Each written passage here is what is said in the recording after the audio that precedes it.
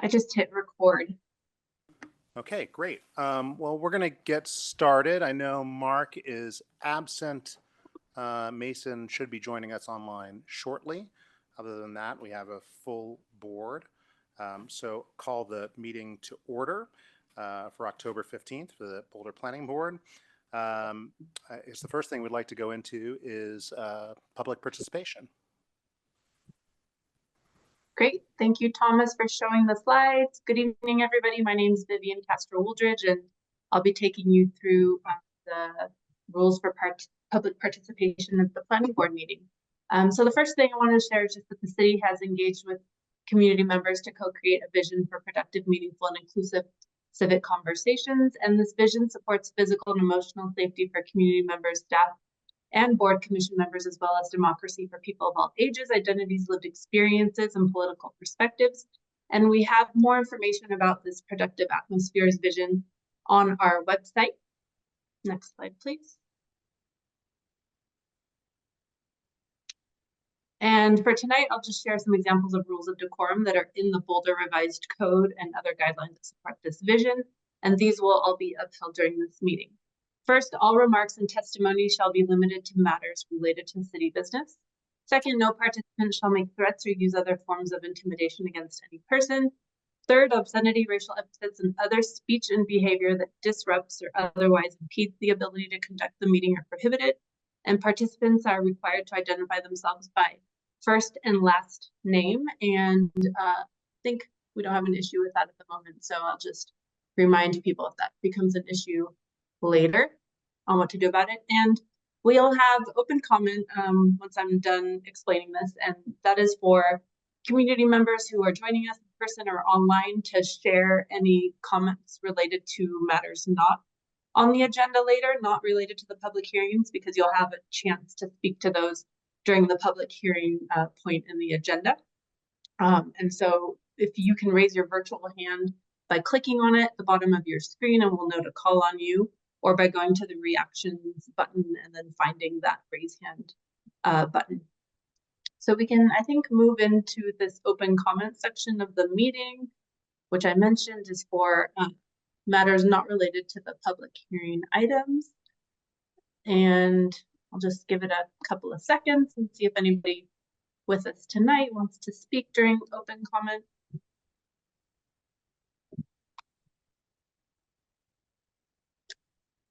Looks like we don't have anybody. So back over to you, Chair. Okay, thank you. We don't have any minutes to approve, nor do we have any call-ups or continuations. So I'm going to go ahead and read off our first public hearing item that we have on the agenda. This public hearing, Planning Board, for consideration of the following items as part of the implementation of the East Boulder Subcommunity Plan. Number one, first we'll hear about the amendments to the East Boulder Subcommunity Plan, including the 55th and Arapahoe Station area to align East Boulder Land Use Plan, Connections Plan, and Place Types Diagram with the refined vision for the East Boulder areas of change and additional supporting information. Number two, a recommendation to City Council regarding proposed ordinance 8669, amending Title IX Land Use Code BRC 1981 by adopting form-based code standards for parts of East Boulder, moving the form-based code from Appendix M to Chapter 914, form-based code BRC 1981, revising rezoning and trip reduction standards for East Boulder, and setting forth related details. So with that, I will pass it on to staff for their presentation. Brad, did you want to?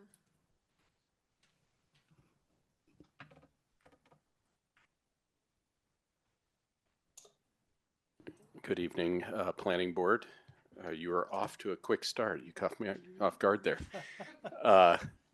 We are very excited to bring forward what is essentially the implementation of a lot of hard planning leading up to the adoption a couple years ago. In fact, right as I was starting, as a side note, to the East Boulder Subcommunity Plan. And this is an ambitious plan in that it tries to really balance what I've kind of described as not the low hanging fruit, not the middle hanging fruit, but some high hanging fruit of trying to balance some community values, particularly around densification and around the balance between historic uses, particularly industrial and related uses, and the potential for housing. We know that that is a tough needle to thread. And through the public input that we've gotten through the processes going all the way back to the original planning processes, but also then more recently through the implementation through these zoning changes, we hope to be finding that balance where we want to preserve and allow and even encourage the thriving of many of the historic uses, but it also set the stage for transition over time so that housing in particular can be added, but also thoughtful redevelopment of industrial. Should the landowners want that, should that be appropriate? City building is not an overnight thing, so this is really part of a 10, 20, 30-year vision, and you would all be helping set that stage for that gradual transition over time. We do want to acknowledge too that you've gotten some letters in the last day or two from property owners out there. We're going to try to parse some of what we think are misunderstandings on some of the points, and then create a opportunity to then talk through others of those as well. And with that, I think I'm turning it over to Kathleen. Thank you. Okay. Good evening. I'm Kathleen King. I'm a principal planner in comprehensive planning. Thanks for having us tonight. It's great to be here in person. I haven't been in person in a while, so it's lovely to see people in 3D. I'm excited to be here to work on an important step in the implementation of the East Boulder Subcommunity Plan. I am joined by Christopher Johnson and Sarah Horn, who are here. And then we also have Kalani Pahoa and Garrett Slater online for questions, should those arise. And then also joining us virtually and presenting this evening as well is our wonderful project consultant, Leslie Oberholzer from Codametrics. Okay, so as you're aware, we have a pretty robust package to go through tonight. We're going to do a staff presentation about a third of the way through. We'll break for some clarifying questions, should you have those, and then we'll take us through the rest of it. More time for any questions from the board. We'll do the public hearing and then go into deliberation. Sound good? Okay. All right. So as I just mentioned, we're going to break the presentation into two big chunks. And so here I wanted to provide maybe a little clarity for everyone because we received some feedback over the last few days, and I think there's maybe confusion about what's included in the sub-community plan versus what is a code update or an amendment to the code. So the East Boulder Sub-Community Plan amendments are pretty limited. We're revising 3 diagrams based on feedback that we've received during this process, and then we're adding 2 elements to support future implementation of the plan. So these amendments are really valuable because our code includes criteria that requires projects in this area to be consistent with the plan. So we want to keep this up to date, make sure that it reflects the latest thinking. And then the real focus and kind of the heart of this project that we're currently working on are the code amendments. So we've made some significant updates to the form-based code, and Leslie's going to review those. And then there's some other revisions that KJ is going to walk through. And those are a little bit on the cleanup end of code changes to align all of these different bits and pieces so we don't have conflicts or challenges in the future when they go into effect. All right. So key issues for the board to keep in mind. Does the board support recommended amendments to the East Boulder Subcommunity Plan? And then additionally, does Planning Board find that the proposed ordinance implements the adopted policies of the Boulder Valley Comprehensive Plan and the East Boulder Subcommunity Plan? Okay, so I'm going to start with the sub-community plan, and I know many of you were involved in that process. We began working on the East Boulder sub-community plan in 2019. It didn't wrap up until 2022. There was a international pandemic in the midst, but everybody got through the process, and really, despite all of the kind of challenges of the time, there was great engagement throughout the sub-community planning process. We got a lot of really good feedback. And I believe that the sub-community plan overall has had good support and buy-in from community members. During that process, we heard a lot from the community about the types of uses that they want to see in these different East Boulder neighborhoods. We heard a lot about what those neighborhoods should look and feel like, and we heard an overwhelming support for finding ways to maintain spaces for small and local businesses in this area. And so, additionally, one of the biggest changes that's included in the plan and was discussed throughout the course of the planning process was support for integrating residential homes into mixed-use neighborhoods in East Boulder. So the amendments that I'm going to go through are still in line with these major components of the plan. And I think you'll also find that the form-based code and the updates being proposed for the form-based code are also really working to implement these supported features. Okay, and then just for everybody and anybody listening online, as a reminder, East Boulder is one of 10 sub-communities. The area of the city that we're talking about is generally north of Arapahoe and east of Foothills. Okay, so the first amendment that we're going to look at is the East Boulder Sub-Community Plan land use map. So this map is intended to guide future land uses and is considered when properties in the area are looking at rezoning. So this is the map included in the plan. And the area that we're amending is along 55th Street north of the rail tracks. The area includes 11 parcels. One of those parcels is owned by Boulder County, and it houses the sheriff's office. So that's just sort of a note that that might be one that is unlikely to experience significant change in the near term. But the designation in the sub-community plan is mixed use TOD, or transit-oriented development. And this is a designation that was actually created for this plan to help guide redevelopment at major hubs for transportation or along transit corridors to include primarily attached residential with a mix of other uses that would be able to take advantage of that great transit access. So the other place that you see this designation, and I can't, if I scroll my arrow over the map, it's not showing up on your screen. But if you look to the southern end of that map, the other place that you'll see this applied is 55th and Arapahoe. This is that 55th and Arapahoe station area, and the city is right now continuing to work with RTD, CDOT, and other local municipalities to support bus rapid transit along East Arapahoe with a regional hub at that intersection. So the amendment to the land use plan might look familiar to some folks who were involved in the sub-community planning process. This amendment revises the designation for those 11 parcels to mixed-use industrial designation. And that land use description, instead of being primarily residential focused, is primarily industrial, but supports integration of other commercial and residential uses and still comes with the explicit intention to evolve to a more walkable mixed-use neighborhood.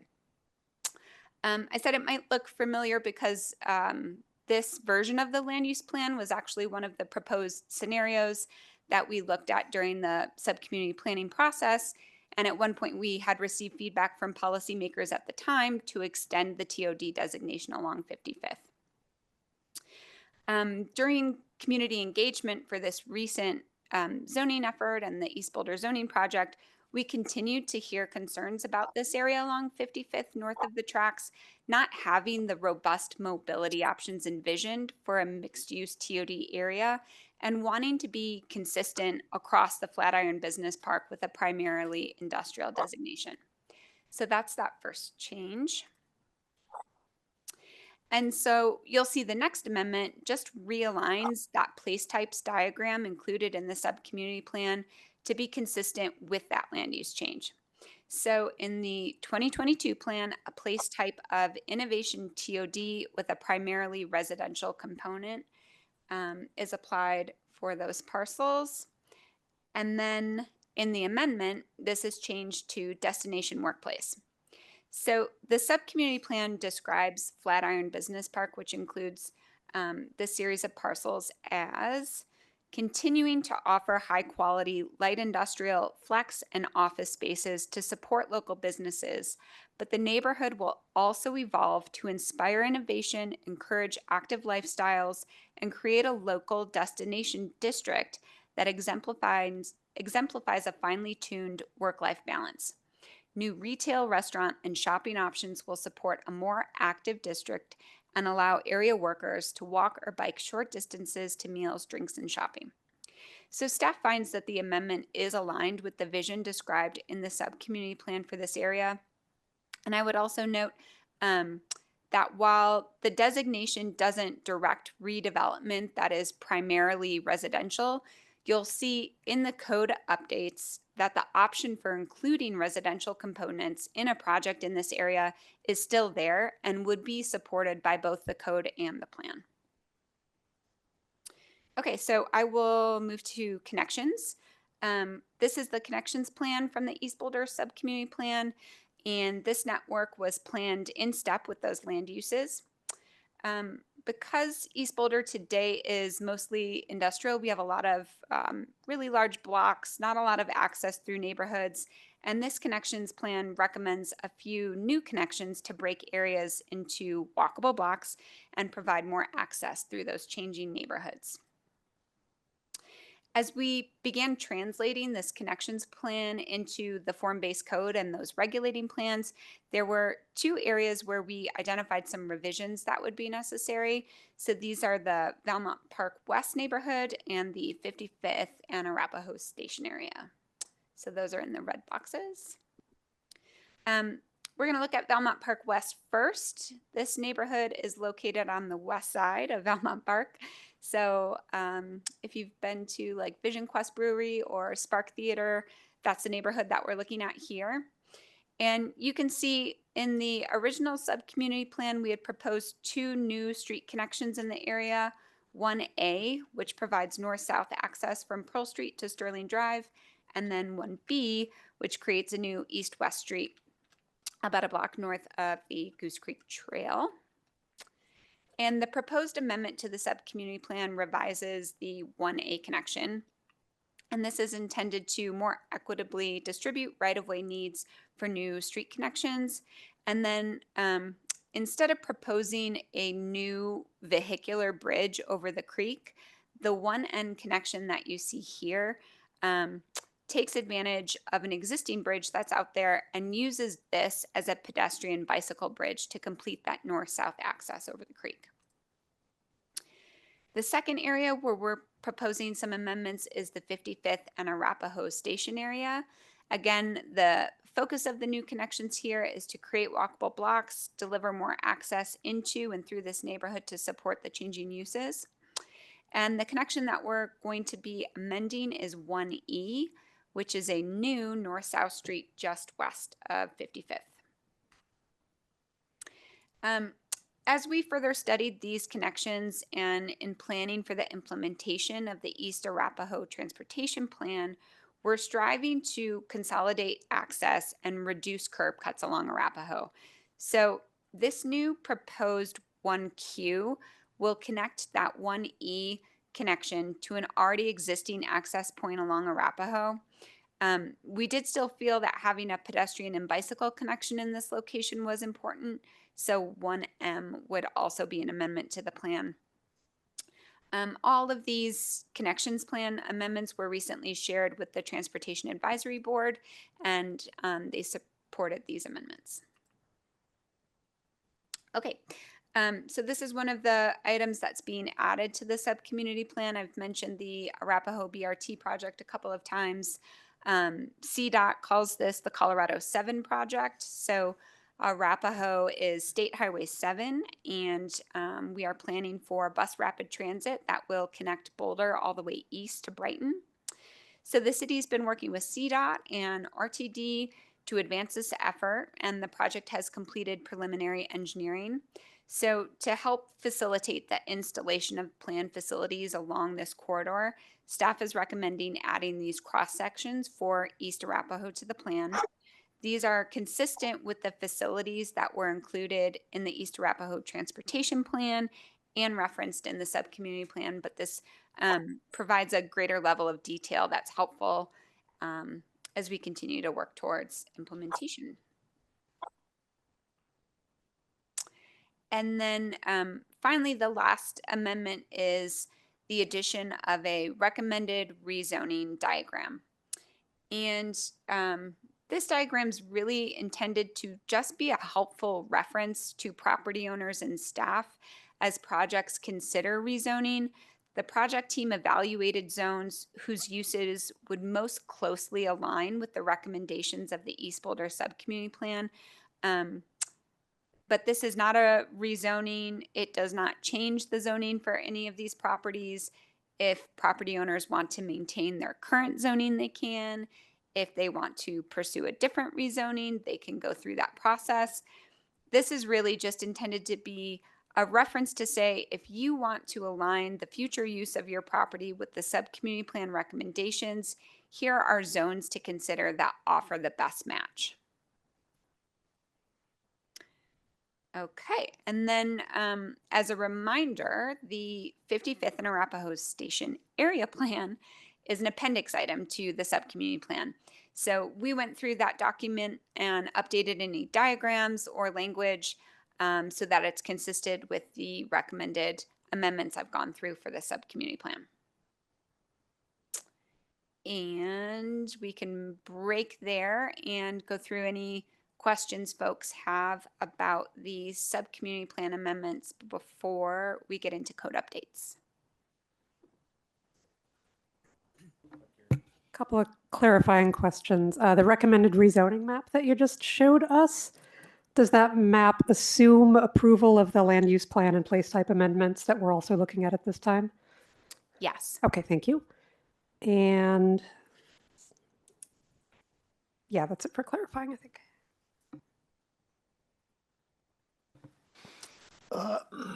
Thank you. I have a question about the proposed change to connection 1A.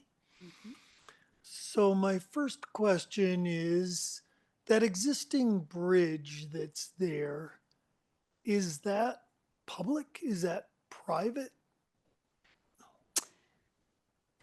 Yeah, it looks like Christopher has the answer. Oh, yes, we have Garrett online as well. It is today a vehicular bridge. Is it publicly owned or privately owned? I'll look to Garrett. Yes, Garrett Slater, Capital Projects Manager for the Transportation and Mobility Department. Good to be with you this evening. And that is a publicly owned bridge maintained by the city. Great. Okay. And so the connection as shown, the proposed connection 1N would be pedestrian bicycle only. Mm-hmm. So would the bridge then become restricted to pedestrians and bicycles? Yes. Yes. Okay. I'm looking at my screen at Garrett to confirm. Yeah, but... yes, that's correct. Yeah, we would change the ability for vehicular access to no longer be permissible, such that only pedestrians and cyclists could access it. Okay. Great. Thank you. And then one other transportation related question. The proposed cross sections for Arapahoe that you showed, similar cross sections were presented at Transportation Advisory Board a few months ago, and there was discussion about how the bike lane, the protected bike lane may not be built at the same time as the transit lane gets installed. And so I had concerns about, well, what do bikes do then? If the outside lane becomes a bus lane and there's no bike lane, would bikes be allowed on the bus lane? And I talked to Jean Sanson about it and from Transportation and Mobility, and she said the answer was yes. So Garrett, can you confirm that? Yes. So I can confirm directly to you to answer your question, Kurt, that similar to the way things operate on 28th Street today, where we have the business access and transit lane that is currently signed for cyclists, and they're welcome to use that lane should they choose. The same would be true as the bus lane is implemented on Arapahoe, which we are hoping to be in place as soon as this time next year, 2025. Additionally, we are going to be starting construction on a multi-use path upgrade project to convert the existing sidewalks along Arapahoe up to multi-use path grade facility through the majority of the corridor, not the entirety. And that project will be moving forward early in 2025. So cyclists would also have the option to travel along an upgraded facility off of the street. Great, thank you, appreciate it.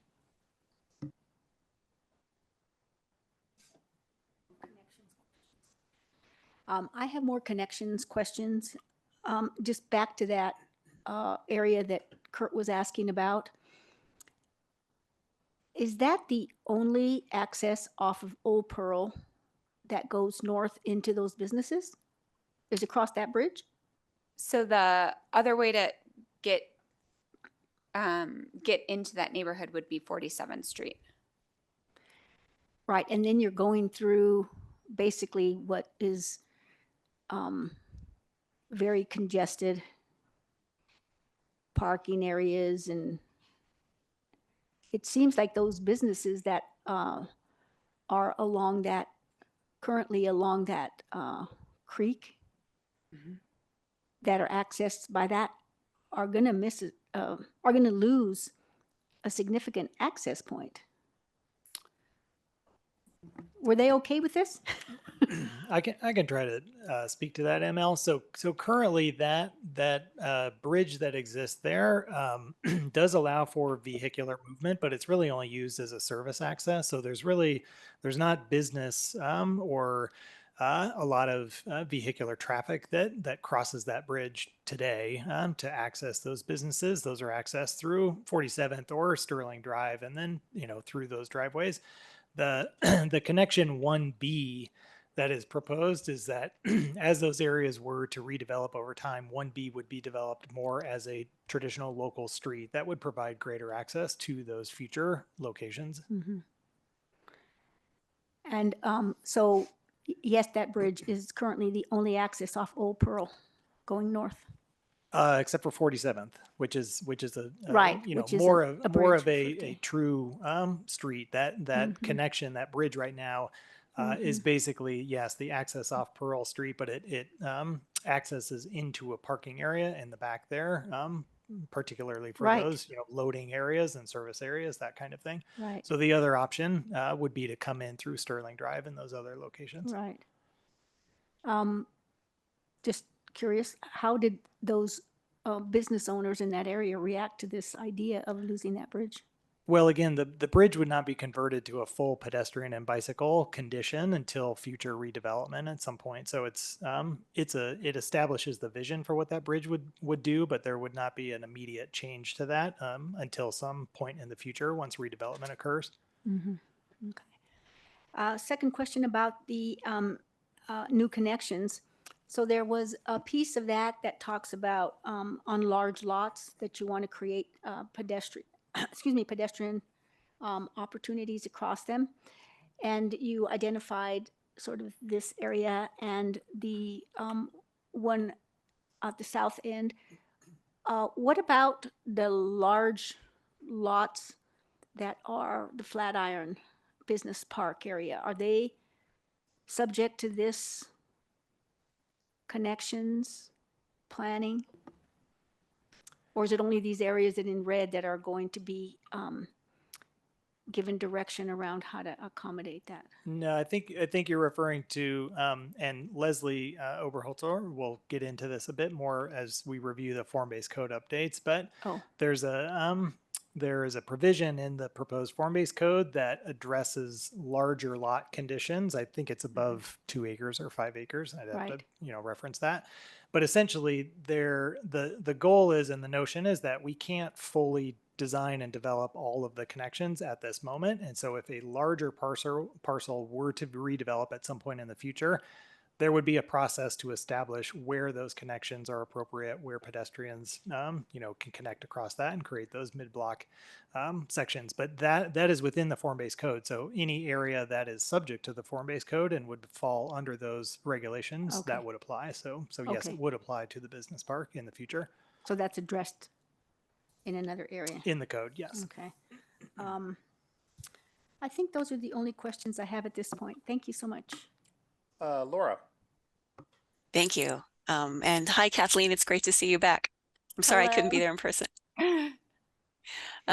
So I have some questions about the changes along 55th Street. Would you mind bringing up that diagram again? Yes. Not for the connections plan, but for the land use plan. Oh, sure. Yeah. The change from, yes, from TOD back to industrial. Yes. So first question is a process question. When we adopted the East Boulder Subcommunity Plan, both Planning Board and Council had to agree on changes to the plan that we adopted. Does that still hold true with these amendments, that we both have to agree on the proposed changes? Yes. Okay, good to know. So this change here, it says in the text that the proposed amendment would still allow for future development with a similar capacity for residential units as originally anticipated in the subcommunity plan adopted in 2022, which showed this area as, I think, Innovation TOD residential. Yeah, and I guess I'm a little confused by that, because the last time we saw this plan, I don't think that you were able to be there, Kathleen, but the discussion was that staff wasn't really expecting any residential really in the part of Flatiron's business park that is shown as destination office and even the Main Street live work, and that the production of residential was expected to come from this Innovation TOD residential. And so I guess I'm curious to know, what impact do you folks expect on the amount of residential, not just what's possible, but what would actually be developed if this change goes through and this is no longer Innovation TOD residential? I might ask you to speak to that. Thanks, Laura. It's Christopher here. I will have to stare into my crystal ball of the market a bit and try to determine, what would or could happen. So as far as the statement in the memo, it is correct that the capacity or the allowance for residential in this area really is unchanged. And so the possible projection on the number of units that could be produced is still there.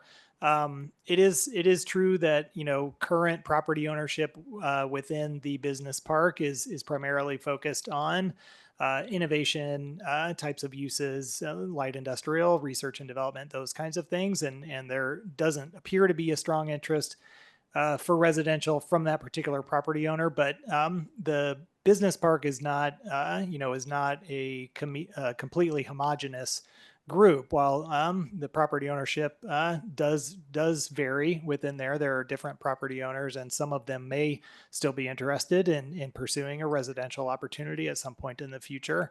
We do believe that certainly the area around 55th and Arapahoe that still will be identified as that TOD residential is likely to be the source of and the location of future residential. Also, I would say adjacent to Valmont Park, in the Valmont Park East and West neighborhoods as well. And so we wanted to, are trying to, strike a balance, and we received more recent comments and feedback from City Council in particular around, making sure that we are balancing the opportunities for residential, but also the opportunities for the continuation and reinvestment into those business and industrial type of uses as well.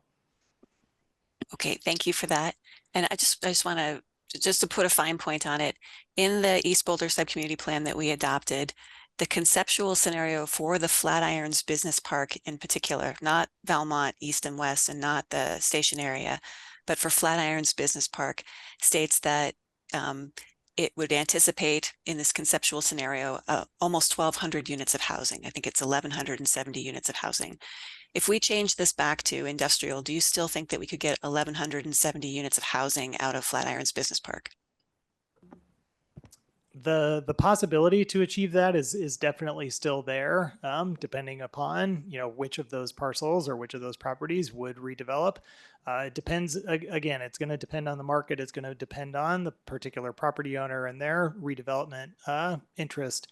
But certainly there could be as many as that many units there. There could be something less. There could conceivably be something more than that as well. I think when those projections were prepared, we took a fairly conservative approach to thinking about the types of properties and the types of parcels that would redevelop at some point over time. So we did not make those projections based on the entirety of the business park, converting to residential at some point in the future. So I'd say that's a conservative estimate, and we could still come close to that. Okay, thank you.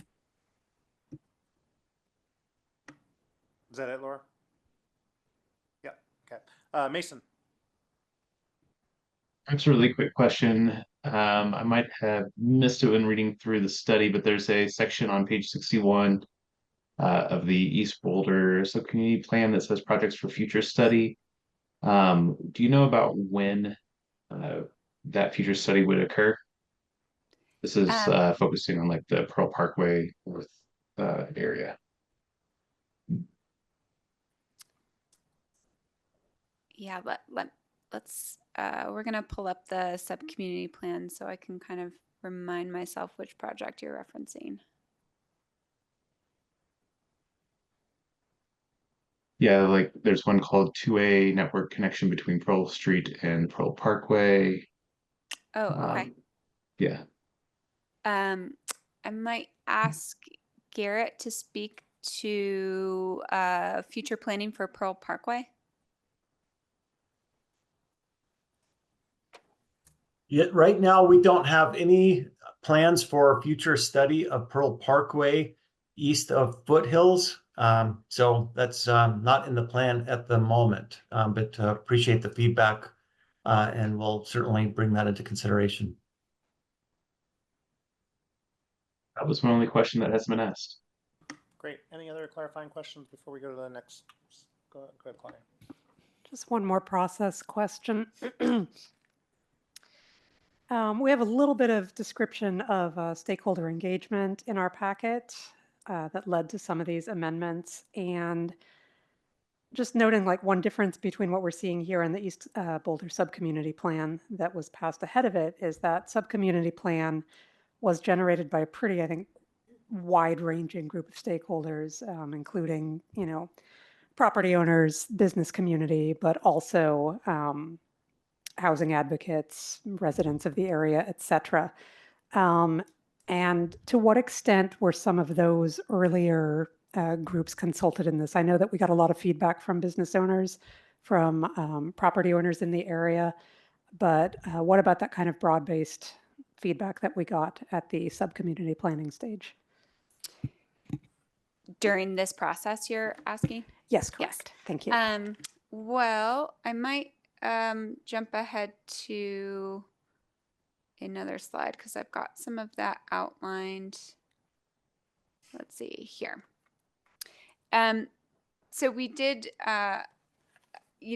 this particular project was more technical in nature, and certainly we got a really wide range of input and a wide range of participation as we work through the subcommunity plan. But for this project, we used a couple of different methods for engagement. We had focus group meetings early in this process to hear from community members about interests such as housing. So the four focus groups were property owners in the area, business owners in the area, housing advocates, and both a kind of combination of mobility advocates and mobility providers, folks like B-Cycle and things like that. So those were the focus group members. We had 3 technical advisory committee meetings. So those folks, because this implementation project is such a, can be a little bit in the weeds of the code changes, we engaged with a group of local architects and designers. We really needed their input. They offered a lot of time and really helpful feedback as we worked through the code update. So that was a great group. We also had a online business questionnaire about the spaces, the types of spaces that business owners and folks that work in these neighborhoods need, and how their space functions, what types of components of their space they would need to support the types of services that they offer to the community. And our project team went door to door throughout some of these neighborhoods to get feedback on that. And that was really helpful to the code updates, but also I think gave us our team a better understanding of how those businesses are perceiving change in the neighborhoods and things that they were concerned about. So that was certainly a helpful exercise. We held virtual office hours for anyone in the community who wanted to provide feedback. Certainly there was the project website. We had a couple of meetings with folks and members of the Boulder Chamber, and then a series of board and council meetings.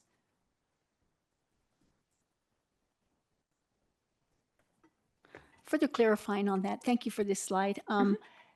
Was there any kind of a matrix that was made to show where these opinions and desires or conflicts showed up?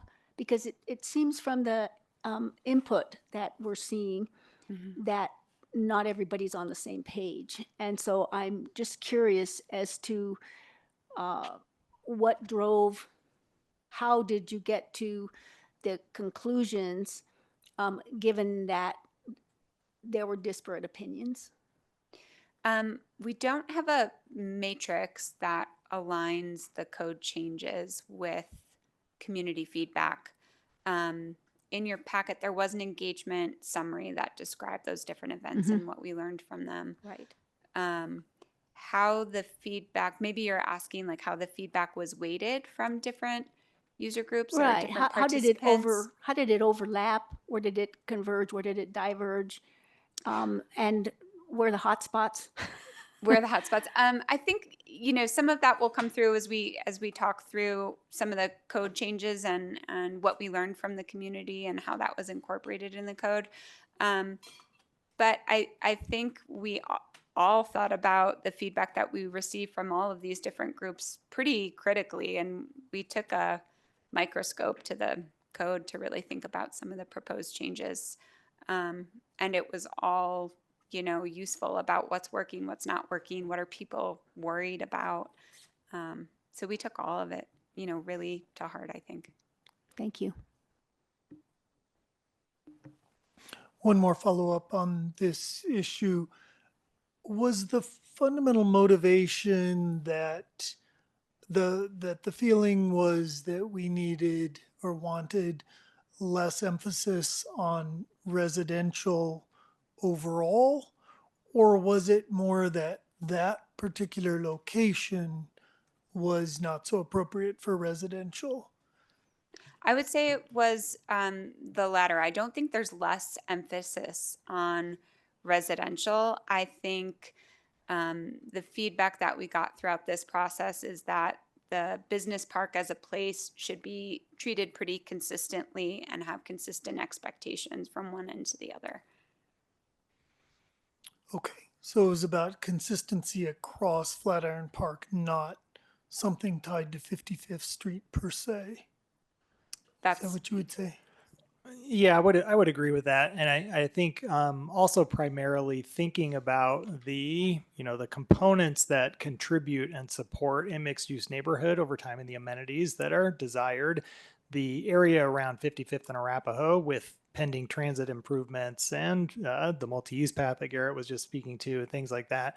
That area really has or will have more of the bones to support that type of a mixed use and residential component in the future, whereas the area that's north of the railroad tracks does not have as many of those amenities. And so it made sense to staff as we continued to look at this more and really kind of dive into the intent of the subcommunity plan to be more strategic about where residential might best be supported and might best be located. So I think it's a combination of treating the business park kind of as a whole, but also understanding some of the limitations that currently exist along 55th in that particular area further north.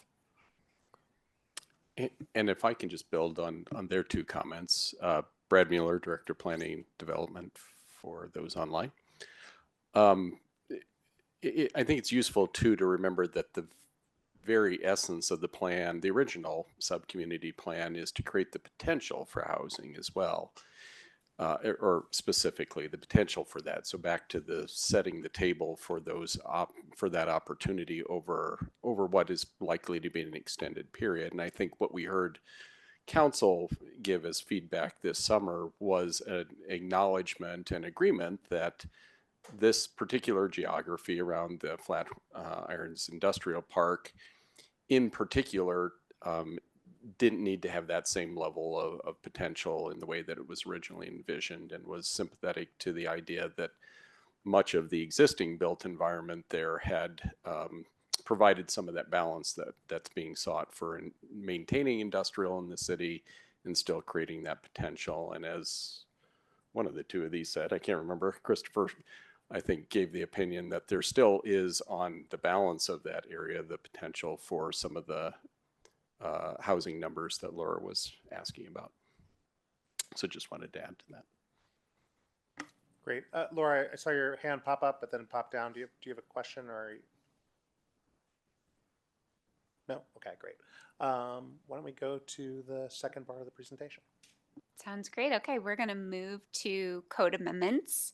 So this project is an implementation project that's called out in the subcommunity plan to both revisit the form-based code and to apply it to East Boulder mixed-use neighborhoods. So we began this project last year and have been working through all the intricacies of the code with the community as I described. I kind of already went through this slide, but just giving a shout out to that technical advisory committee that gave a lot of their time and energy. We really appreciate them. And then I think with that, I will turn it over to Leslie to go through the major features of the form-based code that are before you tonight for consideration. So Leslie is joining us virtually, and Leslie, you can just say next and I will click through the slides for you. Sounds good. Thanks very much for having me tonight. This is an exciting kind of culmination of a lot of work over a long period of time, and a new baby to boot. So I'm here to talk specifically about the form-based code and the revisions that we've made. I know that you have heard about many of the revisions, so I'm going to try to focus on what has changed, but we thought it would be helpful to just go back to kind of square one and talk a little bit about what form-based code is and how it's used here. So a form-based code is a series of clear standards that can be objectively reviewed by staff for a simpler approval process. We aim to not include shoulds. We aim to not have sort of subjective language or goals or statements that are sort of soft language that can be interpreted in multiple ways in a form-based code, just as a type of code that can allow for simpler approval, simpler and hopefully quicker approval process for the applicant. But at the same time, what we're doing is we're also requiring a sort of higher level of design standards. The form-based code for Boulder Junction came out of a design excellence initiative with the city. And so the idea here was that we wanted to sort of improve the design quality of the buildings, make sure that they were high quality, sort of permanent buildings that we can be proud of, but at the same time, provide for this objective review process. And this is across the nation, sort of the purpose of form-based code. The code is organized around building types and frontages that are applied to fairly specific geographic locations. And the idea here is that those building forms are meant to focus on the connection between the public space, usually the street, oftentimes paseos or open spaces as well, but that connection between the buildings and the street, the sort of idea that we're creating human scale buildings with a high sort of level of pedestrian friendliness. The idea that you're making sure that it's comfortable for somebody to kind of walk by that building, and there's a high level of permeability between the inside of the building and the public space of the sidewalk or the open space. The result of this kind of more prescriptive code, as I said, is a higher level of predictability in terms of the scale and the form of new developments. And when the form is clearly defined, then buildings can accommodate more of a variety of uses. So in our case, the zoning district that's applied to the parcel defines the list of allowed uses on the site.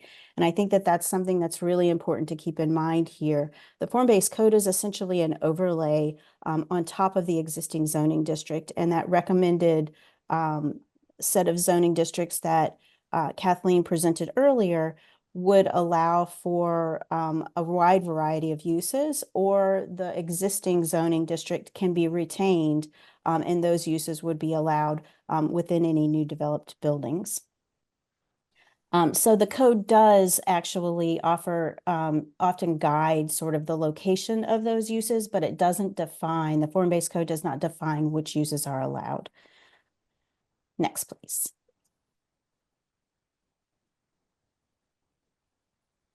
So as Kathleen mentioned, we've been working on the form-based code for a while now, and a major component of this update was not just to add East Boulder in, but also to sort of look at how the code had been functioning up to this point and what revisions we might be able to make. And so we heard from our technical advisory committee, who included applicants, as well as community members. And then we also had some pretty lengthy discussions with the development review staff. And what we found was that the form-based code was functioning quite well in terms of the predictability, that people were able to sort of use the very specific and measurable regulations, these objective regulations, to have easier conversations between the designers and staff, but also between the clients of the designers. So it made it sort of easier to sort of figure out what was expected in the areas. Also, applicants and community members said that it does work to prevent some of that sort of quote unquote bad architecture, or those sort of issues that we found occurring through that design excellence initiative. Next, please. So when would the form-based code in East Boulder kick in? The idea here is that the current zoning and current zoning regulations would not apply, would apply if you had a PUD or an approved site review in place. That PUD and that site review that we have approved would continue to rule that site. If you were continuing the use of your existing building, if you were to adaptively reuse your existing building. And if you were to do any sort of moderate exterior modifications or expansions and additions, you would follow your current regulations, the current zoning and the current regulations. The form-based code would apply if the major exterior modifications, more than 30% of the facade, and then at that point, only the design and materials requirements would step in. And if you were to expand your building by 60% of the floor area. Now this is, I just want to note here that at one point we were looking at a smaller addition number, and we decided to go back to the original. So the 60% of the floor area is the number that was in the pilot form-based code, and that has been retained and continued in the new version. And then if you were to redevelop the site and construct a new building, the form-based code would apply. Next, please. So the locations where the form-based code would apply are noted in the Appendix L of the land use code, the City of Boulder land use code. That's this map that you see here. It's noting Boulder Junction Phase 1 and Alpine Balsam were the first two areas where the form-based code applied. And then East Boulder has 4 areas of change within the East Boulder subcommunity plan area where the form-based code would apply. And those are noted here. I just want to show that East Boulder is approximately 5 times larger than the area of Alpine Balsam and Boulder Junction Phase 1 combined. But the sort of beauty of the form-based code is that we were able to add in the East Boulder area and even fairly significantly modify some aspects. We've added a building type, and we've added a frontage type, and we've added base types without significantly increasing the size, the overall length of the form-based code. So it's a pretty great tool for applying to multiple different areas, and it has shown its flexibility because East Boulder is quite a different area from Alpine Balsam and is different as well from Boulder Junction.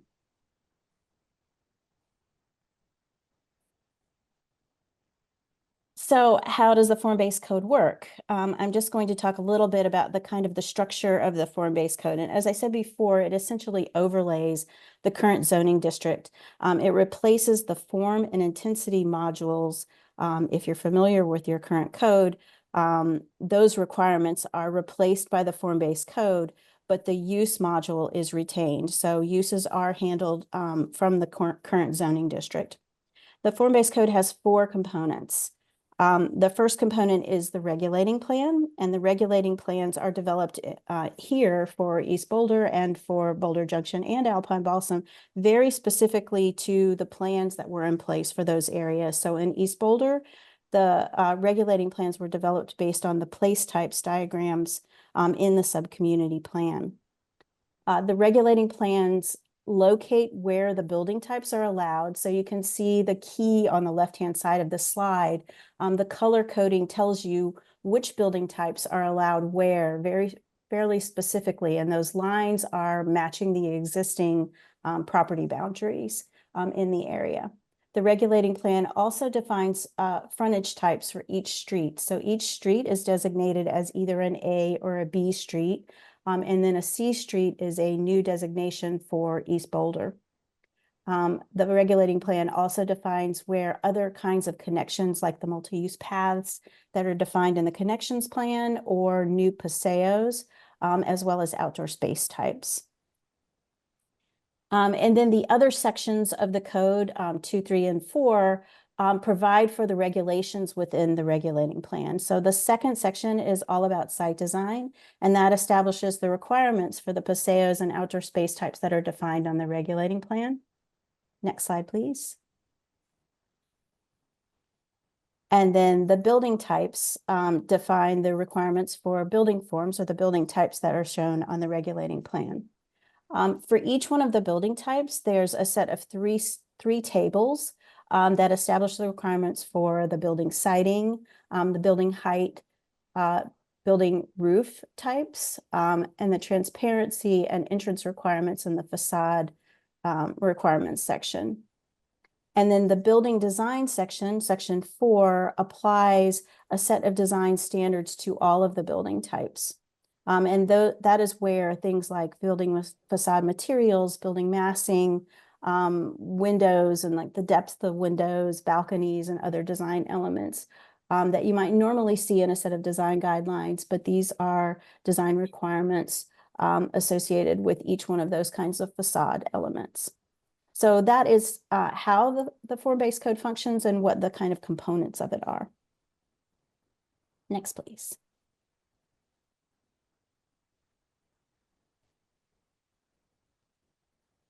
So the memo outlined most of the updates to the form-based code.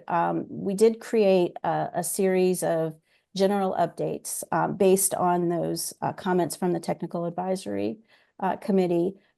Some that were focused on simplifying the form-based code as much as possible. In the pilot, for example, we had A, B, and C. We had A and B frontages, and then we also had other types of frontages. So we just combined all of those into just the A, B, and C frontages. We did relocate the form-based code. It's proposed to be relocated to chapter 14, excuse me, chapter 14, as opposed to being an appendix to the land use code. We've also increased the flexibility in the design elements, and we talked a little bit about this at our previous meeting. Some of that flexibility was really focused on the cost of development using the form-based code and making sure that we were figuring out ways to include cost savings while not reducing the design excellence along sort of major corridors. We also included some outdoor space updates, which I'll talk to you about in just a minute, that those would apply to any form-based code area. And then we also included some regulations that are specific to East Boulder, some updates that are specific to East Boulder, including, of course, the new regulating plans for those areas, new provisions for production uses, which I'm going to talk about, as well as the larger site design standards that were referred to earlier. Those larger site design standards are really about taking some of those larger parcels. They're in a couple of different locations. There's one in the station area, as well as some in the Flatiron Business Park, and allowing those larger blocks to be broken up into smaller blocks and defining, whether or not those are A, B, or C frontages, and the possibility of using different building types and incorporating other outdoor space types within those locations. So the larger site design standards. So let me dive into a couple of these more specifically. Next, please. So this is a slide that you've seen in terms of outdoor space types. One of the things that we heard from many of the community members, in fact, the residents that attended some of our focus group meetings, were that they wanted to see more landscape and outdoor space types, more sort of relief from the street wall for all of the buildings in the new areas. So one of the sort of opposite requirements that we heard, or complaints that we heard, was that the paseos from Boulder Junction sort of broke up the space so much that it made for buildings to have a very small floor plate. And it made them a little bit more expensive because they had to include veneer on all sides, facades on all sides that were sort of treated as kind of high quality facades. So East Boulder, being a larger area, larger in scale and scope, does not have that sort of breaking up of the longer buildings, but in order to kind of accommodate that smaller scale along the sidewalk, we've incorporated streetscape plazas and courtyards. And the idea here is that there would be more space for activities, gathering activities, mobility hubs, and also more visible landscape and trees and kind of outdoor spaces and people sort of meeting and gathering outdoors. And also that it would reduce the visual impact of those longer buildings. Additionally, next, please. In terms of outdoor space, one of the other comments that we heard a lot was that we wanted more playgrounds to be incorporated into all of these developments. The existing outdoor space types all listed playgrounds as allowed within the outdoor space types. But what we've done is we've kind of clarified the requirement for those outdoor spaces. We've reorganized the section a little bit to make it easier to see what is required, and to make it easier to see and note that there's an exception for small developments, and an option to count existing parks within walking distance, but they must be within walking distance and they must meet one of the outdoor space type requirements. We also defined that for larger residential developments, that 2 outdoor space types would be required instead of just 1. And then in exchange, what we did was we added some new options, that a courtyard of 1,600 square feet or larger, or a playground that is a minimum 1,400 square feet with equipment located on site could be used for one of those outdoor space types. And the idea here is that we're kind of incentivizing those playgrounds to be used because they are the smallest area of any of the outdoor space types, and they provide such an amenity for a residential building. So that's a major component, a major change, and those do apply to all of the form-based code areas. Next, please. Specific to East Boulder, we heard that we originally had Arapahoe Avenue as a type A frontage. And we heard from several different stakeholders that they were concerned that we were sort of focusing that A frontage on a higher vehicular traffic area. And so what we've done on the regulating plan for the station area is sort of flipped and reorganized the area to call out 55th Street as the A frontage. So at a smaller scale, 55th Street being the kind of front. Arapahoe is treated as a type B frontage, which is still a high level of treatment. It still has a high level of materials requirements, a high level of transparency, and entrance requirements. But then type C frontages have that sort of lower level of driveway access. That would be where we would want our driveways to occur. And so we've sort of reorganized the regulating plan for the station area based also on some of the transportation connections discussions. So that is another change that has been made. Next, please. And in terms of supporting business and production uses, this is a slide that you've seen already. I just want to draw your attention to a couple of these items. First off, let's just say that the form-based code applies only to the areas of change within East Boulder. And so the rest of the East Boulder area is maintained as those kinds of business and production uses. There's continued flexibility for existing building expansions. So we have maintained that 60% floor area expansion, as stated earlier. And thirdly, that future zone districts allow for flexible uses. So we have incorporated and suggested that even if somebody does rezone, all of those sort of industrial and light manufacturing uses are included in those MU4 and MU2 zoning districts. So I'm going to talk to you about the last 2 revisions that were made.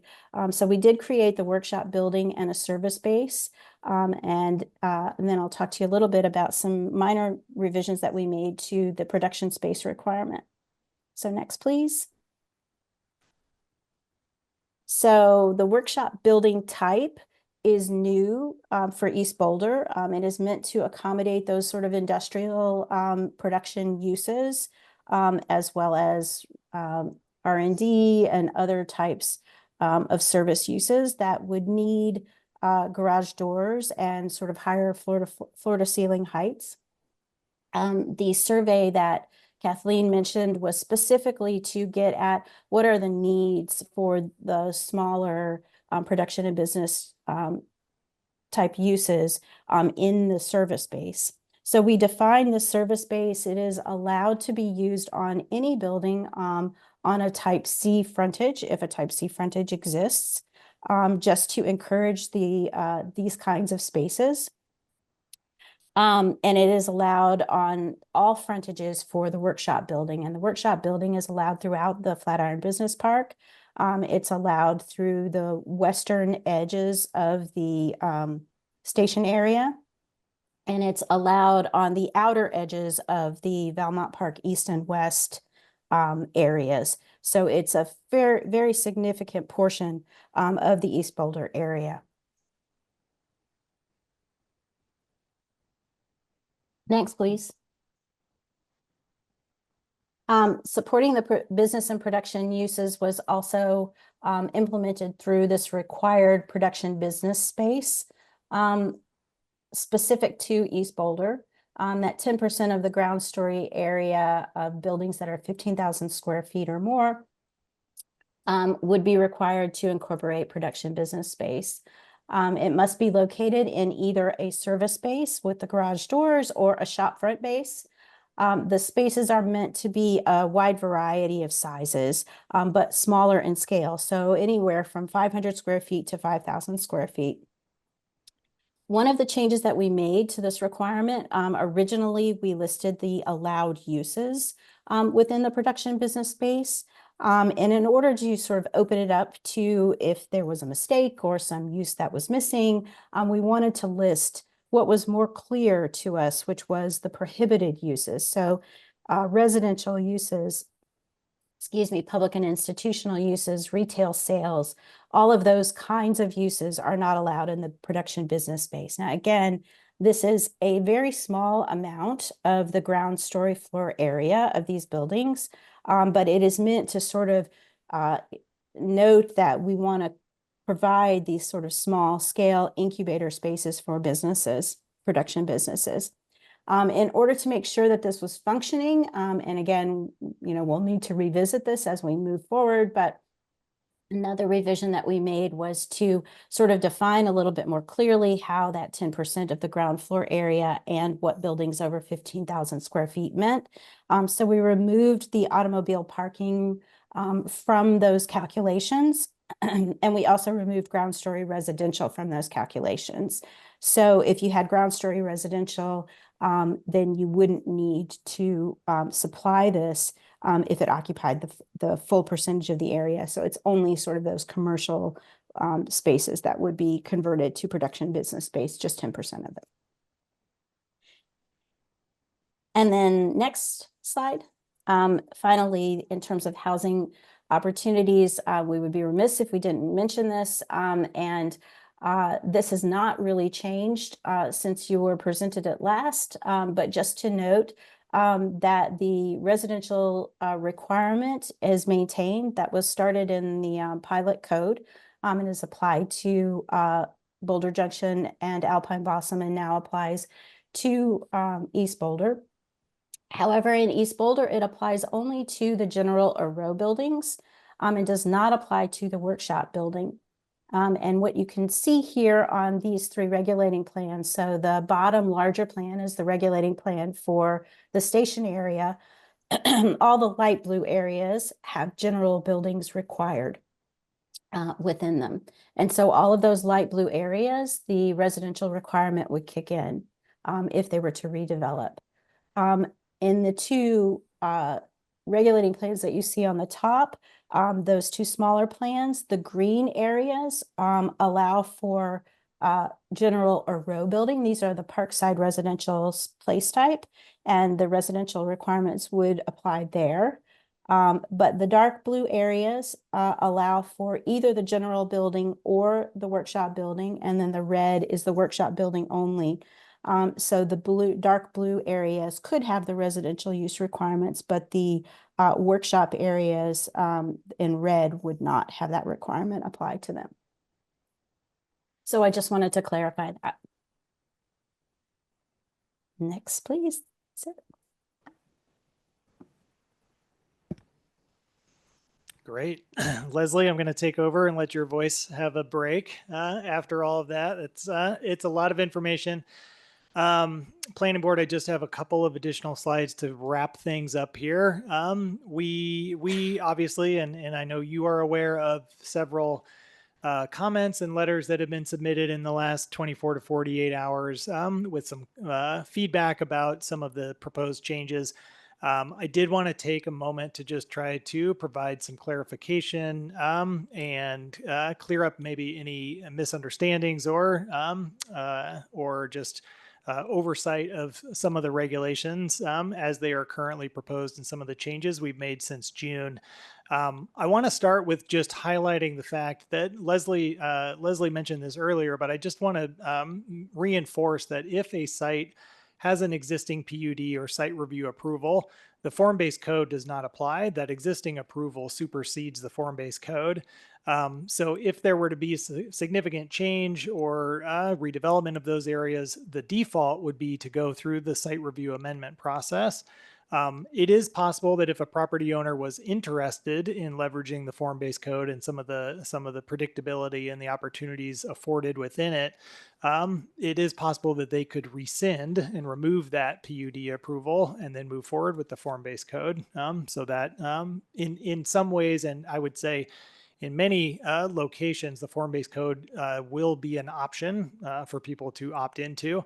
And I will just note that in this particular part of the city, PUDs and site review approvals are extensive. So most of the properties in East Boulder already have some level of a existing zoning approval that would apply.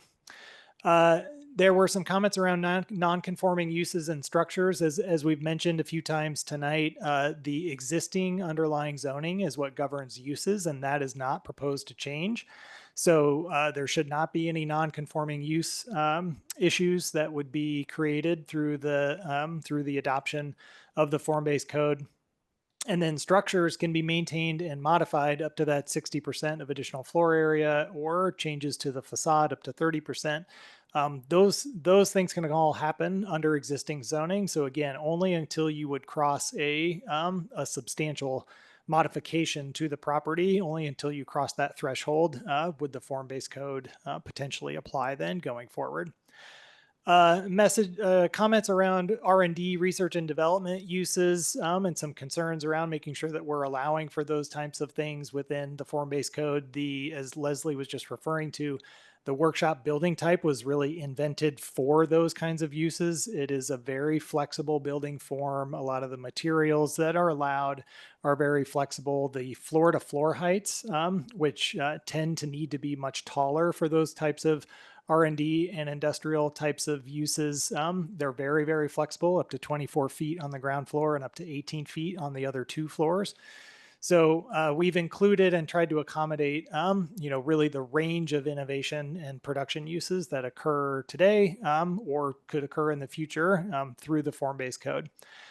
Leslie just went through the required residential, just reaffirmed that it only applies to the general and row building types if they are over 15,000 square feet. So if they're less than that, there is no residential requirement. And it only applies to those areas directly around 55th and Arapahoe and properties that are immediately adjacent to Valmont Park. And then finally, the production business space, also Leslie referred to that, and we have attempted to, staff has really attempted to try to strike a balance between the community and board and council interest in continuing the opportunity for these small, affordable industrial and creative industries in this particular area. So we're balancing that interest also then with the realities of the market and trying to lease those types of spaces. So what we are proposing in the form-based code, we feel like is a very modest requirement with a lot of flexibility for a wide variety of uses going forward. Thank you. I'm using the wrong one. Then there are three other really quick code amendments that are associated with this that I just want to refer to just so you're aware. Back in 2022, you may not remember, but when the subcommunity plan was adopted, we also adopted ordinance language to introduce new criteria into section 9219 for rezoning. Really, the goal of that was to pump the brakes a little bit on any rezonings for this time period while we were working to develop new code regulations and actually get them into the land use code. So if the ordinance to adopt the form-based code is approved by City Council, we are also then recommending to remove those criteria that are currently in the rezoning section that are related specifically to East Boulder. Next slide. Also related is section 9922, which are the trip generation requirements for the MU4, RH6, and RH7 zoning districts. And I know you are intimately aware of these just because of the Alpine Balsam project that came through. And I know there was some discussion around the appropriate reduction in trip generation for that particular project.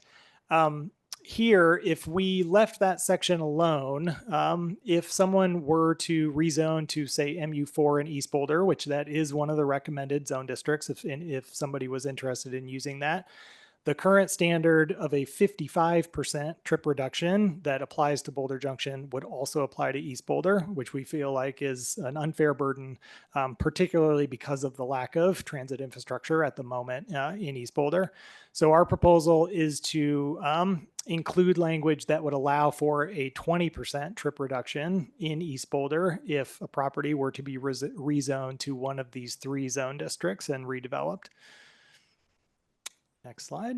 And then finally, there are just some general clerical updates and revisions throughout the code. As Leslie mentioned, we're planning to move the form-based code out of the Appendix M into Chapter 14. And so all of the various references that are in the code would need to be corrected and changed to make sure that we're referencing the new Section 9-14 language as opposed to Appendix M.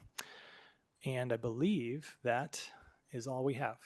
And so we will give it back to you, Chair, for any discussion. Any clarifying questions on that part of the presentation before we move to discussion? Go ahead. On the revisions to the section trip generation. Yes. Is there language in there that basically requires revisiting that once the East Arapahoe Bus Rapid Transit System is in service, rather than saying it might and it should and it, or? There currently is not any language that references, anything associated with that. But I think, as you know, we have a wonderful code amendment team that keeps a close eye on a lot of these things, and we're constantly reviewing and making updates and revisions. And there is still some discussion around a possible general improvement district in this particular location, particularly around 55th and Arapahoe. And if that were to happen, then I believe we would definitely be revisiting these standards and making those updates at that time. But right now, our community vitality department is going through really an audit of all of our improvement districts throughout the city. And so that possibility in the future is still out there a little ways. So we'll wait to hear more about the work that community vitality is doing before moving forward with anything like that. So it's an organic process rather than having it be a requirement that when Better Transit comes to the site, we will look at that.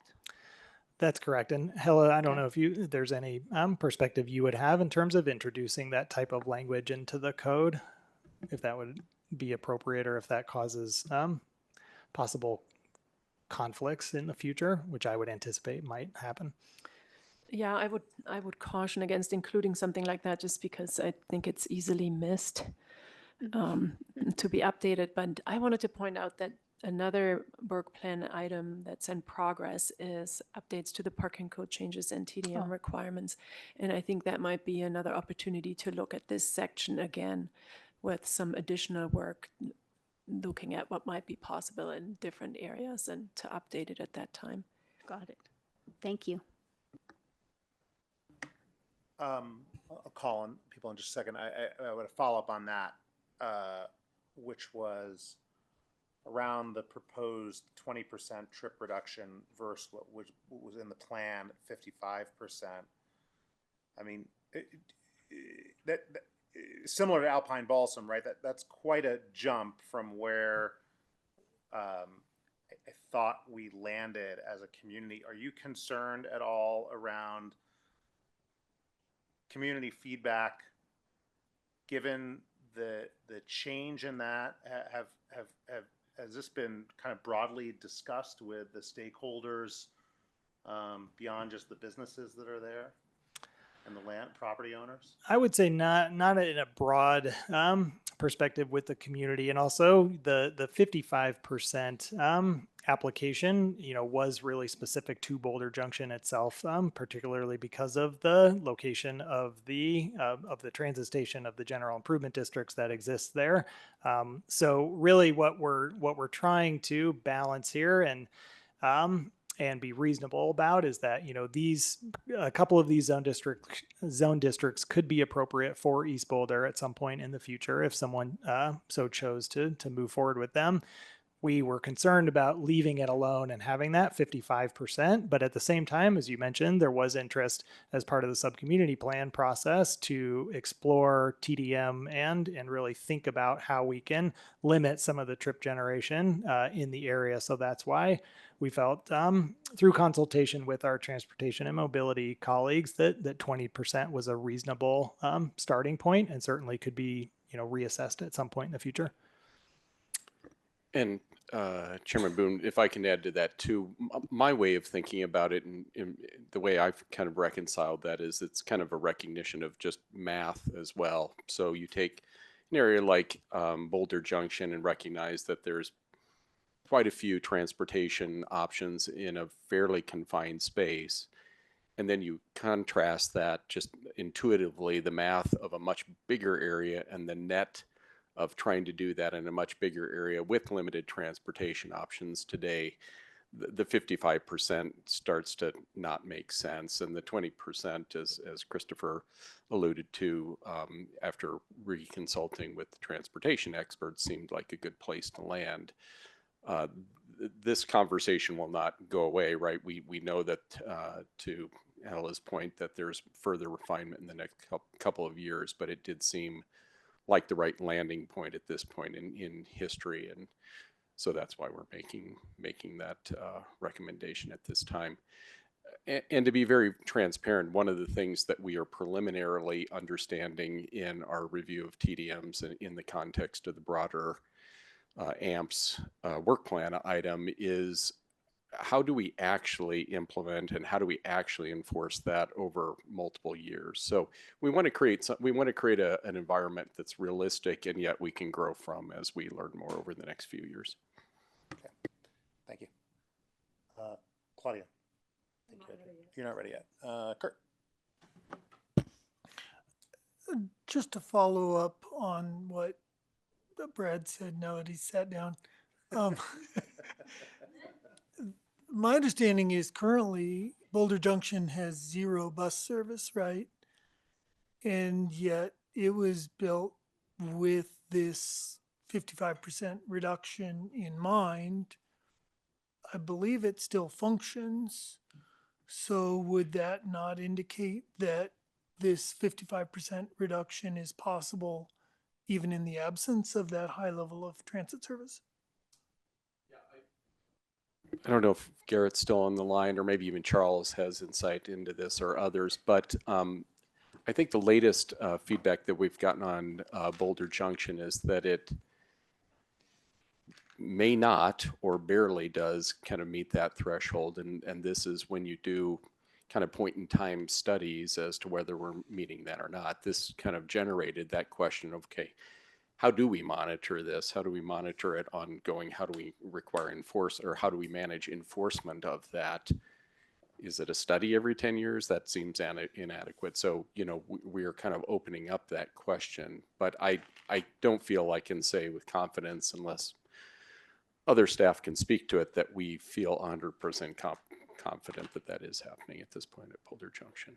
We think we can get there. And, once we do get the bus back and the rail will be much better odds. So Hella's got something. Yeah, I can add a little bit to that just based on what Chris has talked to us about. And maybe you remember it from our conversation around Boulder Junction, but this requirement hasn't actually been implemented on an individual development basis, because in Boulder Junction, we do have districts and every property has joined the district subject to this. So over the district, the same goal exists, but it applies district-wide, and it's a little bit easier to meet, and some properties that are able to meet higher standards can average out with properties that can't meet the same type of trip reduction. So it's not been applied individually yet. So that's part of what we're struggling with. Thank you. Laura. And then Mason after that. Thank you, George. Well, first, I just wanted to say thank you for that presentation. Extremely informative. I really appreciate it, especially the explanation at the end about some of the comments that were received, and you answered some of my questions around the housing requirements, the production business space requirement, the non-conforming status, how R&D fits in. Really useful. Thank you so much.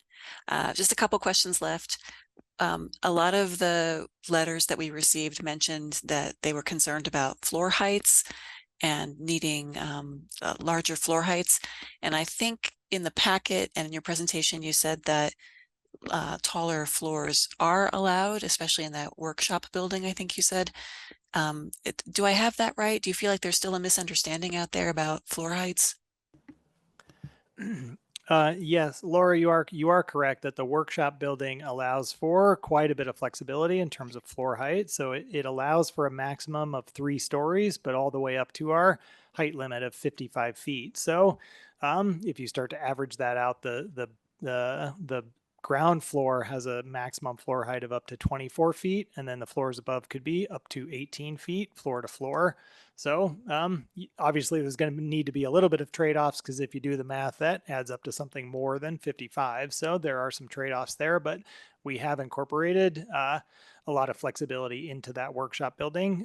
I should also note there is also some flexibility within the code that allows for a full height single story section. So something like a theater or an aerospace hangar, or, these kinds of things where you might need a 40-foot tall volume within a single building. A portion of a building is allowed to do that through the form-based code. Okay, thank you. And do you feel like that meets the concerns that you heard from property owners around floor heights? Or do you think there's still some lingering concern out there?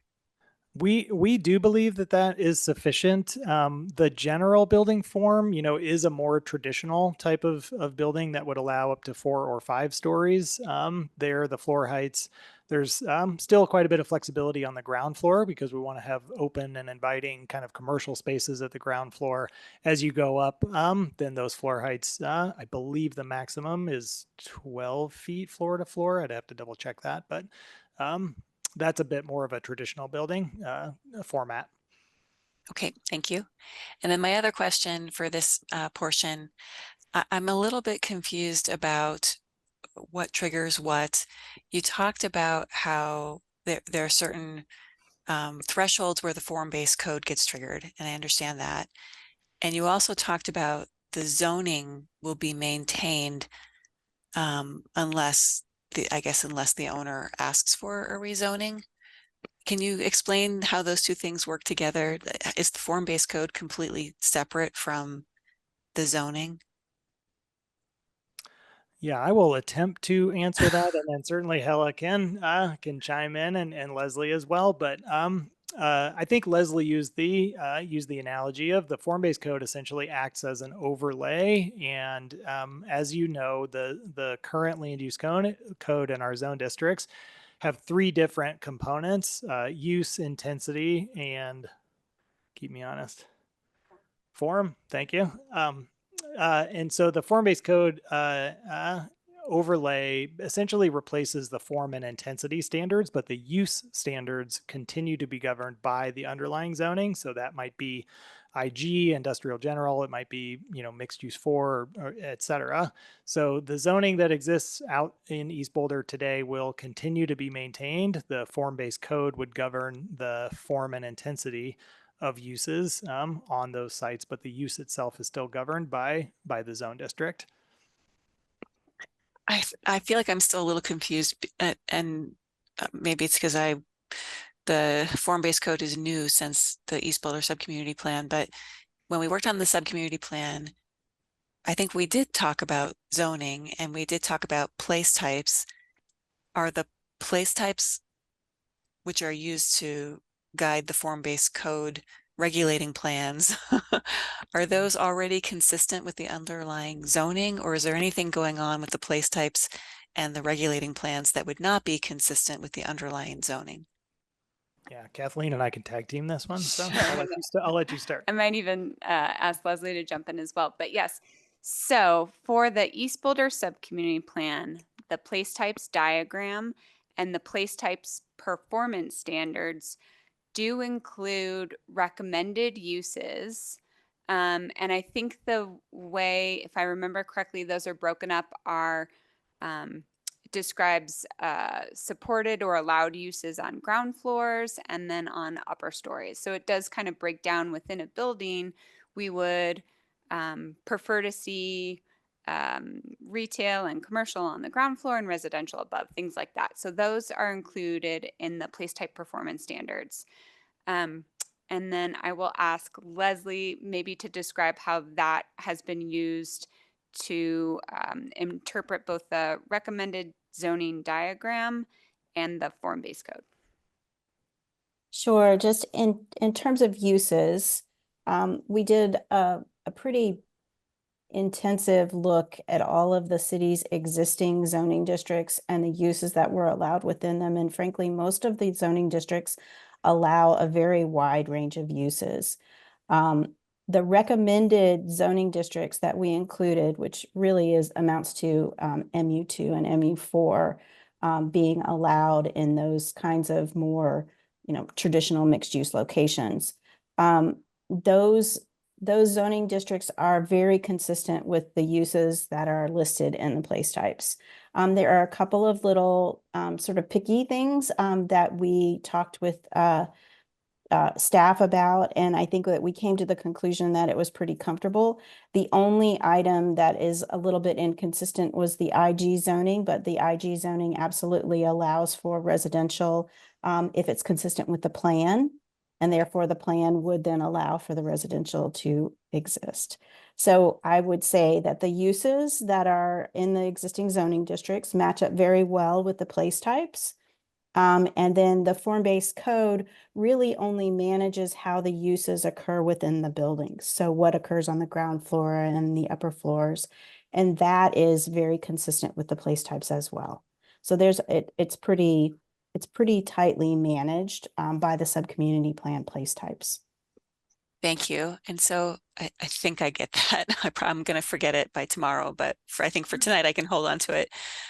So if a property owner, if there was a trigger where they had to use the form-based code because they want to redevelop, larger than 15,000 square feet, that does not trigger necessarily a rezoning, is what you're saying? They don't have to rezone if the form-based code kicks in?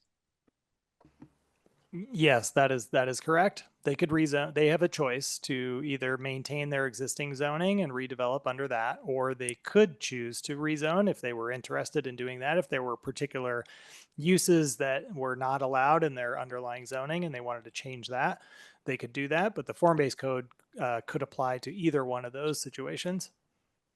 Okay, got it. So the rezoning is voluntary even when the form-based code kicks in mandatory. Okay, thank you. Correct. Thank you. That's it. Thank you. Go ahead, Mason. Thank you. So I'm going to perhaps start with my more naive question. So I don't see anywhere mentioned, so I see it mentioned in the East Boulder subcommunity plan, but not in the form-based code that we want to emphasize green building practices. Is including something like incentive, like a density bonus or expedited permitting or fee reductions or anything like that, appropriate to put into form-based code if green building practices or standards are met or exceeded? Brad or Charles, you might also be able to weigh in on this a bit, but any kinds of green building practices or other types of kind of performance building aspects, some of those are likely to already be required through our energy code updates and other code updates that have been passed recently or are coming in the future. But as far as within the form-based code itself, It does not include any incentives for those particular items. This is Brad, and I'll defer to Charles if he has some thoughts first, but I can add to that.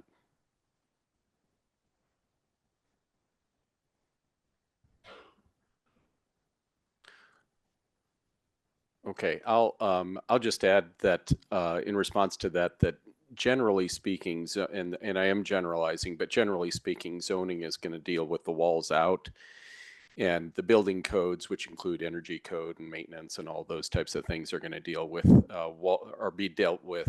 The walls in type of situation is dealt with those codes. So we wouldn't want to try to typically do that through zoning is the best explanation.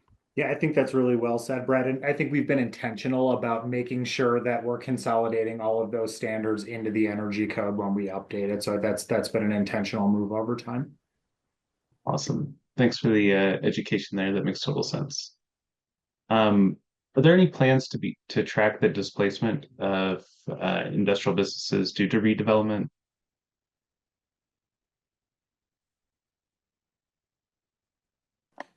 Could you repeat that? I'm sorry.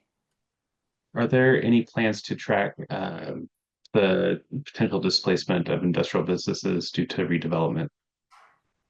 That's a great question. I don't know that we've had a conversation about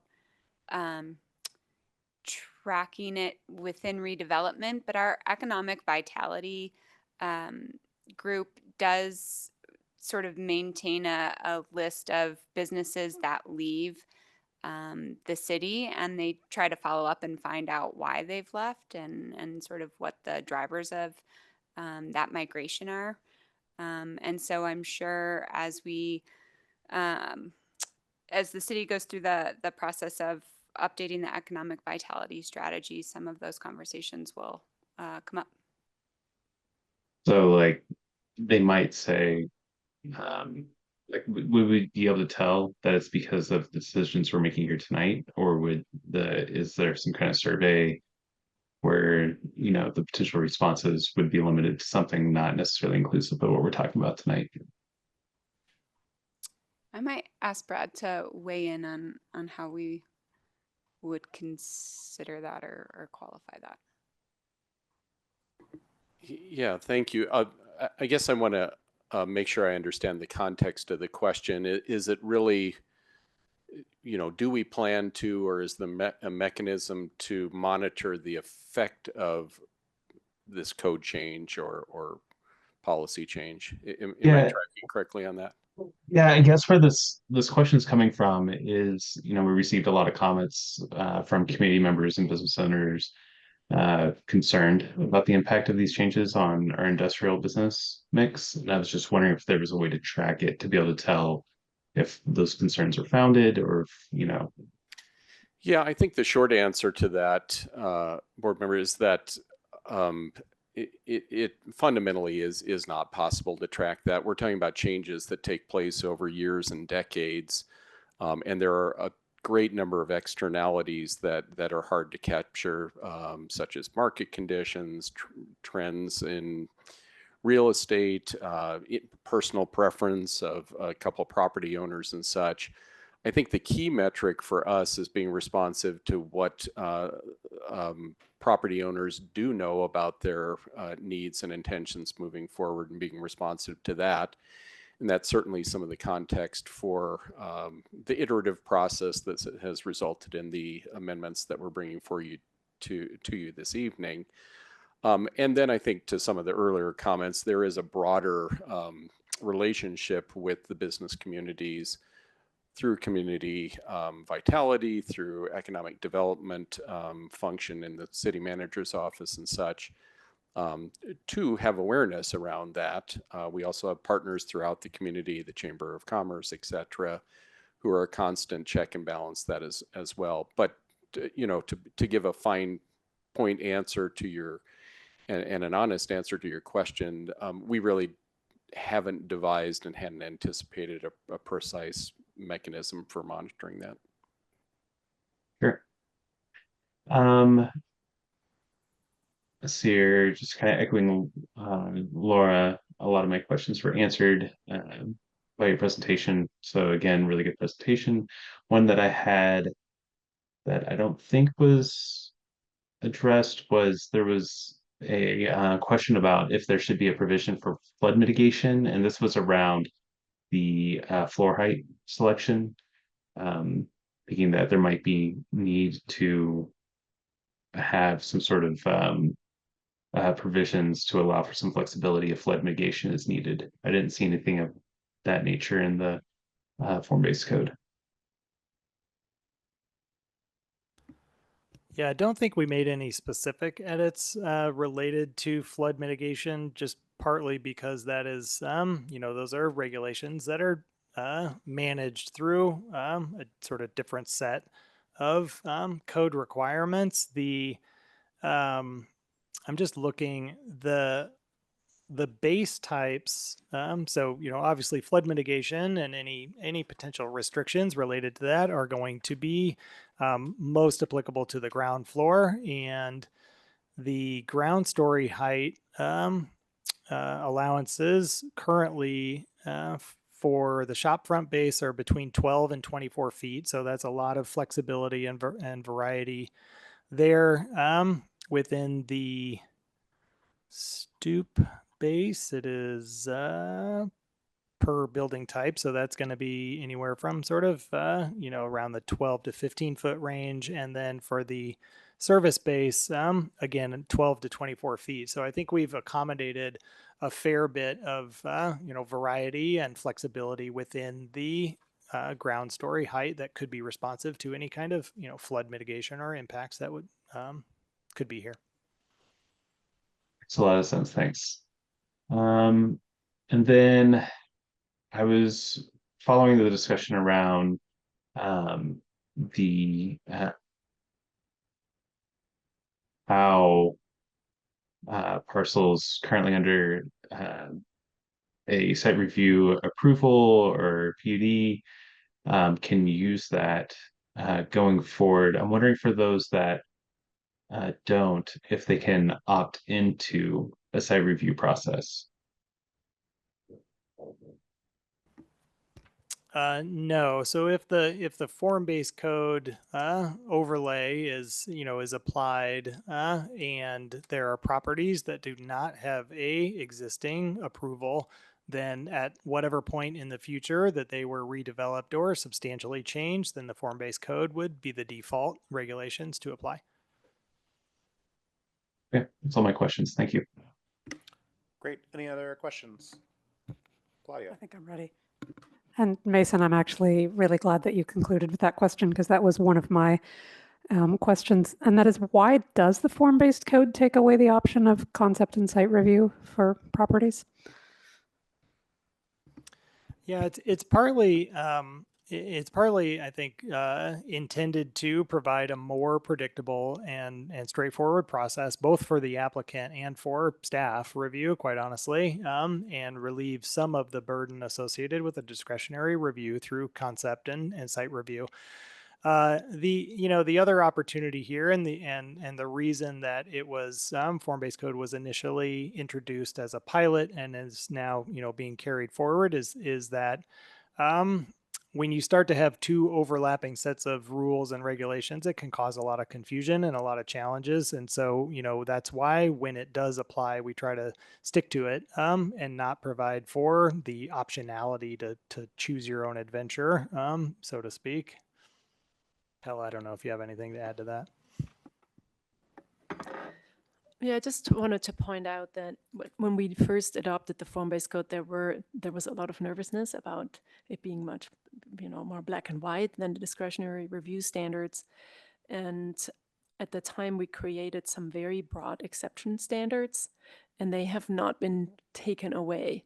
So essentially, every standard in the form-based code, other than the 55-foot height limit, because that's charter-based, can be modified, and the most broad exception standard is that you would just have to find that what's proposed is still consistent with the intent and goals of the applicable sub-community plan, and that there would not be adverse impacts to neighbors and nearby properties more than would be expected under the form-based code standards. So it's a pretty discretionary standard to grant those exceptions.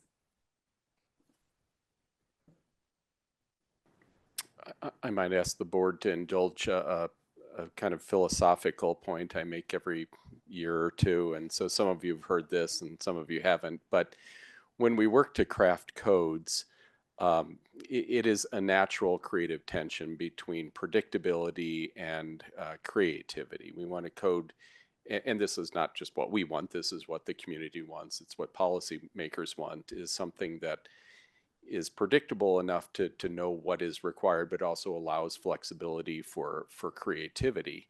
And so we're always working with that creative tension when bringing forth codes. What you're seeing with the effort of the form-based code, though, is to move a little bit more towards the predictability side. So when we talked about it being prescriptive, it's more of the, well, if you check enough boxes, then you've met the requirement, go on your way, as opposed to more in the middle or the other extreme, which we move away from, which is, well, anything's possible, but you have to go through these questions and iterations with staff and hearing bodies and things like that. So this is responding to that request that came out of public policy discussions and public input of, boy, in this area with the East Boulder subcommunity, there would be a benefit to being a little bit more on that prescriptive side, on that more predictable side. So that's what we allude to when we're talking about simplifying in that context. And just know that we're always very conscientious of how we're working that balance. But hopefully that gives some context. If I could add just one more on top of that, because I don't think we've stated it explicitly, form-based code to date is only applied to areas where we've done that detailed planning of a sub-community plan or an area plan. So there's the predictability for the applicant and staff, but also the intention is that it delivers for the community all of the kind of description and feeling and aesthetic that people have described and have been documented in those plans through these regulations. So I don't think we had mentioned that before, so I just wanted to make sure that was clear.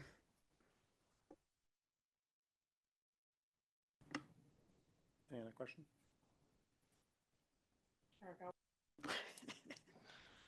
So I'm grappling here with what I see as kind of two possibly contradictory or maybe just things in productive tension between the land use plan amendments that we're being asked to consider to the East Boulder subcommunity plan, but also the regulating plans that we are being asked to approve as part of the form-based code update.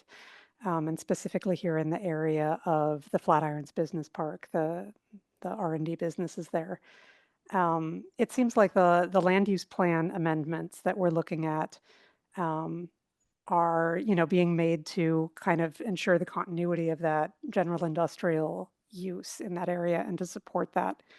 And at the same time, we're hearing from property owners in the business community some problems that they're having with this general building type in the form-based code, particularly around the requirements for, that 50% residential requirement and the 10% ground floor production requirements. And I'm curious, what is the intent here behind sort of moving that East Boulder subcommunity plan in one direction? You could, if we put it in terms of like backwards and forwards, going back, as it were, to that general industrial zoning, but then also advancing this mixing of housing requirements and kind of light industrial production space requirements into the form-based code. Is that a deliberate kind of thing at cross purposes with each other? Yeah, it's a great question, and it highlights, I think, one of the missed opportunities that staff had to better communicate what the rules really are saying. So, particularly as you're referencing the regulating plan for Flatirons Business Park, that allows for either the general building form that carries the residential requirement or this new workshop building type that is is capable of being a fully non-residential type of building. So we've introduced that workshop building type to really address the needs for additional reinvestment, redevelopment into new innovation and business industries in this particular area. And also we've maintained the opportunity to utilize that general building form in the case of a property owner within the business park that might be interested in doing a residential project. They would be able to leverage that that general building form. The general building form, I would say, also is slightly incentivized in terms of the amount of floor area that you could generate out of that with up to 5 stories and 55 feet as opposed to only the 3 stories in the workshop building. It's a very subtle way we're trying to encourage and nudge people in that direction, but there is definitely, there is not a residential requirement for the business park through that workshop building. Good. Anybody else? Kurt? Thanks. I had missed until tonight the fact that any property with an existing PUD or site review approval is exempt from the form-based code, right? Completely. And they can fully redevelop and maintain as a site review amendment, for example, like demolish the building and build a completely new building and still do that under site review. Is that correct? That's correct. Okay. There is one standard that does apply. There is an additional standard, essentially kind of a discretionary standard imposed on top of the site review criteria. And it says that to the extent practicable, projects must be compatible in terms of height, mass, scale, orientation, architecture, and project configuration with the form-based code standards, so that the vision that's created there can also be considered as part of the site review project, but it's not as strict as the form-based code would apply. Okay, that's helpful. And so you said that a very large number, at least, of the properties in East Boulder have existing PUDs or site review. Do we have like a map of that? I do have a map of that. Nice. Kathleen, if you are able to scroll, yeah, if you scroll down to the bottom, there should be the last hidden slide will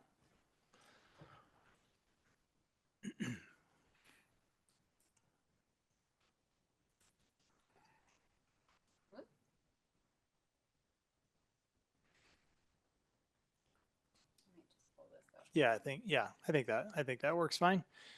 So just to try to orient folks a little bit, you can see the center of the map is 55th Street running north-south. Arapahoe is towards the bottom. And so you can see the sort of station area. The station area has some parcels that in the blue indicate a prior approval of a PUD or site review. There are some parcels there in the station area that do not have an existing approval. And then as you move north on 55th, the business park is essentially a conglomeration of various PUD approvals over the years. And then the Valmont Park East and West locations also, for the most part, are covered with prior approvals. So as Hella was mentioning, the redevelopment opportunities in those locations, the default would be for them to proceed under a site review amendment process. If they were to do that, there's an additional layer of criteria related to attempting to sort of meet the intent and the spirit of the form-based code, but essentially they would act as guidelines as opposed to regulations.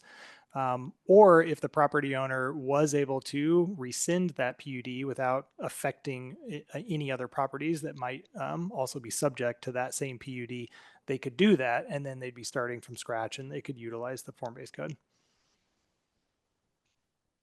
Do you have any expectation just from talking to property owners and developers and architects and so on, would, if somebody has an old, tilt up industrial building, for example, but they've got an existing PUD or site review approval, would they prefer to use the form-based code? Would they prefer to just go through site review? Do you have any sense for, I'm wondering Yeah, if this whole thing is kind of moot. Well, it's a great question. I think I would say as of today, there's probably a lot of hesitation, from existing property owners, and I think it's partly just because they're still digesting all of this, and it's a new thing, right? And it potentially would result in something different than what they currently have. So I do think there's probably some trepidation right now. What I do hope is that over time, people recognize the benefits of the form-based code in terms of its predictability, in terms of process and review of applications and ultimately approvals, that it actually is a benefit to a possible redevelopment. I will also note that for the most part, the zoning that exists in this area is IG, or industrial general, which has a relatively low FAR allowance. And the form-based code would substantially increase the amount of developable floor area in these locations. So we believe that there's benefits from the actual outcomes of the development itself, but also in the process as well.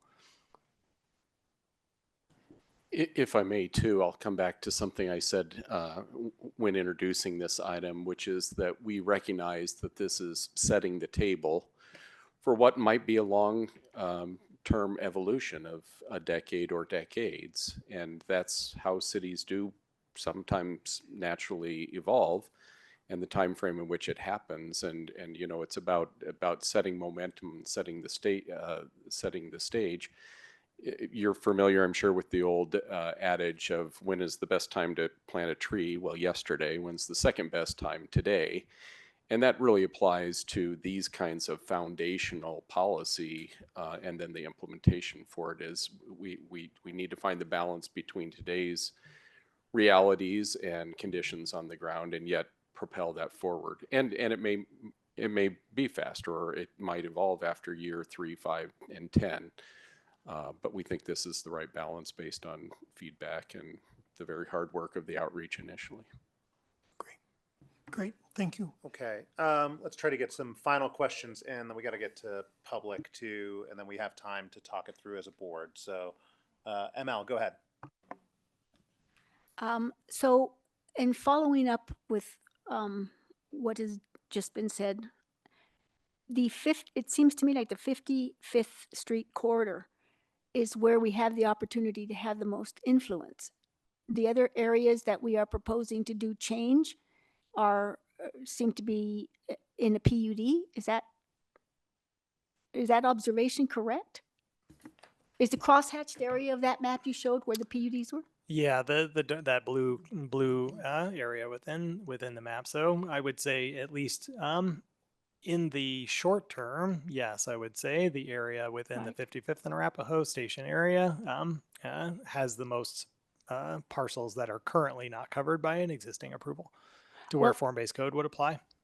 I was also thinking about the 55th Street corridor, where you're proposing the land use change. Actually, for the most part, everything that's north of the railroad is already... everything that's blue, and which is almost the entire map, is PUD. Correct. Okay. That's right. Got it. Thank you. Mm-hmm. Okay, Laura. Thank you. Sorry, I lost my Zoom controls there for a second. Too many windows open. I wanted to follow up on one of Claudia's questions. In that area along 55th Street, north of the railroad tracks, that is proposed to be changed from what is currently in the plan, which is mixed use TOD land use and TOD residential place type, and change it back to industrial general. If it remained mixed use TOD with the TOD residential place type, could it have that workshop building type in it? That workshop building type that can be completely industrial, commercial with no residential in it? Leslie, I'll let you, chime in as well. But the challenge with that is that then you create in the sub-community plan, you would have two different areas with the same place type of that TOD residential. But if you're north of the tracks, you get the workshop building. If you're south of the tracks, you don't. And so it wouldn't be a direct translation of the intent of the sub-community plan into the regulation. So that's in part, why we're proposing the shift to mixed use industrial and back to that destination workplace place type, is because the intention and the description of that within the sub-community plan provides for that flexibility of either industrial uses or residential. But the way it is now, what's in the plan right now is the mixed use TOD and TOD residential. Does that land use and place type allow for that workshop building type? No, it doesn't. Currently, it does not. Okay. Okay, thank you. All right. Any last questions, Kurt? Quick. I have one question about something that was called out in the packet, but but you didn't talk about it. It was the change to the designation or whatever of paseos. It was not clear to me whether paseos were intended to allow motor vehicles or not, because in different places it seemed to say different things. Leslie, I'm going to defer to you on that one. Uh-oh. I'll try to pull it up as well. We very specifically, I think actually Helen may be able to answer we very specifically allowed vehicles that would be allowed on a sidewalk. The way that we worded it was to make it consistent with sidewalks in other locations. And so because of the way that the city currently defines what's allowed on a sidewalk, we wanted to make sure that that was consistent on the paseos and that we didn't allow something different on the paseo, so that if it changed for what's allowed to be on a sidewalk, it would be consistent with the paseos. So that brings in micromobility as well as allowed uses where that would be possible in sidewalk areas, or for the city to designate accordingly as seems appropriate. But it's not generally intended to allow motor vehicles. Okay. Not cars, trucks, blah, blah, blah. Okay. Thank you. All right, great. We'll have time to talk things through or call up on staff if we need to. Why don't we switch over to the public participation on this item?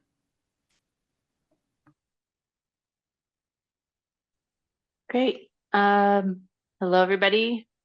My name is Vivian Castro Wooldridge. I'll be helping with the public hearing tonight. We'll start with comments from people who are joining us in person in the chambers, and then go to testimonies from members joining us online. But I'd like to read a few instructions first. Give me a second here. Okay. So the board recently adopted a new rule that allows pooling of time during public hearings. I will explain how it works tonight, even if we don't particularly anticipate it. Each speaker will be allowed an oral presentation of up to 3 minutes. 3 or more people may pool their allotted time, so one speaker can speak for 5 minutes. To pool time, all the people pooling time must be present in person in the physical meeting room or present electronically when the spokesperson is called to speak. Speakers with pool time must identify the people they are pooling time with by first and last name when called upon to speak, so they can be called upon to confirm their presence and willingness to pool their speaking time. So that's it for pooling time. And then just to please request all speakers from the public to introduce themselves, giving your name and address, and also to let us know if you're officially representing a person, entity, group, homeowners association, etc., to state that for the record as well. And also there are a couple of people online for whom we cannot see your full name. I've sent you a message, asked you to send me your full name through the Q&A if you plan on giving testimony tonight. So first, Thomas, if you can let me know if there's anybody online, sorry, in person rather. Yes, we do have one person here in person that is approaching the podium. Great. So each person will have 3 minutes. Yes, go ahead and step up. Please state your name and address for the record. There's a small button on that microphone. Can you hear me now? Yeah, now it's live. Name's Andrew Faulkner. Great, thank All you. right. It's good. Okay. Good evening. So Andrew Faulkner, Director of Development with Biomed Realty. For those of you who are not familiar with Biomed Realty, we're a real estate platform that offers real estate solutions in the life science industry. Our tenants include AbbVie, Amgen, Thermo Fisher, and Range and Scale. We own and operate about 1 million square feet in Flatiron Park. It's about 50% of Flatiron, but it's sprinkled throughout Flatiron Park. We provide real estate solutions, long-term capital investment, and ongoing management support for the R&D ecosystem so that our tenants can focus on what they do best, curing cancer, blindness, and etc. I'm here tonight on behalf of those tenants, as many of the proposed changes will impact our ability to support and grow their R&D ecosystem. Our 4 primary concerns with the current draft were summarized in Hone & Hart's 14 October 2024 letter, include mandatory housing, mandatory production business space, the fact that R&D is disregarded, and the non-conforming status of existing buildings. We met with Christopher Johnson and Brad Mueller this morning to discuss these concerns further. Appreciate your guys' time. While it's unfortunate this communication came so close to this meeting, we appreciate the collaboration and believe we can address the concerns with some revision to the form-based code. In particular, we were encouraged by Brad and KJ's assertion that the form-based code would regulate form and character while zoning regulates uses. However, through the document, we see contradictions to this, where form-based code reaches over into regulating and prescribing uses.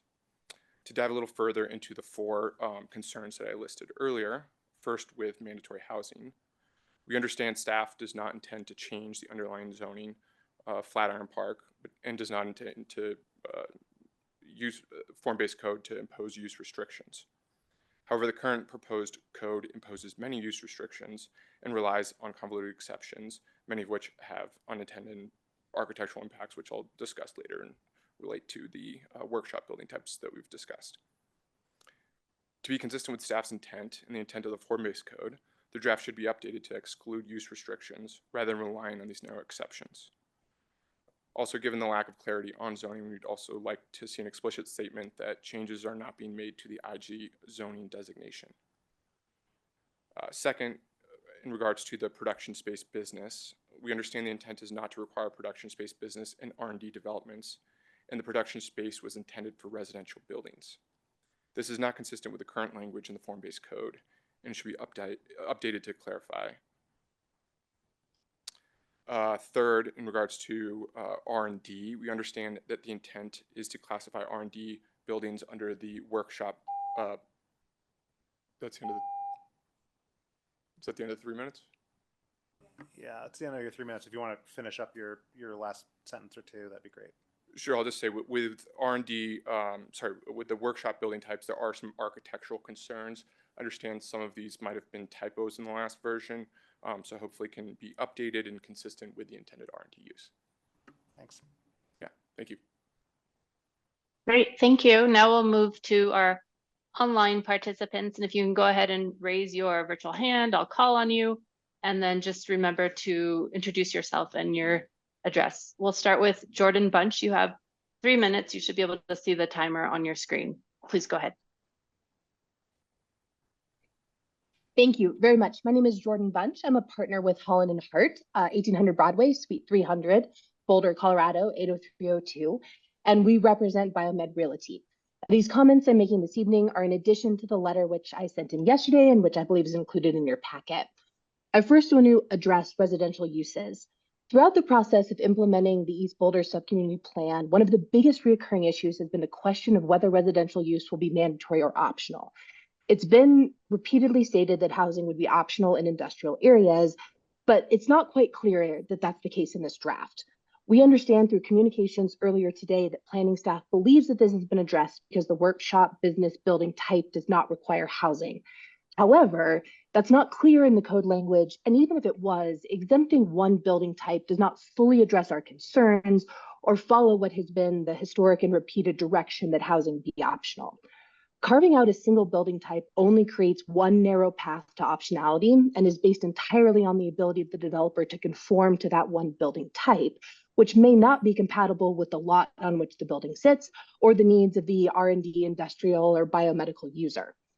Further, this approach creates the potential for unintended but negative consequences. For example, it does not address a scenario in which a modification to a building causes it to lose the protection of the non-conforming use status and simultaneously not comply with the workshop building type. This will cause owners who need to make minor adjustments to a building for the benefit of the R&D industrial or biomedical user to fall outside of the protections and either have to implement housing or scrape and rebuild the entire building in order to make it comply with the workshop business type.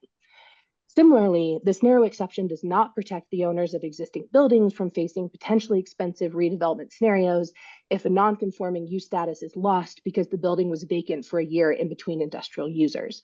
All of these concerns are easily addressed by reverting to a true optional housing position in industrial areas. Next, I want to address production business space. As we noted in our letter, we have concerns about the 10% requirement. Based on subsequent conversations with staff, we understand that this requirement may only have been intended for housing developments and requiring them to integrate certain commercial industrial uses. As drafted, however, this applies across the board, and that should be clarified if the true intent is just to limit it to residential developments. I do note, as has been noted throughout the evening, that the process for drafting and soliciting feedback for the version of the code in front of you has been rushed. The code is nearly 100 pages long. Several additional materials were not provided until the agenda for this meeting was posted, and that didn't afford a good opportunity for review and discussion and meaningful feedback with the staff, which we have appreciated. So given the scope of these open issues, we encourage you to table this matter in order to allow additional analysis and engagement with staff rather than sending it on to City Council. Thank you. Thank you for your testimony. Would anyone else like to speak? Please raise your virtual hand and I can call on you. Jonathan Singer, please go ahead. You have 3 minutes. Planning board and staff members. My name is Jonathan Singer. I'm the Senior Director of Policy Programs with the Boulder Chamber. And rather than belabor the points that have been made, I wish to echo the concerns and ideas that have been brought forth by both Holland & Hart as well as Biomed Realty. I believe that everybody here is working in good faith to get to a good point to allow for maximum flexibility to ensure that there's the correct mix of industrial, commercial housing in this area. I appreciate also Brad and everyone else working with us this morning to address some of those issues and ensuring that we're going to work together to make sure that we can clarify any details that need clarification. And what our major ask here at the Boulder Chamber, after being major partners in the East Boulder Sub-Community Plan from its real outset, is to make sure we can codify and clarify what has been discussed today in terms of what it looks like for flexibility as opposed to prescriptiveness. So look forward to the conversation today. And once again, we echo those sentiments and look forward to working with staff and the planning board to ensure that we can correct the right I's and cross the right T's. Thank you. Thank you for your testimony. I would just ask if others wish to speak to go ahead and raise your hand so that we have an idea of how many more people would like to provide testimony and we can just call on people efficiently. Give people a few more seconds. Awkward silence. I'll count to 5 or so.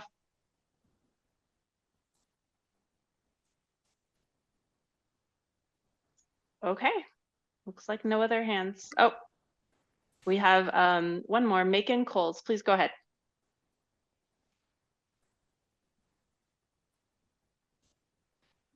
So good evening, Planning Board.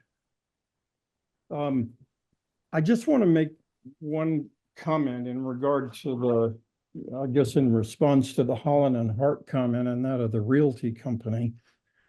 In early June, I went to my Yale reunion and I saw the CEO of Blackstone, who's a friend of mine from my undergraduate days, Steve Schwarzman.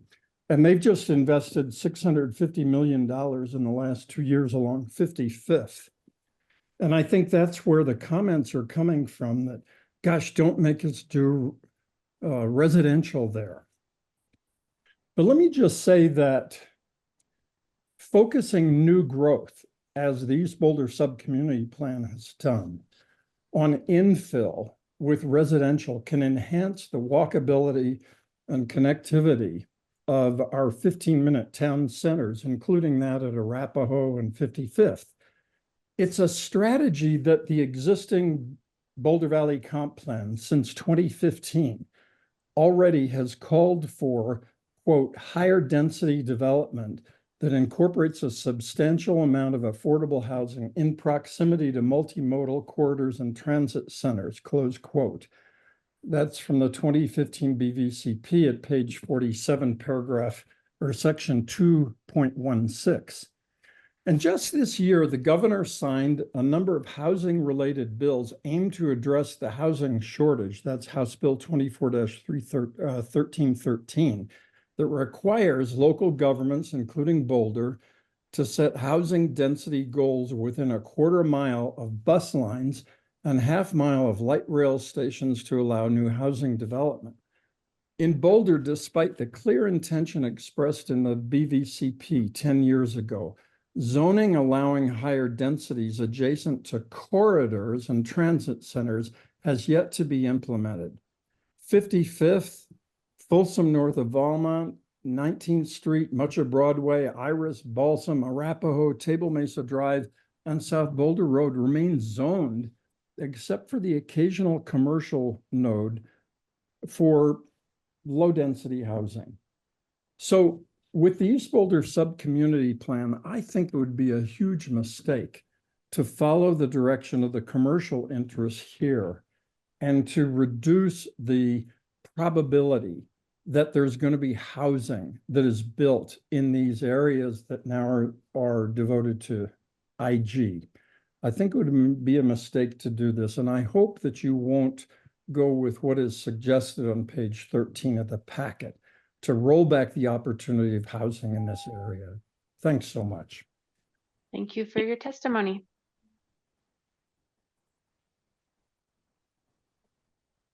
Lynn Siegel, please go ahead.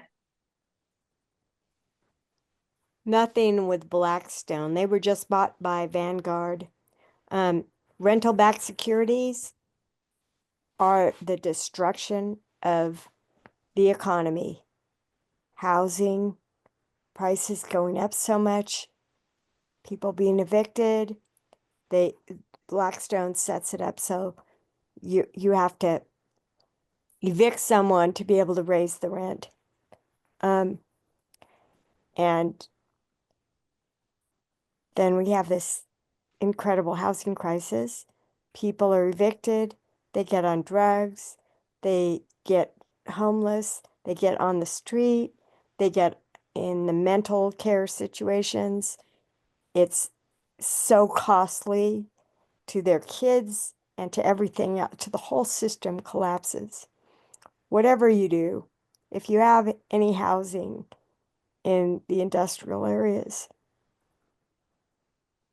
somehow it's probably going to be Blackstone. They've taken over so much of the housing markets in Boulder, Golden West and Lotus, and a lot of university housing.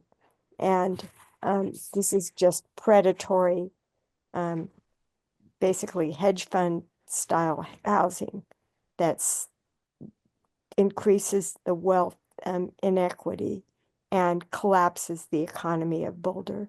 So that's my advice. Thanks. Thank you. Anybody else wish to provide testimony tonight for this item?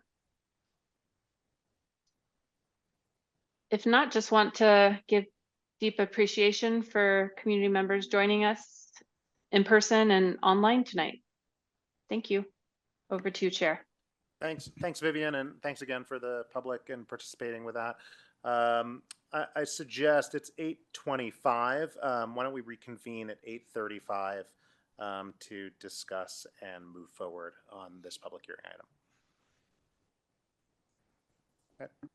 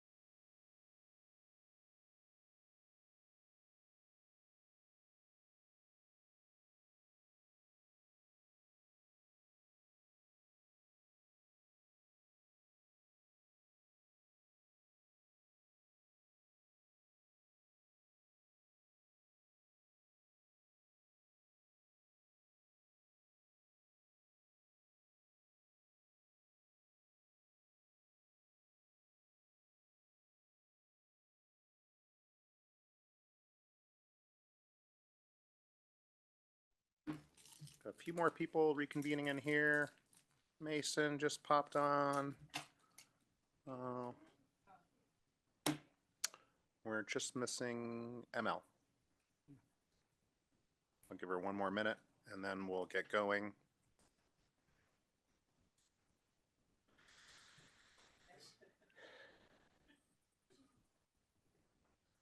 When ML comes back, maybe do you guys want to respond? Do you want to respond at all to any of the public comment? Was there anything that you guys wanted to respond to, or no?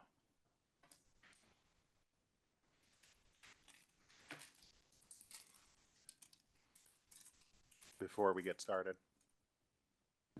The only thing I might respond to was, I believe, a comment from Jordan Bunch from Holland and Hart and a reference to feeling like this code preparation was rushed and that there hadn't been proper time to review the materials. The current draft of the form-based code that's before you tonight was posted to the project website on September 19th, and we provided notification to all the property owners and stakeholders that it was available. And then we, knowing that it is a very long and it's very technical, we posted some summary information of the changes that had been made since June and a FAQ, or frequently asked questions, sort of summary document, and some additional materials. Those were posted to the website the following week on September 27th, and they were also notified that those were available. So staff feel like we've taken the appropriate measures since June, since the first review of the first draft, to make those changes and continue to engage with stakeholders and provide the materials as soon as possible. Thanks. That was very helpful. Appreciate that. Would you mind putting up the questions? If that's Thomas who has control of the screen, or if it's...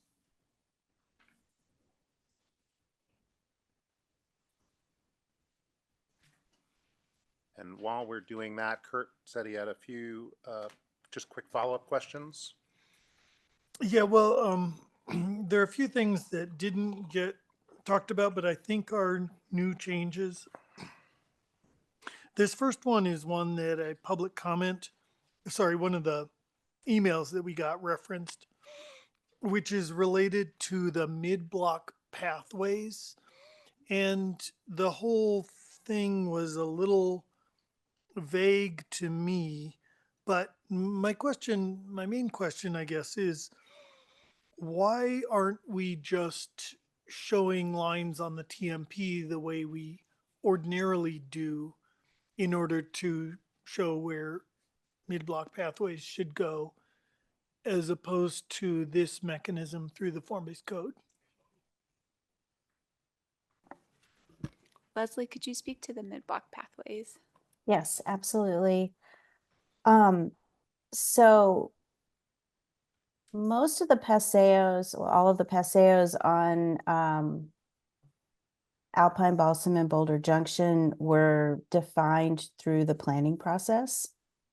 In East Boulder, we noticed that there were several large parcels that didn't have any kind of a paseo noted through them. And I think part of that was a little bit of pushback from the number of paseos that were required in Boulder Junction, especially at 30 Pearl. And there are costs associated with that kind of complete division with no building allowed. So the mid-block pathways were meant to be a more flexible tool to allow those pathways to be located with a little bit more flexibility on the site. And they do allow buildings to extend over them. So they're just a kind of light paseo. And again, they give flexibility to the developer. And the other part of it is it's quite possible that a couple of parcels might get combined, and then that could trigger the need for a mid-block pathway as well. And we don't have that information until those parcels are combined into one development. Does that make sense? Yes, so the main difference, I guess, from what we ordinarily draw in the TMP is, as I understand it, that these can have buildings over them. That's the main difference. They don't have as many standards required. The Paseos have lighting and pavement and such, and I don't think we included that level of standard in the mid-block pathways. Okay, thank you. Next question is about the large site requirements, which refer to common ownership or control. I don't know what that means. For instance, if there are two adjoining parcels owned by different LLCs, but they have the same members, is that common ownership or control? What is there a that's clear common. That's legal? common control. What? Sorry. I would consider that to be under common ownership and control, and not same ownership, but if the underlying ownership is the same, then it's under the same control. And that's how it's been. We have similar provisions for when a site review is required, and that's how it's been applied in the past. So do you even know who the members of an LLC are? I mean, that's Not not always public. So it just seems a little vague. You're okay with that? Well, we currently have it in the code as a standard. It's been used that way. Oh, so the same terminology is used for site review? Yep. Oh, I see. Okay. Okay, great. Final question is about the 30% facade replacement threshold. So I have a building, I'm replacing 31% of the facade.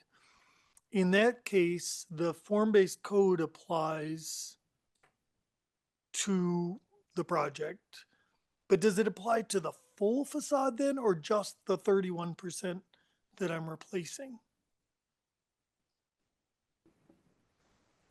It would require to the whole facade then. The whole facade. Okay. Okay, thank you. I think these questions are probably similar enough that we can, each member can probably speak to them together, unless people have a different way that they want to approach this. That would be my suggestion, at least the first go around, and then if we feel the need to parse them out beyond that, we can certainly do that. If everyone's okay with that, maybe someone wants to go first. George, just a clarifying question, if I could. Yeah. Thank you. So is this divided the same way that our presentation was divided, where the first question is about the land use changes to the sub-community plan, and the second question is the proposed ordinance is about the form-based code? Yes, that's correct. And then I guess just a reminder that planning board would approve the amendments to the sub-community plan, and related to the form-based code, planning board's action is a recommendation to council. Thank you.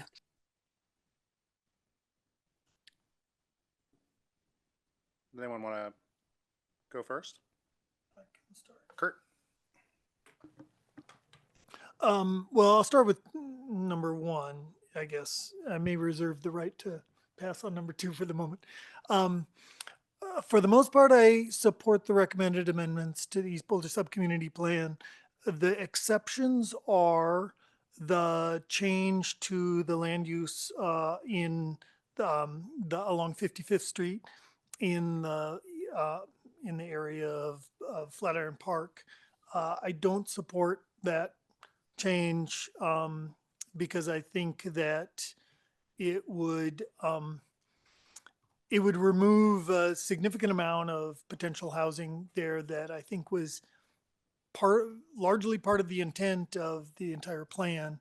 I don't think that that is the ideal place for housing.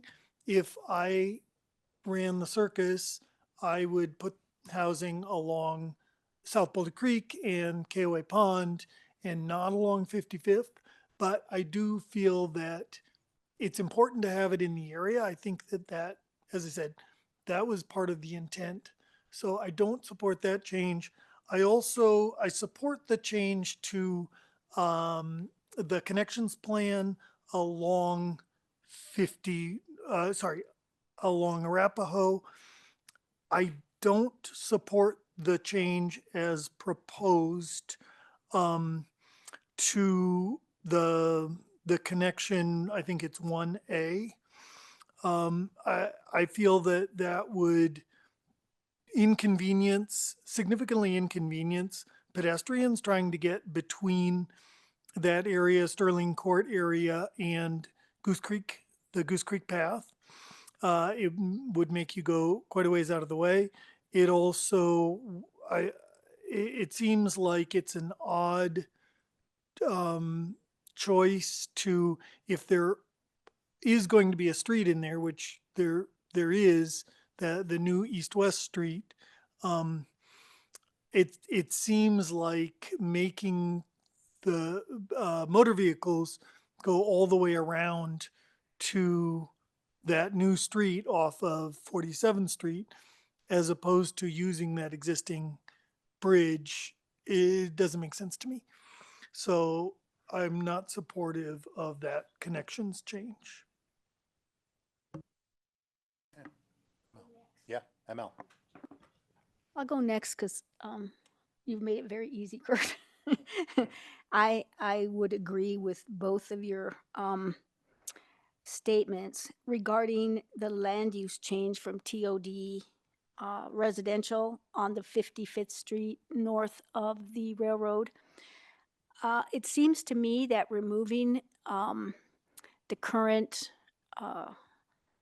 zoning on that puts the burden on the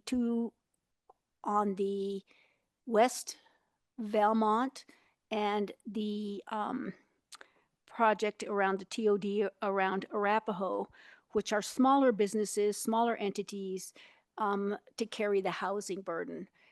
And I think if the idea is to create walkable neighborhoods and create destinations and community, I think we need that connection that takes us from the north and south across the site. So I will not be supporting the land use change along 55th. Secondly, I think I totally agree as well with the connections at the Old Pearl Street and that bridge. I think that bridge, well, I know that bridge serves a significant number of businesses along there. And that is, I think, part of the area that the plan emphasizes to support kind of the funky area of this East Boulder subcommunity plan. Those industrial areas are where a lot of those murals and some of the smaller businesses are located. That having that bridge access, I think, is important. It would, I think, add a dimension of complexity to the reality of being a small business there that it would be unnecessary. So those would be my two thoughts. Furthermore, back on the land use issue, I think by taking away, I think the burden falls on the smaller sites, and I think that bridge again brings up the point that these are small businesses there, and I wouldn't want to make it harder for small businesses to remain in this area. Thank you. Looks like Laura was next. Thank you. And thank you, Kurt and ML, for making it easy for me. So I also do not support the land use change along 55th Street. I have a whole speech prepared. I'll try to keep it brief, but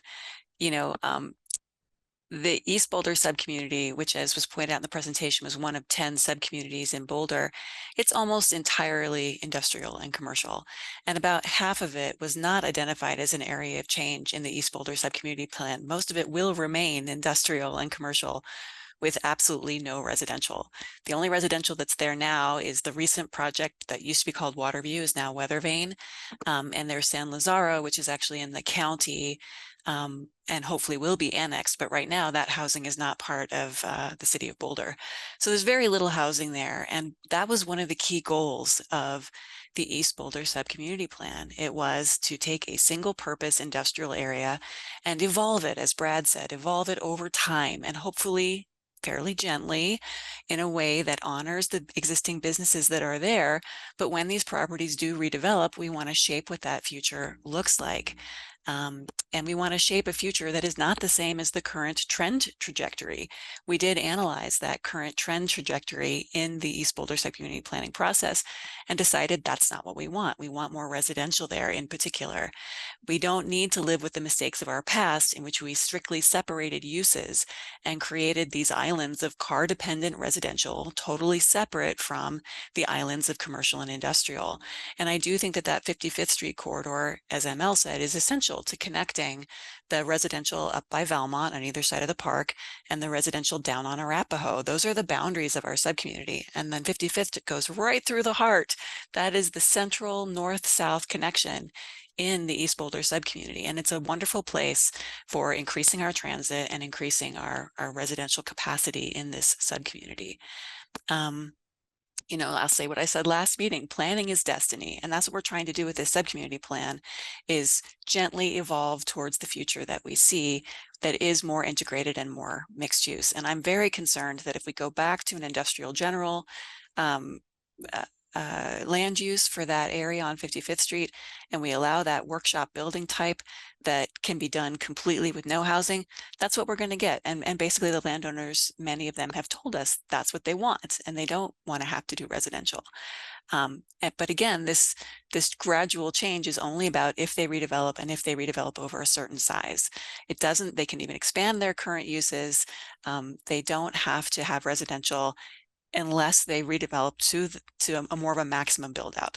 And what I don't want to see happen is these old, smaller buildings that are ripe for redevelopment get redeveloped to their maximum build out potential, their maximum envelope as an industrial use that will probably never change, because as some of our commenters pointed out, the specs for those buildings are wildly different from what you want for residential.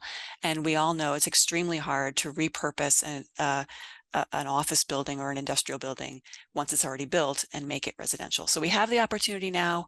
We're going to lose it if we don't take it in this subcommunity planning process. So I don't want to go backwards with that. I would not support that land use change. As far as the second question around the proposed ordinance, I think it's very good. I think staff have done great work. I do think that I heard staff, if I'm understanding correctly, have addressed a lot of the concerns that have been raised by the property owners. They probably want more flexibility, but I do think that staff has made a good compromise and introduced enough flexibility. You know, nobody's going to get everything that they want, but we're in a good place, I think, with this ordinance. The one change that I might suggest, and I would like to see how other board members react to this before potentially proposing a recommendation on this, is that trigger with the 30% facade change, that if a property owner has to replace 30% of the facade, that then triggers the whole facade has to be redone according to the form-based code. I do think that's too stringent. I'm not personally super concerned about the look of the community. I'm more concerned about the functionality. And I don't like the idea that old buildings are going to get brand new expensive facades on a building that then encourages that building to remain in place and not redevelop, right? Like once you've invested a lot of money in an existing structure, it becomes that much harder to redevelop it, even if other parts of the structure are falling apart. It just changes your calculation. So I don't want to force property owners to invest in shiny new facades on old buildings. So I might propose removing that provision entirely about having a trigger for a certain percentage of the facade redevelopment triggers a facade redevelopment, which is different than a building redevelopment. Thank you. Those are my comments. Thanks, Laura. Mason. Yeah, so I also don't support the change of the land use on Flatirons Park along 55th Street for all the same reasons that have been mentioned. I definitely can't beat what Laura just said with Kurt and ML. I am going to differ quite a bit on the bridge north of Pearl that Kurt and ML mentioned. It just happens to be exactly where my favorite music venue in town is, Roots Music Project, and I bike that area quite often. The bridge is right next to the bike lane. It makes perfect sense to have that be a bike and pedestrian only access point when there are cars using it along with pedestrians and bikes. It becomes dangerous. And there are other access points for the cars along the frontage of that building. So it won't restrict access. And if anything, it'll make it a more vibrant and safe area for people to visit the various breweries, the distillery that's there, and the music venue that's there as well. So I wholeheartedly support that bridge change. As far as number 2, really happy with the outdoor space adjustments. It simplifies, it gives greater flexibility, and it could lead to more activated public spaces, including ones that provide amenities for the community. So really appreciate you all taking those changes. I also appreciate all the work that you all put into making it more simple and flexible and really getting towards that balance that Laura just spoke so eloquently to. And Laura, I would support your suggestion should you propose the facade amendment. And I do think we should continue to look for redundancies or over prescriptive areas in the code that can be reduced. I know that you all have heard many comments about, we should be able to reduce the language in here by 25% or so from other folks, like on city council. So Laura, I appreciate that suggestion. I think that we should continue to look to simplify our code because I do believe that leads to more creativity in our built environment. That's all I got. Great. Mason, thanks. Claudia. Thanks. I'm trying to update my comments here in real time as I listen to my colleagues, so please bear with me if I'm disorganized. Regarding the connections plans in the sub-community plan, I've read these proposals as supportive of bike and pedestrian movement, echoing a bit what my colleague Mason just talked about. I'm actually happy with these suggestions, but open to listening to amendments if others want to make those. I think the crux of the matter here on amending the sub-community plan, as we've all been talking about, are the land use changes in the area of the Flatiron Business Park there on 55th Street. And I just want to recognize here that the Flatiron Business Park and the R&D uses that have clustered there really are an important part of our local economy here. And I think the issues raised by both city staff in their proposed updates to the land use plan and by the property owners in response to the form-based code housing requirements do make a lot of sense. At the same time, I am concerned that the stakeholder engagement in this phase of the East Boulder planning process seems to have favored, whether intentionally or not, these property owners and not the broader set of voices that made housing front and center in the East Boulder subcommunity plan. And I think that the agreement on the housing vision for this area, how much housing, where that housing could and should be, that came out of this very robust community process is really quite fresh at this point. So like Kurt and ML and Laura and Mason, I do not at this time support the land use changes being proposed here that would reduce the potential, the likely potential for housing here. A few comments on proposals to update the form-based code. I do appreciate the addition of the courtyard and playground as allowable outdoor space types. I think that's a good addition when we are talking about adding housing in areas like this. I appreciate the requirements for adding internal circulation patterns in these larger sites that we just had a little discussion of. And in response to Laura's question, whether we might consider supporting some changes to that exterior facade modification trigger, I actually had a note to bring that up myself. So yes, I would be interested in hearing a proposed amendment or recommendation on that front. I may have more comments as discussion goes on, but that is what is highlighted here on my notes for now. Great. I'll be brief. Like my colleagues, I am not supportive of the land use change as relates to the Flatiron Business Park. Appreciate the input there from the public. But similar to what Claudia said, I think this is a broader conversation, and I'm not sure that was reflected in the latest update.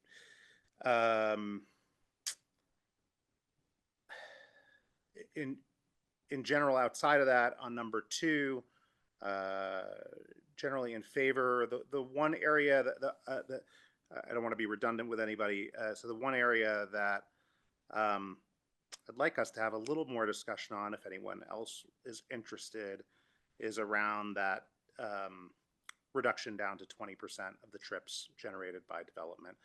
Just because I think if we don't codify something a little bit more aggressive here, I think the goal was to create, you hear a lot about 15-minute neighborhoods and densification, but along with that should come the benefit of, we're going to increase traffic on the roads no matter what as it relates to these developments. And I just think 20% is too small a goal, and I think we can do better. I understand the 55% may not be practical or achievable without BRT. That being said, I do think we could get to, 20% is just as arbitrary as 30%. 30% just sounds a whole lot better to me as a goal and what we're trying to achieve relative to 15-minute neighborhoods. So that's what I would say around that. Outside of that, I generally agree with what my colleagues have said as it relates to the bridge. I don't have enough of a perspective on how it, so I just kind of abstain from that comment and let my colleagues who know better probably figure that one out. Okay, so Kurt. So I talked about Kyushu 1. I didn't talk about Kyushu 2. Yeah. So let me go ahead with that. And first of all, I'll agree with George that really a 20% reduction from the ITE trip generation numbers should be an absolute baseline in Boulder. I mean, that is what every traffic study that we get as part of a site review predicts at least a 20% reduction. So that seems like it's pretty weak sauce to only ask for 20%. I think 55%, yeah, maybe a little ambitious, but something in the middle I would definitely support. A few other things. So overall, I think that there's a lot of great changes in the code. I appreciate some of just the cleanups. I appreciate moving that out of an appendix, which was really awkward. Yeah, a lot of the simplifications and so on. There are a few things that I want to highlight. Well, the big ones are the requirement for included residential residential space in larger projects, and especially the production business requirement, if I think that's the right term. Yeah, production business space. I have a lot of concern about trying to mix these kinds of uses within a building. I just don't know how well that works. Certainly, trying to make 50% of a building residential when the rest of it is doing, some kind of maybe lab work or with, working with chemicals or doing something that could be somewhat noxious or whatever. To me, that doesn't really make sense. I certainly support having requiring or strongly encouraging both residential uses and production business uses in developments, but within the same building, the requirement, as I understand it, that it be within the same building really gives me pause. I would be much more amenable to it if it, for example, on large sites, if the requirement were that there be a building, with certain fraction of the total floor area that was residential, for example, and a building that was production business. So getting mixed use in different buildings, but I'm not a builder, I'm not an architect. We'll wait for ML to weigh in. But mixing those within a single building to me seems really problematic. I agree with Laura that the 30% facade replacement, triggering a full facade, bring the full facade up to the form-based code is problematic. One other thing I would like to highlight for the board is that there's a requirement that in the East Boulder area, if you're building residential of more than 100 units, 2 outdoor spaces are required. If less than 100 units or 100 units or fewer, I guess, it's only 1 outdoor space. I certainly support outdoor spaces. I think the adding playgrounds in as an outdoor space type is fantastic. We'd love to see more playgrounds. However, my concern is the 100 unit threshold, because we've just changed a lot of the site review thresholds to move away from unit-based thresholds. And this is kind of moving back to would be moving back to a unit-based threshold. And so I would rather see it based on floor area, for example, or lot size or something like that. I have a process question. Yeah, go ahead, yeah. Are we going to, we're making recommendations to council. Are we trying to coalesce around something, or are we just giving a bunch, is it more like a concept review where we're just giving a bunch of comments and they'll be wrapped up and delivered off? Yeah, Brad Mueller, Planning Director. I don't have a good answer for you. I'm going to let others provide some of that, but do you have an answer? But I have an answer. To the second key question, the ordinance is recommendations. Obviously, consolidated recommendation is what you would be voting on. We, as we always do, take comments, and those get passed on as well. But I did want to interject a procedural point, so if I may, on the first one. So certainly respecting and deferring to any decision that the board makes, but I did want to just clarify that unlike ordinances, the sub-area plans have to be of the exact same nature by planning board and council. And as it relates to the housing along 55th, I do want to remind you that was a very specific point of direction that council gave us to have that change made to take out that housing. Now, there's a chance they may change their mind, but if they don't, that would result in them adopting that amendment in particular, then us having to come back to you and finding a way to reconcile those competing decisions at that point. So I'm not, again, obviously defer and acknowledge whatever decision the board makes tonight, but I did want to just point out that procedural nature and the fact that that was a very specific request of council that we were responding to. Can I ask a question? Not so much on the other plan elements. Yes, please. Can I ask a question on that point, Brad? Brad, I went back and watched that October 6th council meeting, and I did not see that direction from council. Could you help us understand, was that a unanimous vote by council or a majority vote by council saying take out the housing along 55th Street? Was that like 1 or 2 council members? Was it done in a public meeting? Was it done offline? Like, how did you get that direction from council? It was in a public meeting and it was a majority, and actually Christopher looked at that and can speak to the very specifics Yeah, of it. it was the, we held a study session with City Council on June 13th. So you can certainly go back in and review the recording. During the study session, there were comments that were made about the concerns from council of requiring residential in an area that is, primarily currently innovation and business uses, but also intended to be so going forward.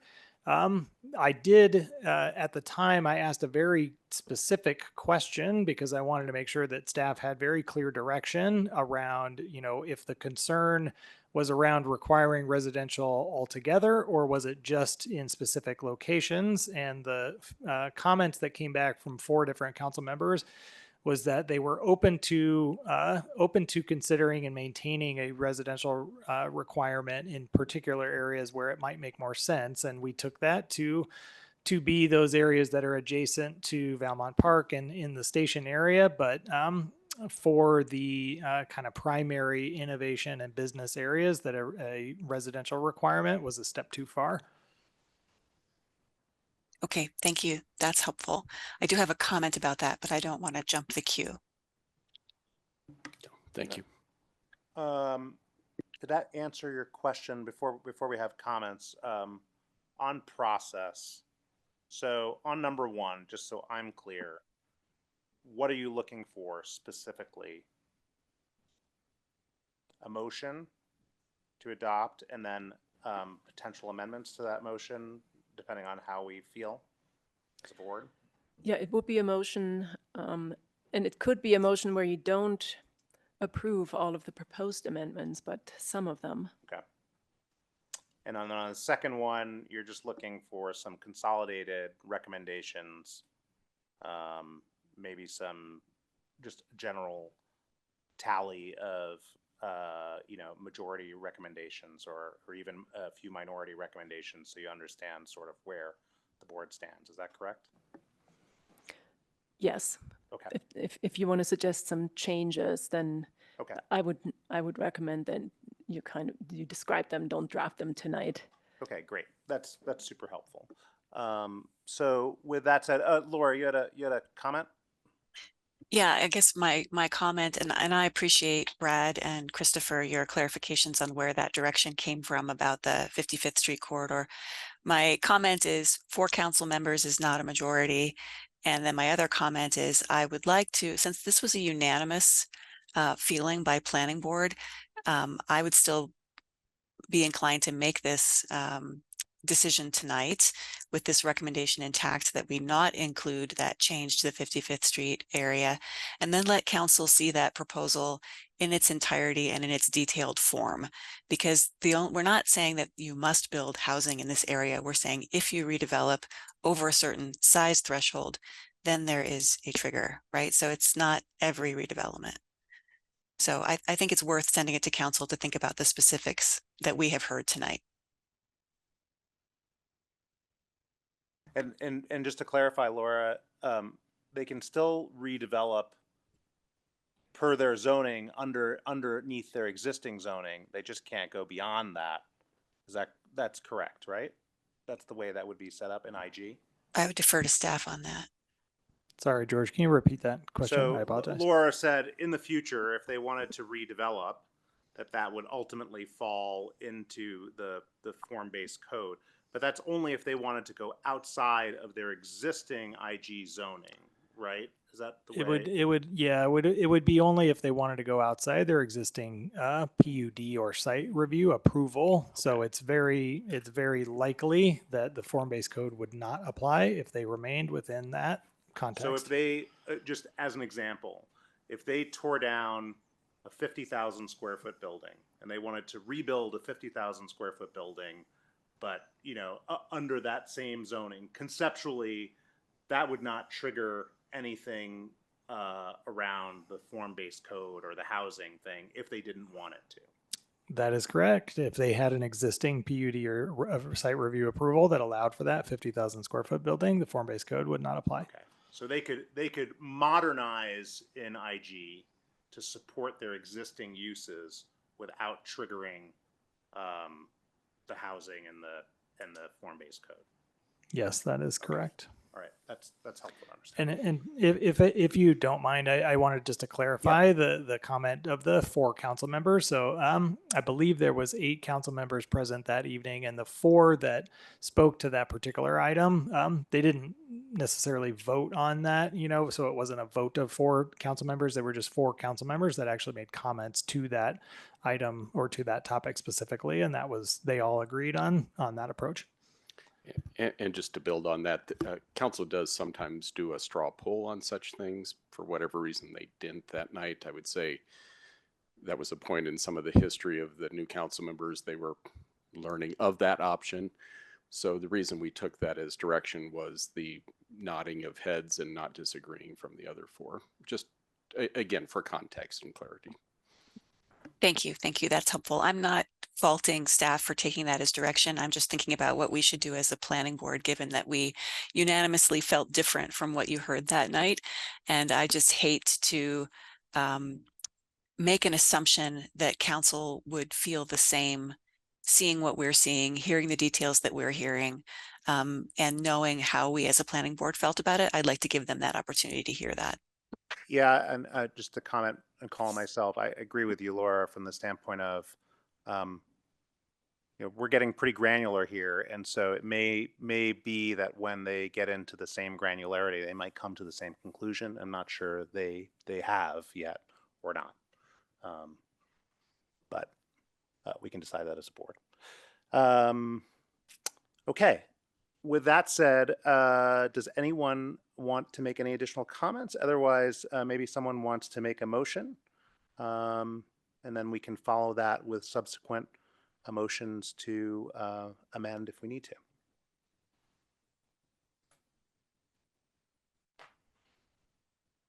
to. Laura? I will make the motion if there are no more comments. Please do. Could staff please put the suggested motion language up for number 1?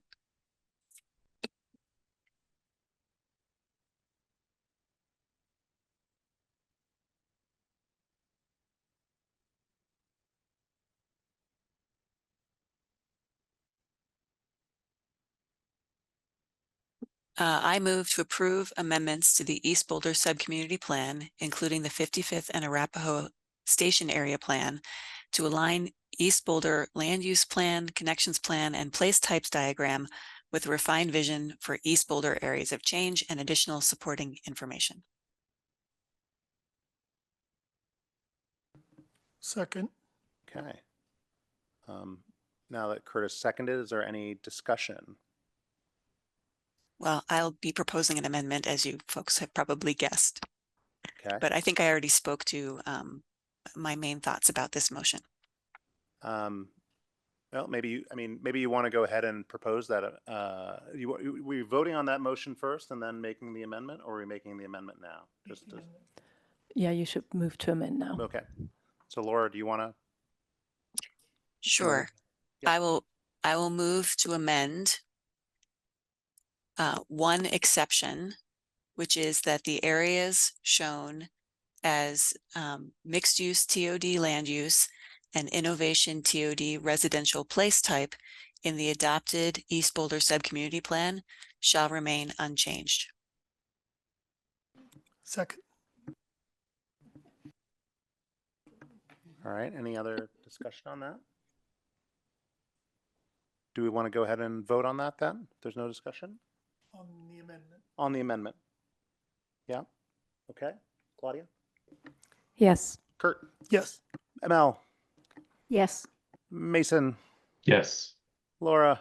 Yes. And I am also a yes. Okay. Does anyone want to make any additional amendments? Yeah, I think there's probably not support for this, but I'll make the motion to amend the motion Can I interrupt? There was a procedural thing. I think we did not get a second on the motion for amendment.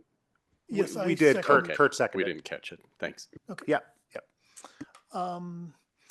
To remove the change to connection 1A in the connection plan. I'll second that. Can you just for just help for clarity, what are you trying to achieve through that? Just out of clarification. Well, I'm trying to.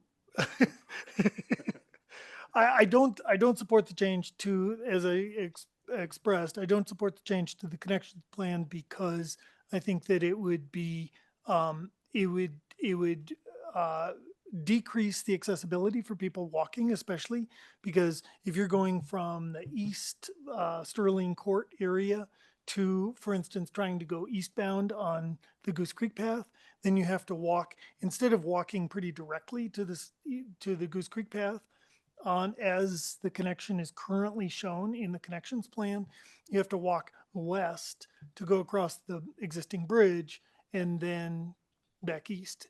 And Mason said something about needing or liking having that bridge there. I think that in the connections plan as it's shown, the bridge would still be there, but there would be an additional multi-use path connection to further east to the Goose Creek, path.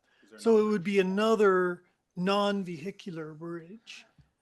Actually, I believe as shown. if I could clarify that, that'd be great. it's actually as it's currently shown in the plan. It is not a secondary multi-use path bridge. It is a full vehicular multimodal bridge, of which Transportation and Mobility has informed us that that is very far out on any kind of capital improvement list, and so essentially it would create a redundancy of the two bridges as it's currently shown, which is partly why we're recommending that change, to utilize the existing bridge as opposed to building a new one. Okay. I was trying to figure that out on the diagram and the resolution was poor and okay. Let me pull that up because what I would ideally like to do is leave the connections the way they're shown, except change the connection type on that new connection from a vehicular connection to a multi-use path or some sort of non-vehicular connection to make it so that the bridge could be much simpler and cheaper. But I probably need to get to it in order to be able to describe that well. I'm not going to second whatever he's doing. I don't know what it is. I take it back. Do you want to kind of look into that a little bit, Kurt, Yes. and we can go to anybody else that has any amendments? Yeah. Okay. Does anyone else have any amendments they want to make? But you should be acting on this motion to amend before you entertain any new motion to amend. This motion to amend because it was seconded already. Mhm. Yes. Okay. True. Okay. Unless you all agree to let Kurt and ML withdraw their motion to amend. When you say we all have to agree, do you mean we have to vote on that, or we can just say okay? I guess anybody who objects could object as a point of order. Does anyone object on Kurt and ML removing that at the moment? No. So I would request to temporarily remove this. Okay. Okay. And if anyone can tell me what page that diagram is on, that would help. In the meantime, are there any other amendments that anyone wants to make in this section? Kurt, it's on page 14 in the packet, the connections plan. Well, it seems like that's the only amendment that we're trying to make in addition.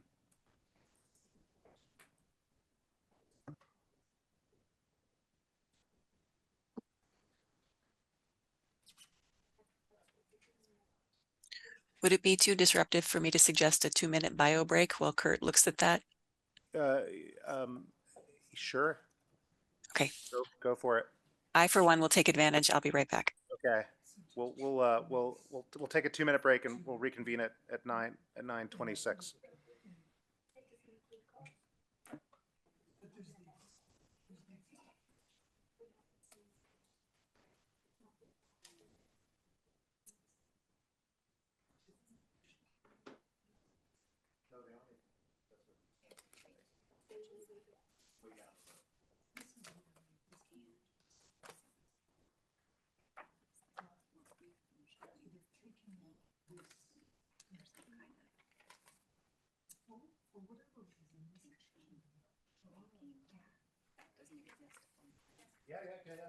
We're not in session, so you can ask. Oh, can I ask a quick question about this bridge? Christopher? Can I ask a quick question about this bridge? Yes, please. I So, also have some information Is to share. 1A an existing, when it crosses the creek, is that an existing bridge or is that a proposed bridge? No, that's proposed. 1A, that extension of Sterling Court, essentially all the way south, and then across the Goose Creek Greenway to Pearl Street. That would be a new road connection. And as proposed, it's like a full-on bridge. As proposed, it's a full-on bridge. That's right. It's a local street, right? And And so the existing bridge is approximately 300 feet to the west. So Right. 300 feet's roughly a block. And that is proposed to remain as is? No, that's proposed to be just a pedestrian. Proposed to be converted ultimately to pedestrian and bicycles, but the physical structure of the bridge would remain. So, but it's only proposed to remove auto traffic once this other bridge is built? No, it actually, the auto traffic would only be removed once the areas to the north are redeveloped. So it would continue to allow for vehicular access for the time being until such point in the future when those properties happen to be redeveloped, and then that's when the transportation connections are implemented. So there would just that one And then bridge, this that new one bridge, bridge, yeah. timing wise, is out there somewhere, not attached to redevelopment or anything else? The new bridge, or The new the way it's currently shown, you're Right. asking? Correct. That would be a coordination between, as a city improvement and in association with a redevelopment that would be responsible for building Oh. the rest of the street. Okay, thank you. But the bridge itself would be a significant cost that likely would be some type of capital improvement borne by the city. So right now, it's being proposed is that new bridge, quote unquote new bridge, is being removed from the plan. Yes. Okay. That's right. That's So that's what you that's wanna the current address is- proposal. Do you want to add back a bridge? And if so, what kind of bridge? Right, exactly. It's in your power. The So, bridge is with you. Are we back in We're back, session? we're back, Okay. we're back. So I move that proposed connection 1N be removed from the connection plan, and that the southern part of connection 1A be changed from a street to an off-street bike ped facility. By facility, what do you mean? A bridge? I'm using the terminology in the connections plan. I was trying to be clear. So in this case, because it crosses Goose Creek, it would be a bridge. It would be a path and then a bridge.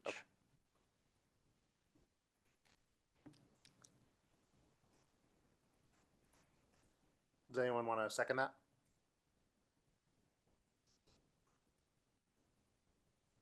I don't think so. Okay, that's easy. All right, great. Any other amendments before we return back to the original motion to vote on that now that we have that one amendment in place?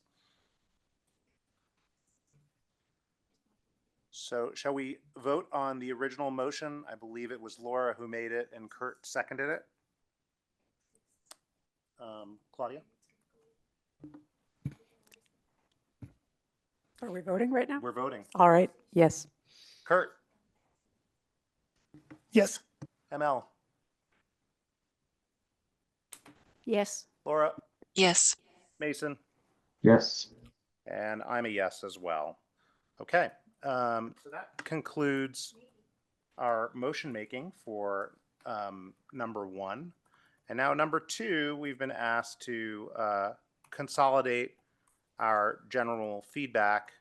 And if there are particular things that we want to highlight, now would be the time to talk that through.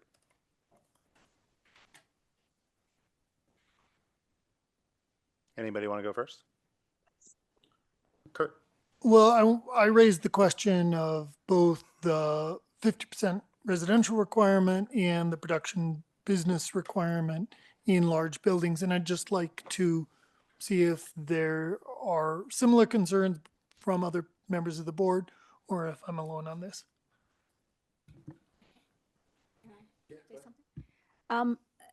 Can somebody on staff clarify, is the intent of the production on ground floor to create space for small businesses? Yes. Thank you. Oh, what are you trying to do with production? I fully support both including residential uses and the production business space. My concern specifically is about trying to include them in the same building. And I'm just not convinced that that is going to work architecturally, structurally, programmatically, and so on. Does it make sense that the market would work that out? Nobody's going to build something they can't sell or use. They're required to build it. That's what this is saying. Is this in fact saying that you have to build production space in with residential? The requirement is that 10% of non-residential ground floor area, so residential uses on the ground floor or parking, are exempt from this. So any remaining floor area that is non-residential, 10% of that in the general and workshop building forms would be required to be set aside as production business space. So the goal is that that particular area has a slightly more refined or limited set of uses that could go into that space, with the intention of providing small and affordable locations for creative industries and other types of production uses.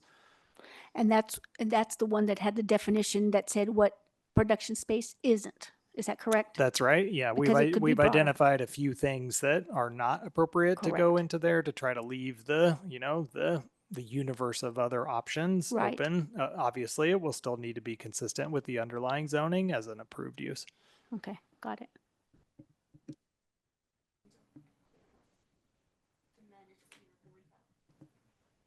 ML's asking if I feel that the omissions aren't clear enough. That's not, my objection is not about the uses per se.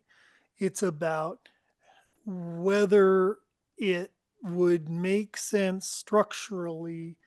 It's essentially saying you take your building and maybe you're really trying to build a lab building, or some of those will be workshop type, I realize, to which this doesn't apply. But some of them you might want a different, or an office building or something. And now you're trying to put in 50% of it be residential, or 10% of the ground floor be production business. Again, I'm not an expert in this. I just have deep concerns about whether that works. Usually what we hear from applicants when we have tried to do this kind of mixed use within a building, unless it's a 4/1 building or something like that, what we've heard is that it's problematic from a structural standpoint, from an architectural standpoint, from just, as I said, a programmatic standpoint, because you've got somebody planing wood or whatever on the first floor, and then there are other people trying to write code on the second floor or whatever. I just have concerns about that. So I'll make a comment and then I'll call on Laura, I think. I hear your concern. I'm sort of in favor of what's proposed, and it's only because I think that will all just get organically figured out. Like I don't think that's a real issue when it comes to the practicality of how real estate is used. It'll get figured out. The landlord is not going to put a tenant that's going to put in noxious fumes so that it affects the upstairs residents and so on and so forth. Like that will all get sorted out through the process. And I think the real benefit of what they're trying to accomplish is some small affordable spaces that we're going to probably lose through this process if we don't have mechanisms like that. And if ultimately the landlord has to subsidize a bit of this space to get it rented because it's not as marketable as something that might stand alone as workshop space, because they're going to have to put restrictions on noise and fumes and all kinds of things. I think that's okay, because ultimately right now we've got tenants in this area that are paying $12 a foot, and those guys are going to be gone no matter what. But maybe you'll get some space that might be $20 a foot or $30 a foot and may not be $50 a foot. So that would just be my sort of commercial landlord lens on things, as a practical matter. But it's just an opinion. Can I just ask a follow-up Yeah. question? Do you feel the same about the residential requirement then too? I do. I mean, I think that's the whole, and Laura probably knows this best, and maybe she has a different opinion than I do, but that's the whole crux of the East Boulder sub-community plan. It is a bit of a melange of uses, and to a certain extent it's going to be experiment, but to a certain extent it will sort itself out, because those uses, the only way that if they get forcibly built together to a certain extent, they'll forcibly have to coexist, and work out. That's my thought. But it's opinion. I don't think we have a good. We don't. When we went through this process, I remember as a board, we were asking for examples of a lot of this stuff, and we really didn't have any. So some of this is theoretical on what we're trying to accomplish in the East Boulder sub-community plan. So I don't know that anyone has concrete, success stories around this type of stuff.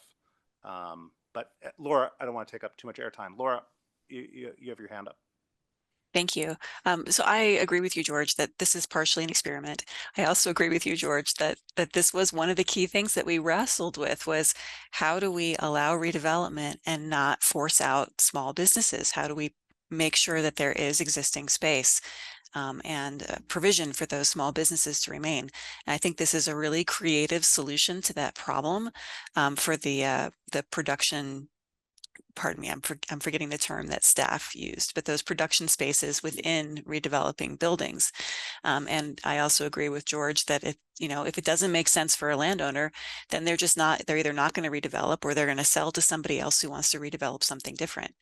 I also wanted to point out that I think there is a provision, an exemption in the code that maybe staff would like to speak to, that if the property owner can show that the uses are incompatible because of some kind of a safety issue like noxious fumes, then they can get an exemption and not have to provide the required residential in that building because the uses are incompatible. I don't know if staff want to point out that section.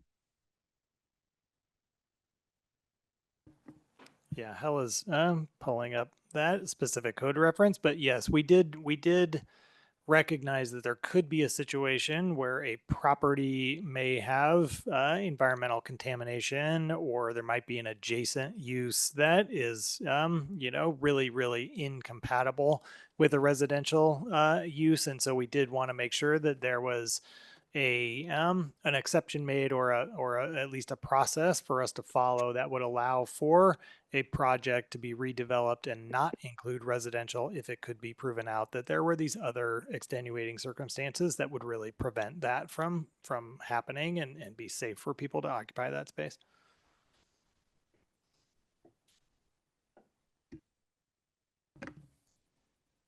Does anyone have any other comments? Okay. I'm noodling on this, if I could say a few words. Sure. Because I did start out sharing Kurt's concern, particularly about some of the problems that could arise trying to mix housing with some of these industrial uses. As much as we would like housing outcomes, I know that we do have those exceptions in the code that are laid out for housing if it's deemed to be incompatible for reasons like environmental safety. Some of the commentary that we did receive from the property owners as well discussed issues like security and being able to finance these kinds of developments as mixed. And so I know that those issues are out there as well. And so if there's feedback that we can send to City Council to say if there are other forms of exceptions that possibly need to be considered when talking about this mixing, maybe one of them is can there still be this requirement for the 50% residential, but perhaps it is a separate building on the same site, something like that. I don't know what the actual answer is, but some of these issues raised about building security insurance and the like when you start to mix uses, they do ring true. And so I would be comfortable flagging that going forward to say that 50% housing requirement is important to this board. But if there are other ways to allow for some flexibility to achieve that, that would be, I think, helpful. Can I ask a question? ML is about to make a comment, and then I'll go to your question. Okay. I just want to agree with what Laura had said before about, I think this is a really unique solution to the desire to retain small businesses. And I think sometimes we forget that part of our both Boulder Valley Comp Plan and plans in general are to encourage innovation. And, we've heard about how do we do this? How do we do this? And I do think that the market will figure this out. And it's not an architectural or a structural problem per se. I think we can figure this out. And I appreciate that the option has been put on the table, because I think it does open up a door that we don't very often open, which is for real innovation rather than it's a word, but there's no way to get there. And you've given us a pass. So thank you very much. Laura. Thank you. I wanted to ask staff, in reference to what Claudia was saying as a colloquy, does the current code as written require it to be 50% of housing on upper floors, or could people do some of these creative solutions that are being suggested, like have a separate building that has the residential and the production business space in it?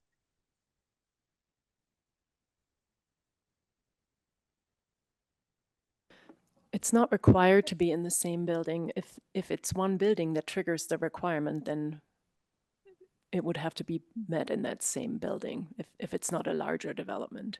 But generally, that's not a requirement that it is within one building. Oh, that's an interesting. I'm sorry, go ahead.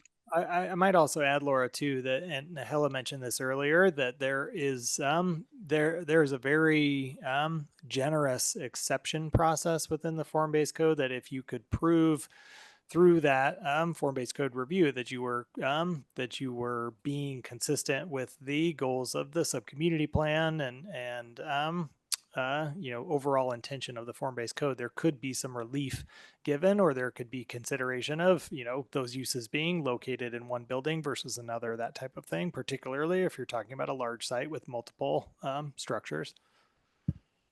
So it sounds like there is some flexibility already built in. Yes, I believe so. Thank you. Go ahead, Kurt. Okay, I misunderstood that. That was exactly what I was aiming for, was that sort of horizontal separation. And I did not, in reading it, I didn't realize that that was an option. So if it is, that's great. I'm happy. Thank you. All right. Awesome. I'll provide some feedback and see if there's anyone that supports that. Similar to Alpine Balsam, I would move that in the East Boulder form-based code areas, that at least 30% of trips generated by the development shall be by alternative modes or avoided.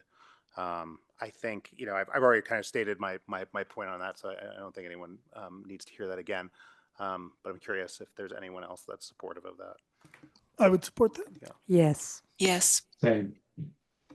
Yep. And ML nodded her head too. Okay, so that's unanimous feedback from the board. Other thoughts? There's the 30% facade replacement change I know Laura was concerned about that. Laura, do you have proposed wording? I do. I want to check in with the board. So I looked at what is the section of the form-based code that deals with this, and it is section 914.5C2, if I'm reading this right. And the trigger is not, it's about facade additions or replacement. Any facade being added or replaced shall meet the form-based code if any of the following things happen. And it actually has 4 triggers. So I wanted to run this by the board and see, do we want to suggest removing all 4 triggers or just the 30% one? So the first trigger is if new exterior facades are added as a result of the addition of any floor area. So any bump out, any new floor area that requires a new facade triggers the whole building, I think, to have to meet the form-based code. Or I guess the new facades have to meet the form-based code. I guess that's a question for staff. Is it the whole building or just the new facades? Just the new facades. Just the new facades. So like if there's a bump out or a new piece of the building added, those facades would have to meet the form-based code, which I don't think is necessary. If it's an old building, I think they could match the current condition. Replacement of 30% or more of the exterior facade, which we already talked about, is the second trigger. The third trigger is replacement or addition of 30% or more of the windows on the exterior facade. And the fourth trigger is replacement or addition to any door or balcony located on any exterior facade. I personally would be fine getting rid of all 4 triggers and say they don't have to bring the facades up to code if it's just a piece of the building. Just to clarify, so on that last one, any door or balcony triggers an entire upgrade of the facade? Is that the way it's intended? Doesn't sound right. That is the way it's written. It's not actually been applied yet. We've not had a form-based code applied to an existing building yet. Okay. Is that the way? Okay, so that's the way it's written. Can you, I'd like a clarification for staff before we talk it out, which is, can you guys describe the intent and why it's important to you? I think that would be helpful for us for our discussion.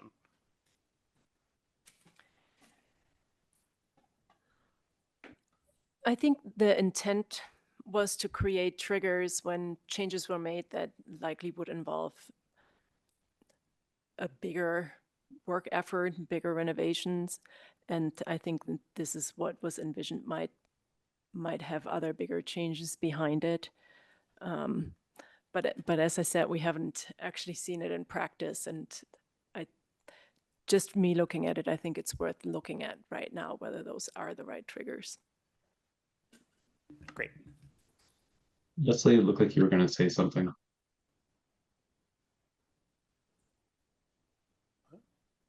I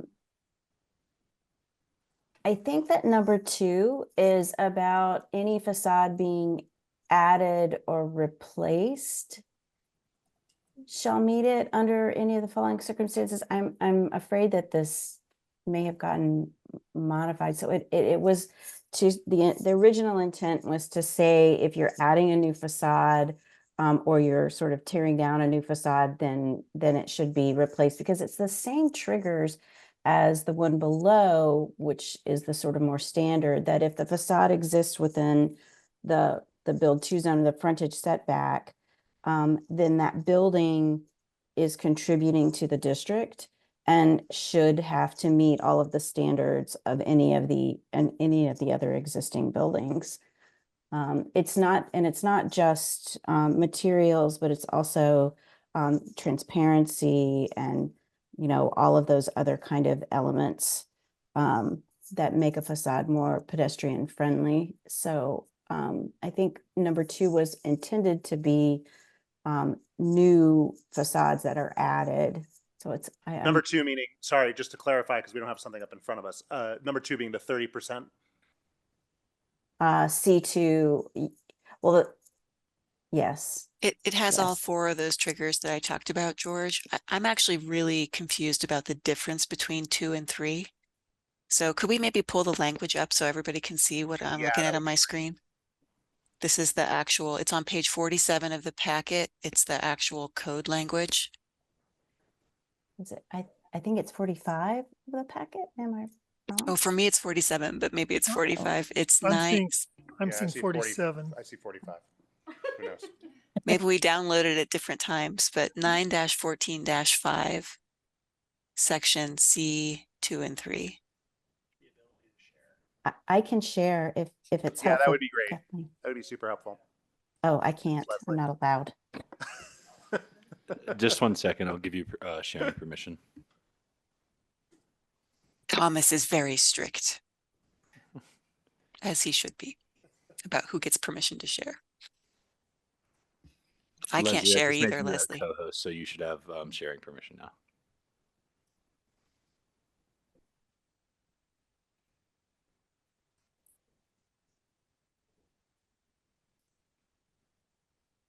How was that? Yes, and if you could scroll down so that we can see 2 and 3 together. Okay. This is what's confusing to me, and I confess I'm just looking at this in detail now. Number 2 is facade additions, or could you just maybe describe the difference between 2 and 3? So the intent was that facade additions or replacements. So if somebody is adding a facade or wholly like replacing a facade, that they would need to meet the code. And I think the triggers were put in place for facade replacement. So these triggers are what are being considered facade replacement. Number 3 was meant to be specific to if the facade exists or will be constructed within the frontage setback, then they should be replacing everything and it should meet all of the standards. Hella, am I reading this correctly? And that was the original intent, but it seems like it's gotten modified. I don't know if it's been modified, but it applies, 3 applies both if the facade exists within the frontage setback or will be constructed. I think I still don't understand the difference between a replacement facade or a facade that will be constructed, because they both talk about new exterior facades added as a result of the addition of any floor area. I think there's some overlap, Laura. I think in certain circumstances both could apply, and in others maybe they wouldn't both apply. Like if a facade doesn't have a frontage setback requirement, for example, then it could still be triggered through some of the standards in 2.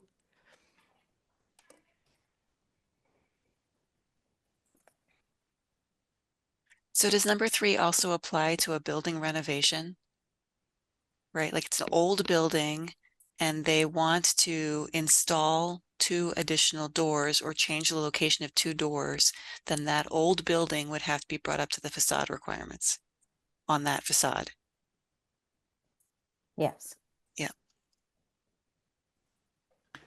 And for number 3, that applies to the entire facade. It says the facade requirements shall be met. So that makes it sound to me like it's the entire facade. Yes, the facade that exists or will be constructed within the frontage setback.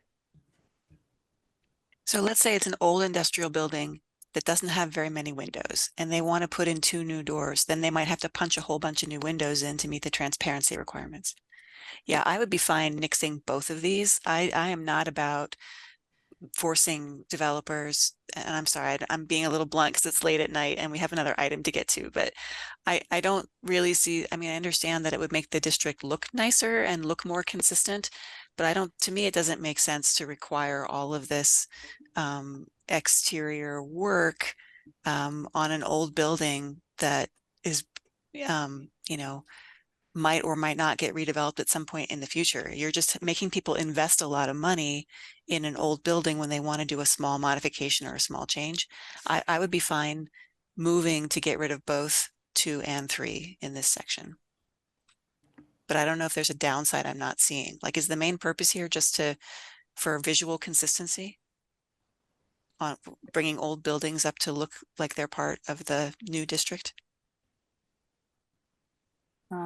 Yes, I would say so. I'd like to make a comment on this.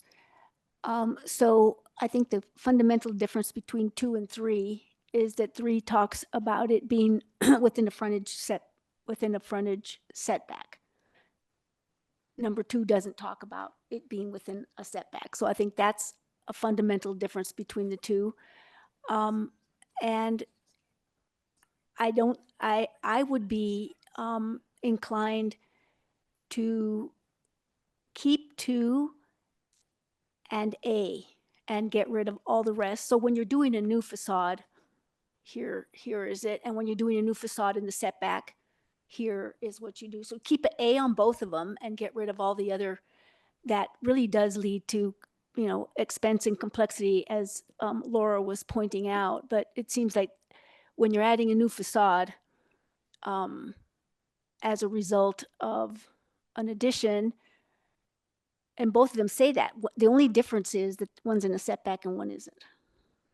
So I think that they are unique in an interesting way, and I would just remove B, C, and D in both of them, because I think that those are a little cumbersome.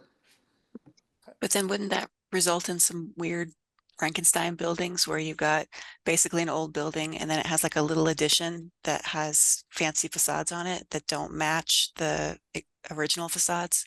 Well, it might be similar to landmarks areas where you actually differentiate the old building from the new addition, right? Or like what we did last meeting with the building next to the Boulder Theater. Right. So it does talk about, A does say new exterior facade. It doesn't say a piece of a facade. Even though addition is part of it. It's just, I think the B, C, and D are a little extraneous. If we're looking to streamline things around these, what's going to trigger you to replace your facade. Well, or maybe get rid of both of them. But I would say at the least clean them up to only be A for both 2 and 3. I can live with that if that's what makes sense to the other board members with more experience in architecture and real estate than I have.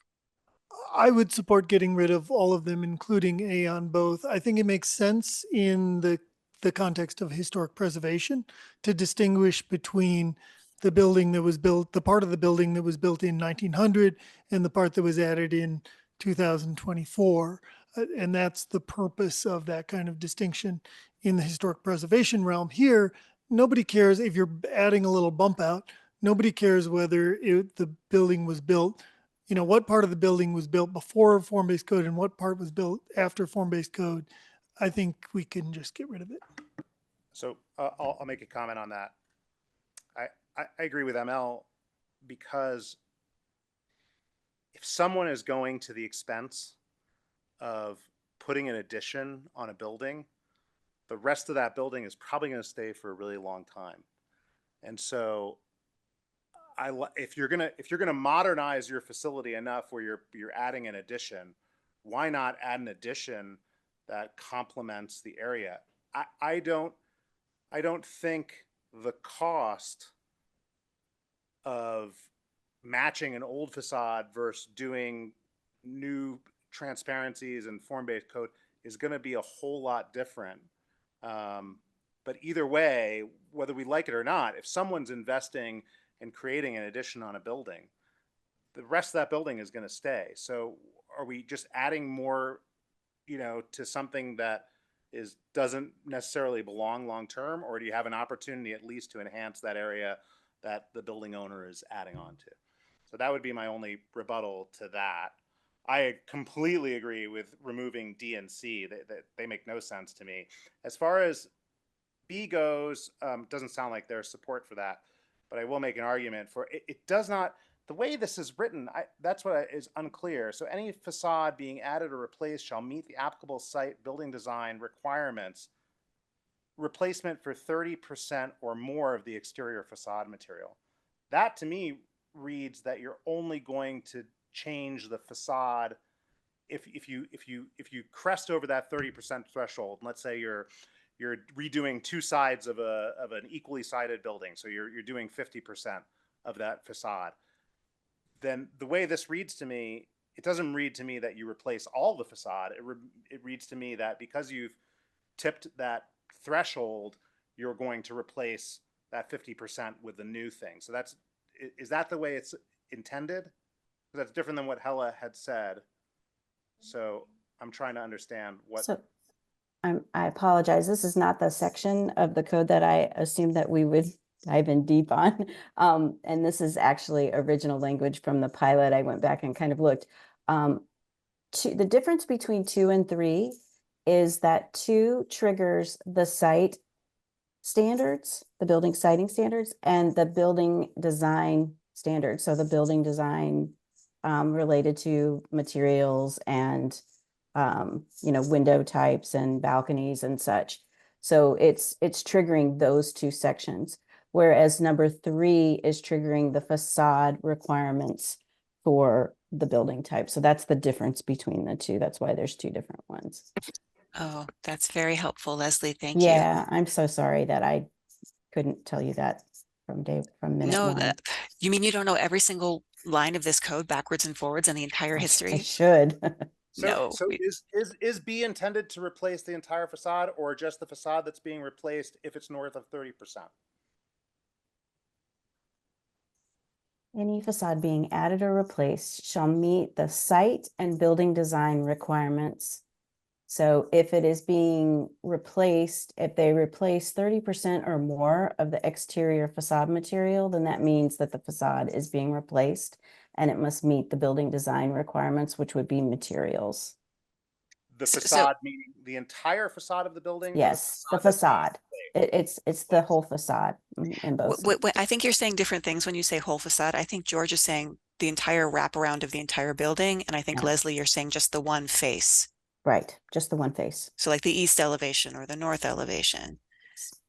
So let's say it's the east elevation of the building and they're replacing 30% of the brick cladding on the building, then they would have to bring that entire facade up to every standard, including how many windows are in it and what the balconies are. Is that what I'm? Yes. Yeah. Fine. Based on fine. number 3. Mm-hmm. I'm fine understanding that a little better. So just to rephrase it for my own head, because I'm getting confused. So let's say you're looking at the facade of the building, one facade of the building. If you're replacing 30% of that facade, in this case, it would trigger that entire face to be brought up to the form-based code. Yes. Okay. Thank you. I'm okay removing that.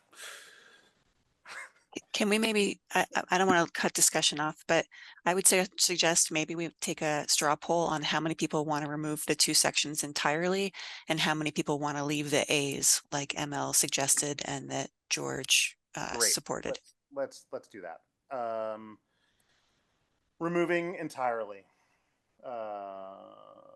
You want to just show a show of hands? Can we do that? Yeah. Oh no, I'm not removing entirely. You're going to remove entirely? All right. I'll throw myself in. Okay, we're good. I think we're all. I didn't see Mason, but Mason, are you raising your hand? No, I actually like the idea of having.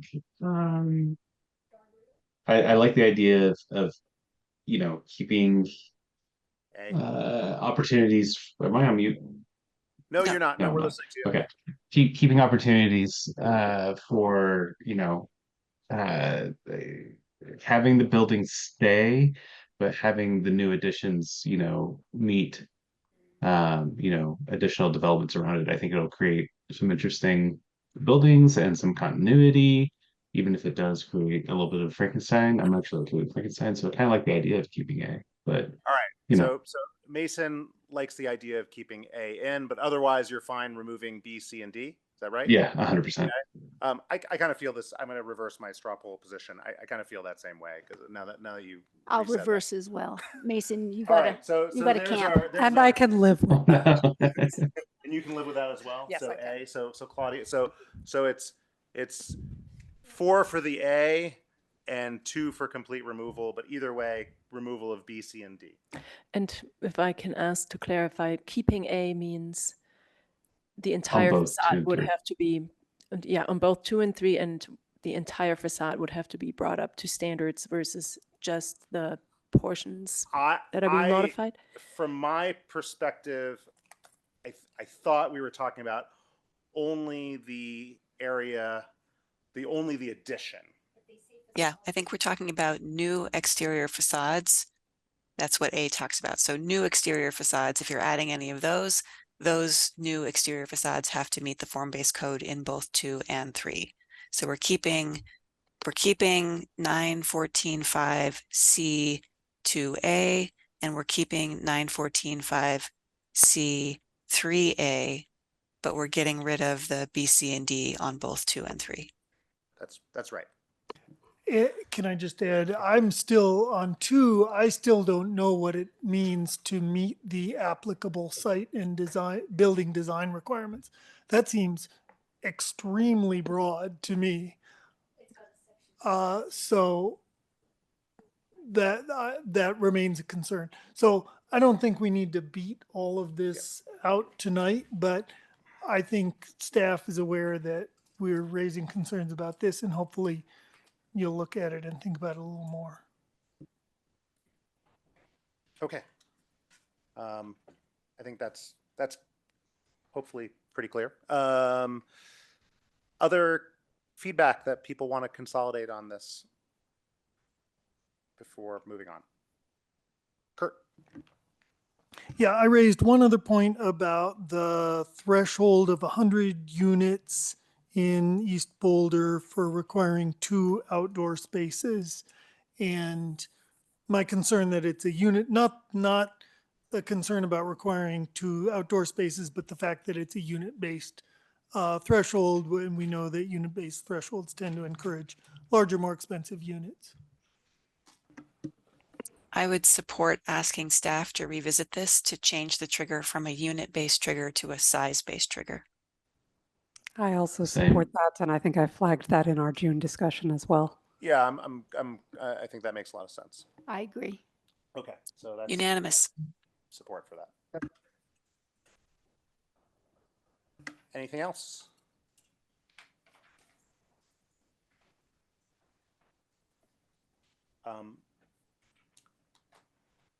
Do you want any further clarification or advisement from us, or are you okay with everything that we've just gone through?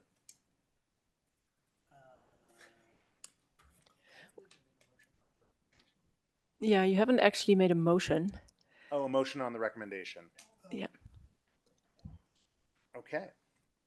Does anyone want to make a motion on the recommendation? I'll make the motion.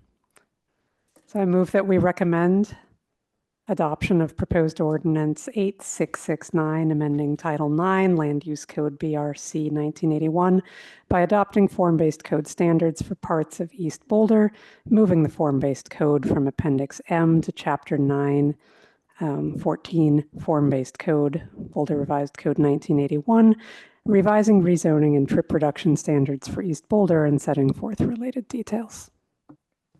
Second. Okay. Should we vote on that? Do we need to add something just noting our additional recommended changes?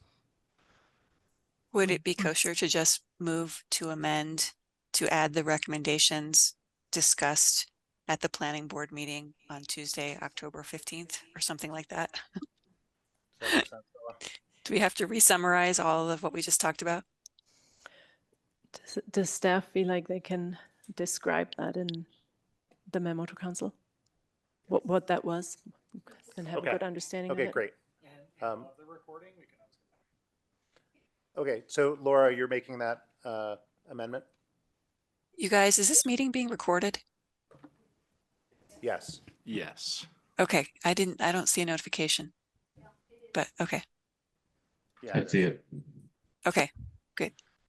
Okay, then I move to amend to incorporate the recommendations discussed by Planning Board at the meeting on Tuesday, October 15th. Anyone second? Second. Second. Mason seconded. Great. Claudia, Yes. Kurt, Yes. ML, Yes. Mason, Yes. Laura, Yes. and I'm a yes as well. I'll return to the motion that Claudia made and Kurt seconded. Claudia, Yes. Kurt, Yes. ML, Yes. Mason, Yes. Laura, Yes. and I'm also a yes. Okay, that concludes this portion of our agenda. It is past 10 o'clock. We have one more agenda item. It sounds like it's going to be relatively brief. Does anyone oppose continuing into that? No? No, I just want to just a real brief thank you to staff who and consultants who worked on the East Boulder Subcommunity Plan and the form-based code. That was Herculean, and thank you so much for a great job. Great. Okay, moving on. Public hearing and consideration of a recommendation to City Council on proposed easement agreements for existing encroachments from several private properties onto Wonderland Lake Park land. Great. Thanks so much, Chair. I'm pleased to introduce Regina Elsner. She's kind of a special guest. She's with Park. Sorry, before you start, I just wanted to, we have any disclosures on the board? ML does. Sorry. Yes. Hi. So I wanted to disclose that I know people that were on that map. Their property was subject to this process. They are not part of they did not sign the agreement, and they weren't required to, or for whatever reason, they're not on this list. And I believe I can exercise an unbiased opinion in my role on Planning Board. Anybody else? Thanks, ML. Sorry, Charles, go ahead. Regina Elsner from Parks and Recreation will present staff's analysis tonight. So Regina, take it away. Great. And let me share my screen really quickly.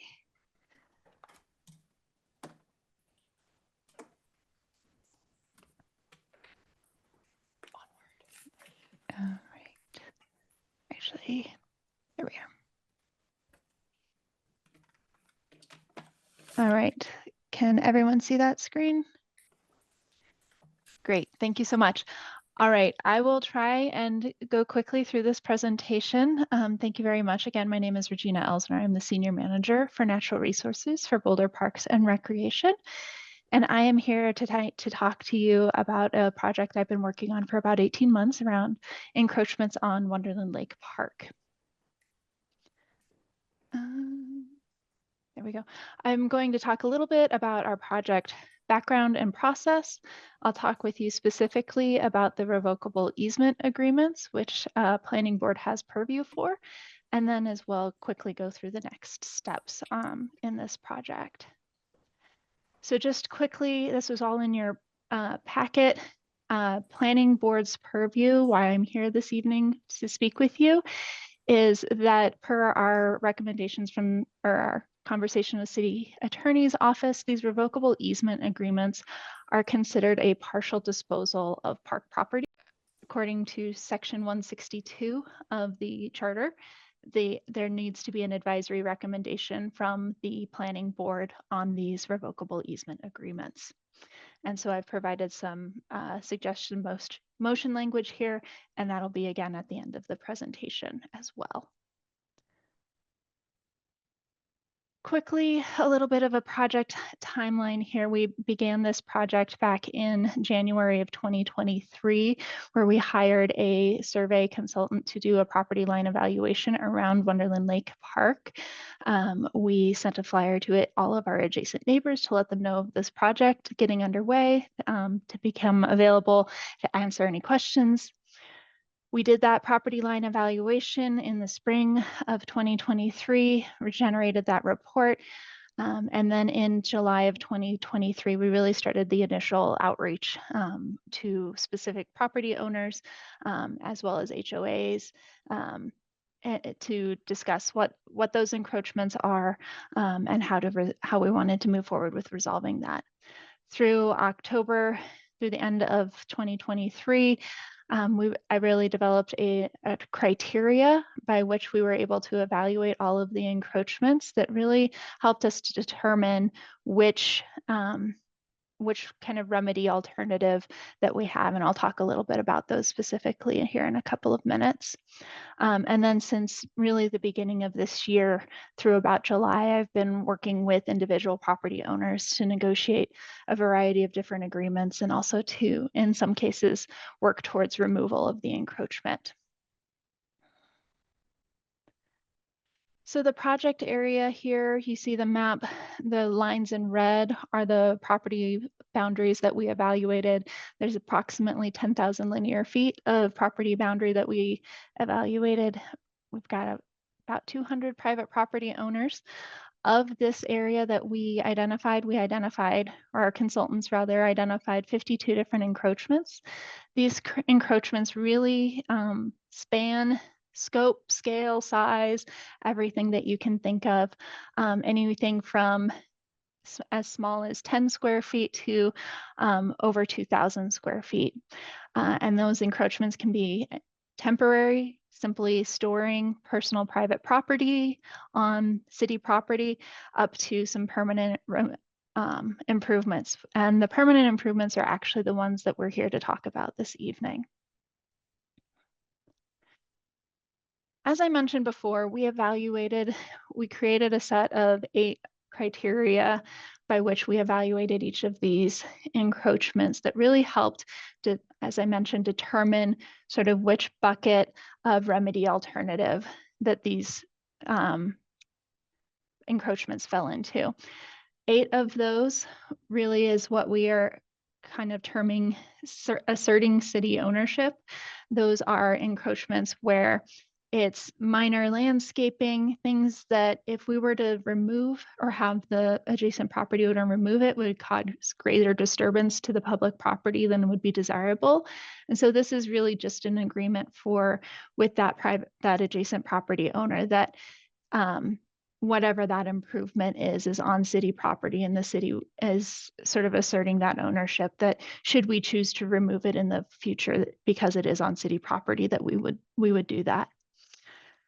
Approximately 19 of those encroachments, we have asked for them to be removed, and we've given folks a deadline to remove that.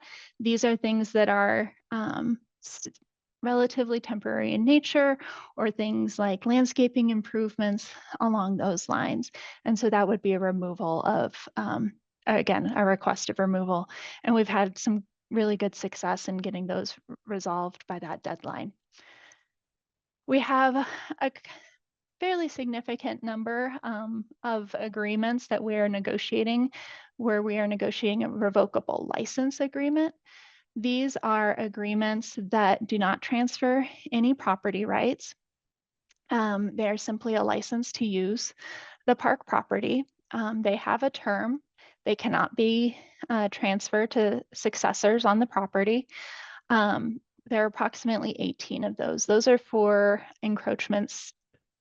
Primarily, those are offline fences. So property line fences that unfortunately were not placed on the property lines. And so basically that agreement allows that fence to remain in place until one of 3 things happens: either the sale of the property, the substantial reconstruction of that fence. So if that fence comes to the end of its useful life, it needs to be replaced, or the homeowner decides to replace it, a wooden fence with a metal fence, whatever, that at that time of that fence replacement, that be placed back onto the accurate property line. And then the third is that per city charter, we can only allow for these private uses for up to 20 years. So that's around those revocable license agreements.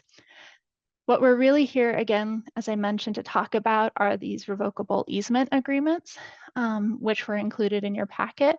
We really have There are 5 encroachments, but 2 of those encroachments basically span a property boundary. So there are 2 adjacent properties that both benefit from that encroachment. So there are actually 7 agreements. And so we're actually here tonight to talk about 5 of them. I'm still in negotiations with that final set of 2 property owners, but wanted to move forward with the rest of these as well right now. And so I will tell you a little bit more about each of, or sort of what these revocable easements are.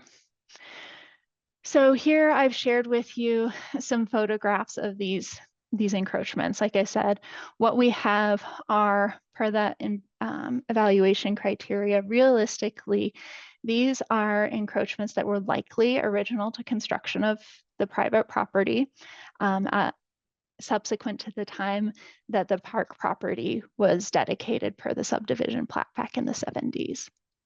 So these were all likely, or most were likely, part of that original construction of the private property. We believe that removal of any of these encroachments would likely pose a significant risk to that private property. Things like that you can see on the left-hand side of your screen here, a retaining wall that obviously is holding, kind of keeping that slope, that cut slope, away from the private property. Or this other on the right-hand side, it's a retaining wall that actually goes right between 2 private properties and extends out onto the public property. And then the one in the center is actually, it's a retaining wall that juts out onto the private or the public property, and the 2 trees that you see that are being supported by that retaining wall, those are actually public trees. And so working with our city foresters, we understand that removal of that retaining wall would cause significant damage to those public trees, and we would likely lose those mature public trees. And since that's not desirable, that is why we would like to engage in this easement agreement with these different landowners. The agreement terms, these are a little bit, obviously they're easement agreements, so they are different than the license agreements. They can be transferred between property owners and their successors. There's no defined end date, but we want to engage in these in easement agreements simply because we want to, as the city, maintain the underlying property ownership, such that if a redevelopment of the properties were ever to occur, that these easements were these encroachments were no longer structurally necessary, that they could be removed off of city property, and that underlying ownership would remain with the city. As I mentioned tonight, we are really talking about these 5 revocable easement agreements. The addresses are here, and a small description of what the encroachment is, and really the purpose of that encroachment. Like I said, one is to really preserve the health and stability of those mature public trees. There's actually one where it's just roof drainage from their property because they have setbacks of less than 5 feet. And so that roof drainage is coming onto the public property. And then the last 2, you actually saw them in those previous slides, where the retaining wall that's obviously holding back the cut slope, and then the retaining wall that goes between 2 adjacent private properties as well. Next steps, obviously, I'm here this evening with you all to talk about those easement agreements. All of these agreements have to go to City Council. I apologize, I forgot to mention that our Parks and Rec Advisory Board has been updated multiple times throughout the course of this project. We had a discussion item with our Parks and Rec Advisory Board at their July meeting, and then they took action on both the license agreements and the revocable easement agreements at their September meeting, approving both of those. So we are here with Planning Board to receive your engage in this conversation with you all per that city charter language.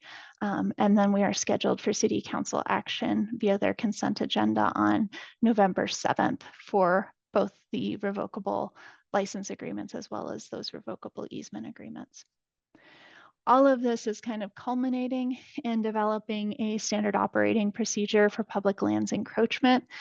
There is code within the BRC that talks about encroachments onto public rights of way and into public easements, but it does not necessarily cover other public properties. So this is really a procedure that we want to work with our other land management departments across the city, OSMP, utilities, greenways, to make sure that we are continuing to handle encroachments across our public lands efficiently, effectively, and transparently. So I sped through that really quickly because it's way past my bedtime, but I would love to answer any questions you may have. I'm happy to answer any of those questions at this time. Thank you so much, Regina, for staying up with us tonight and for that presentation. Quick question about what we're looking at tonight. Why would the city not assert ownership in these cases that you have put in front of us as they did in some other cases? Yeah, so for these easements in particular and the encroachments in particular, the reason that we aren't choosing to assert ownership on those is that we believe that these encroachments are really benefiting the private property. They are not benefiting the city property. And so wanting to, again, just because of that benefit and really outlining the liability, the responsibility, and those different pieces and making sure that that is clear. Thank you, appreciate that. And then does the easement negotiation that you've made, how does maintenance figure into that? Does it allow for maintenance? Does it require maintenance? What happens with maintenance of those features in the future? It puts those maintenance requirements onto that adjacent private property so that they are maintaining those retaining walls if they need to be repaired, reconstructed, those different things like that. That is a responsibility that is outlined in that easement agreement for the grantee of these agreements. Okay, so similarly, is the property owner required to maintain them, or can they decide, oh, we're just going to let that go in the future? I guess realistically, they could choose to let that go, but then it does create a liability issue, I believe, for them. If that makes sense, I don't know that. And again, because these encroachments are benefiting their property, these are not encroachments that the city has been maintaining, and we don't want to be maintaining them. I think in the best interest of their private properties, it would be in their interest to continue to maintain them. Okay, thank you. And I also wanted to thank you for your last slide talking about next steps in this process, because that was my other question. I assume that there are actually many more of these kinds of situations on open space lands and in utility rights of ways, et cetera, just given the nature of the boundaries of those spaces. So I'm really happy to see that process going forward. That's all I have to say. Thanks. Thank you. Yeah, go ahead, Emma. Yes, hi, Regina, thank you for your presentation. I just have a question. You mentioned that you were still in negotiation with two of the owners.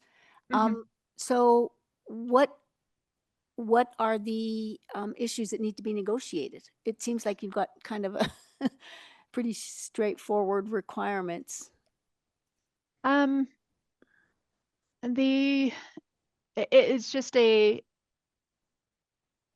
be frank, it's a disagreement about who they feel should be responsible for that encroachment. Responsible in that we've got our fence out here and we're now being told it's not in our property. Who's responsible for what? The fact that the fence is there? So the the final agreement that I'm still working on is another retaining wall that is between two adjacent private property owners. And so without getting into too many details, it's just a continued discussion about who should be responsible for the long-term maintenance of that retaining wall that, again, is not benefiting the public property. Right. Okay. I understand that. Thank you. Thank you for your presentation. As you mentioned, the private property owners are getting significant benefit from these encroachments. Was any consideration given to asking for compensation from the property owners to the city for that benefit? Yeah, no, that's a fabulous question. And so we did discuss that. And I think that is something going forward that I think we would take into account. Realistically, a lot of these encroachments they predate the current ownership, and in particular for these easement agreements, are likely a result of that original construction. And so we felt that in all equity, transparency, because this was not any action of those current landowners, that we did not want to be punitive for them, because again, this is a benefit that they are receiving, but it was not through any action of their own. So that is why we have chosen not to ask for compensation for this particular set of these particular sets of agreements. I think in the future, that is part of our lessons learned, and we may evaluate that slightly differently. Thank you. Any other questions? Any feedback that we have? I thought personally, I thought your presentation was great. I don't have any questions or feedback. I really appreciate you informing us about the process, and I'm sure it's interesting and complex dealing with different property owners, to say the least. Laura. I just wanted to appreciate the work that you have done. Thank you for the very clear presentation. Really appreciate your approach, being very systematic, very transparent, very communicative with the property owners every step of the way. This seems like a model job. So I just wanted to appreciate that. And then just a funny comment is I'm familiar with another situation of encroachments. I saw the word encroachments on our agenda and I thought, oh gosh, this is going to be hard because of the situation I'm familiar with, which is in California. Flood control levees that are protecting areas along riverbanks are basically made out of compacted dirt. And sometimes you have property owners that have actually built onto the levee, have dug wine cellars into the levee, like excavated into the levee, swimming pools in the levee, like much, much harder situations. So I'm glad this was relatively easy. And again, thank you for the great job that you have done. And I think it does set a model. Great. Thank you so much. Thank you. All right. Unless Regina, you have any other comments, we'll let you go to bed and appreciate your presentation. Thank you. Hella, do we need a motion? I think this is actually scheduled for a public hearing. Oh, okay. Sorry. Do we have any public comment on these easements? I don't see anybody in the room, but if there's anybody online that would like to give their comment on this, please go ahead and raise your hand.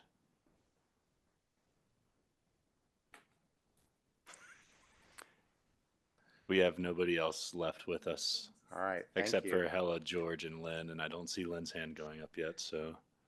Do we need to make a motion? Yes, please. Okay. It can be found on page 283 of the packet. Great. Thank you. I can also bring up a slide if you'd like with that language on there. If you have Claudia's that got it in front of her, she can make the motion. I'll make the motion.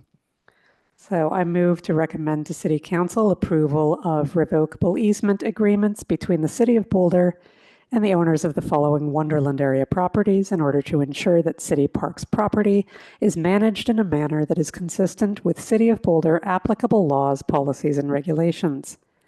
3824 Orion Court, 3851 Orion Court, 3920 Newport Lane, 3934 Promontory Court, and 3926 Promontory Court. I'll Second. that. Oh, Laura seconded it. Great. Let's vote. Claudia. Yes. Kurt. Yes. ML. Yes. Laura. Yes. Mason. Yes. And I'm also a yes. All right. Thank you, Regina. Yeah, Kurt. I just want to make one comment following up on the compensation issue. I really appreciate that hopefully going forward, we will be getting some compensation. Obviously, these are properties on Wonderland Hill. There are a bunch of very valuable properties and, you know, so it's people owning valuable properties who are getting basically additional public benefit. And so I am concerned about the equity implications of that. And so I'm glad that going forward, we will try to work out some sort of compensation agreement. So I appreciate that. Yeah. Regina, I would like to also point out a different side of that, which is through no action by the homeowners, right? They're caught in a situation where they have to tangle with the city. And, you know, I'm sure that that's not an easy thing for anybody, right? The city or the people. So I would err on the side of make it easy, make it nice. You know, this is our city. We all pay taxes. And I wouldn't necessarily go first with what can we get out of it, in so much as there's been a mistake made and let's acknowledge that and let's put it in writing to see how we move forward. Thank you. Yeah, well said, ML. I support that as well. Anybody else? Comments? All right, third time's the charm. Thank you, Regina. Thank you all. All right. Any matters? I do have a few matters, so thanks for indulging just a little bit more of the meeting. As always, thank you so much for your time and energy as what we acknowledge as volunteer work and all the work and effort getting into this. A couple things wanted to remind you of the comprehensive plan kickoff this Saturday from 1 to 4 at the Dairy Center. Obviously not required, but might be a very good and a good introduction to the whole process, as well as seeing kind of public engagement and what one form of that looks like. There's much more to come. So certainly excited if you can join us for that, and understanding if you can't. Do want to also point out real clearly to the joint planning board and council meeting that's been scheduled for November 14th. We do need to have a quorum of planning board to make that successful. So, you know, please mark your calendars well in advance. And if you can let us know well in advance if there's going to be a problem with you attending, that'll help us avoid any challenge in finding out that we don't have a quorum at the last minute with council. And Hey, Brad, on that. So that's the week we don't have a planning board. That's on the 12th. There is no planning board scheduled for that week. There is planning board on the 12th. We had canceled the November 5th planning board meeting and scheduled a special meeting for the 12th. Okay. So we've got two planning board meetings that week. Correct. Yeah. Okay. It would be nice to just make sure that people can make both of those, and maybe we have some feedback as a board. I don't know about anybody else, but I might have a problem with 2 nights in a row in a week. So just putting that out there. Yeah, understood and understand it's a lift. As you can imagine, behind the scenes, there was a lot of having to reconcile calendars and all that good stuff, both vertically and horizontally on the calendar, about how to make that work and the timing between meetings and all that, noticing it all. What is the subject of this joint meeting? That is the, help me out, Thomas. It is the Area 3 Thank you. Planning Reserve Service Area Expansion Community Needs Study Authorization. So council will have been asked, it's something that only council makes inquiry on the step one, which we've described to you, which is a technical study. They simply accept that, or I suppose in theory don't accept it.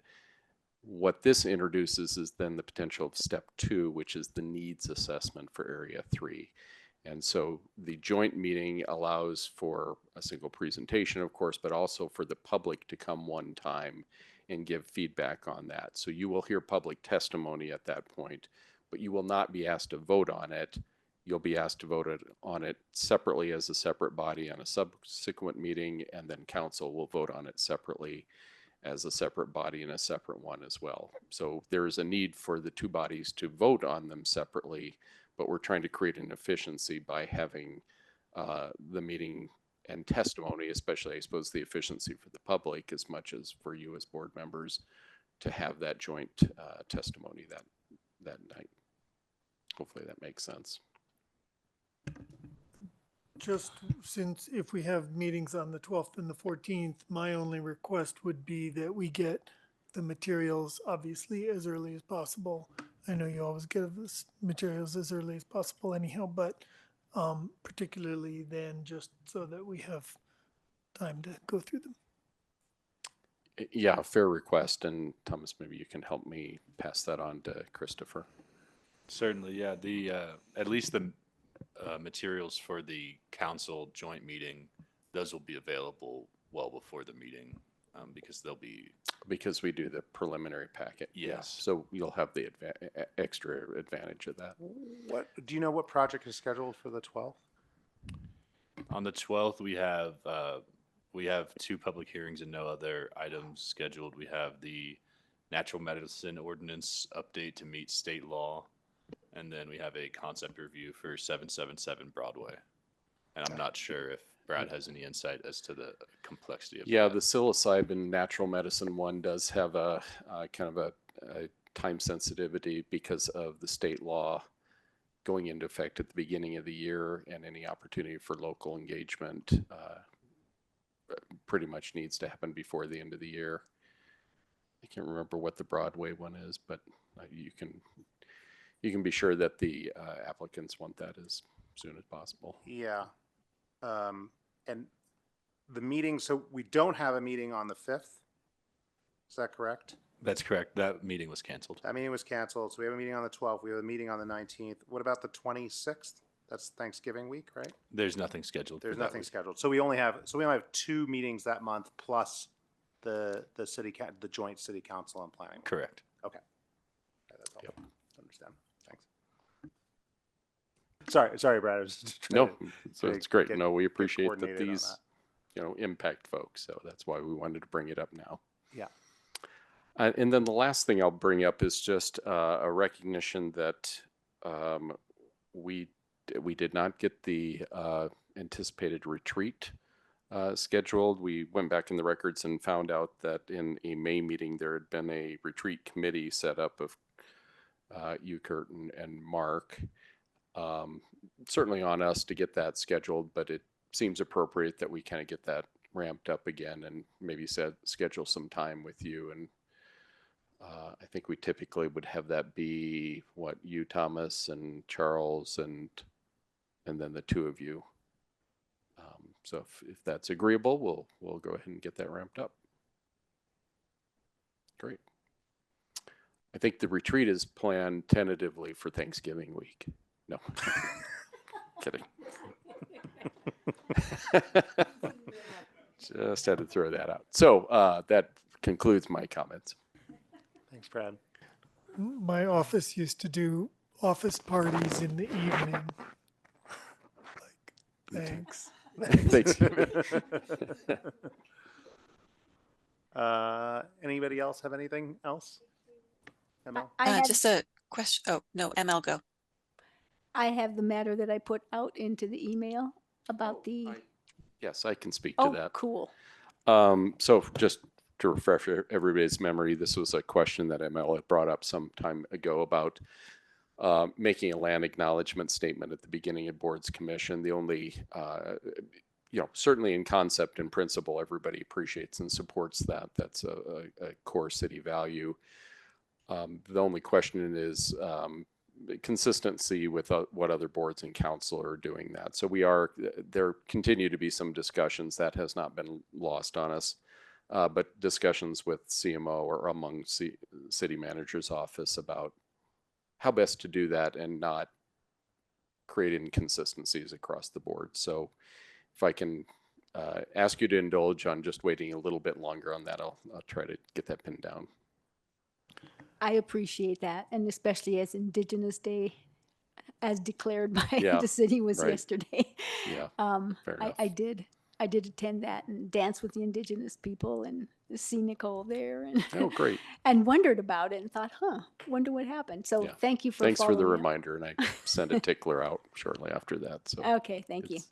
Do we have support for that from the Indigenous community? Have we verified? Well, I would anticipate if there's, I mean, I think implicitly we know we do, because the city has adopted a land acknowledgement statement. It's on many emails. It is presented and read in certain circumstances. I think the question on the table is just simply the frequency and consistency of, verbally doing that on multiple meetings. Okay, and in the discussions that was expected to be, or there was agreement that they would be appropriate to do it at all board meetings? No, that's what I don't know yet. That's the conversation okay. I'm trying to understand from Gotcha. city manager's office. Yeah. Thank you. But this, to clarify, so the sentiment and, the understanding and support from Indigenous tribes and such is well established a long time ago, I guess is the best way of saying that.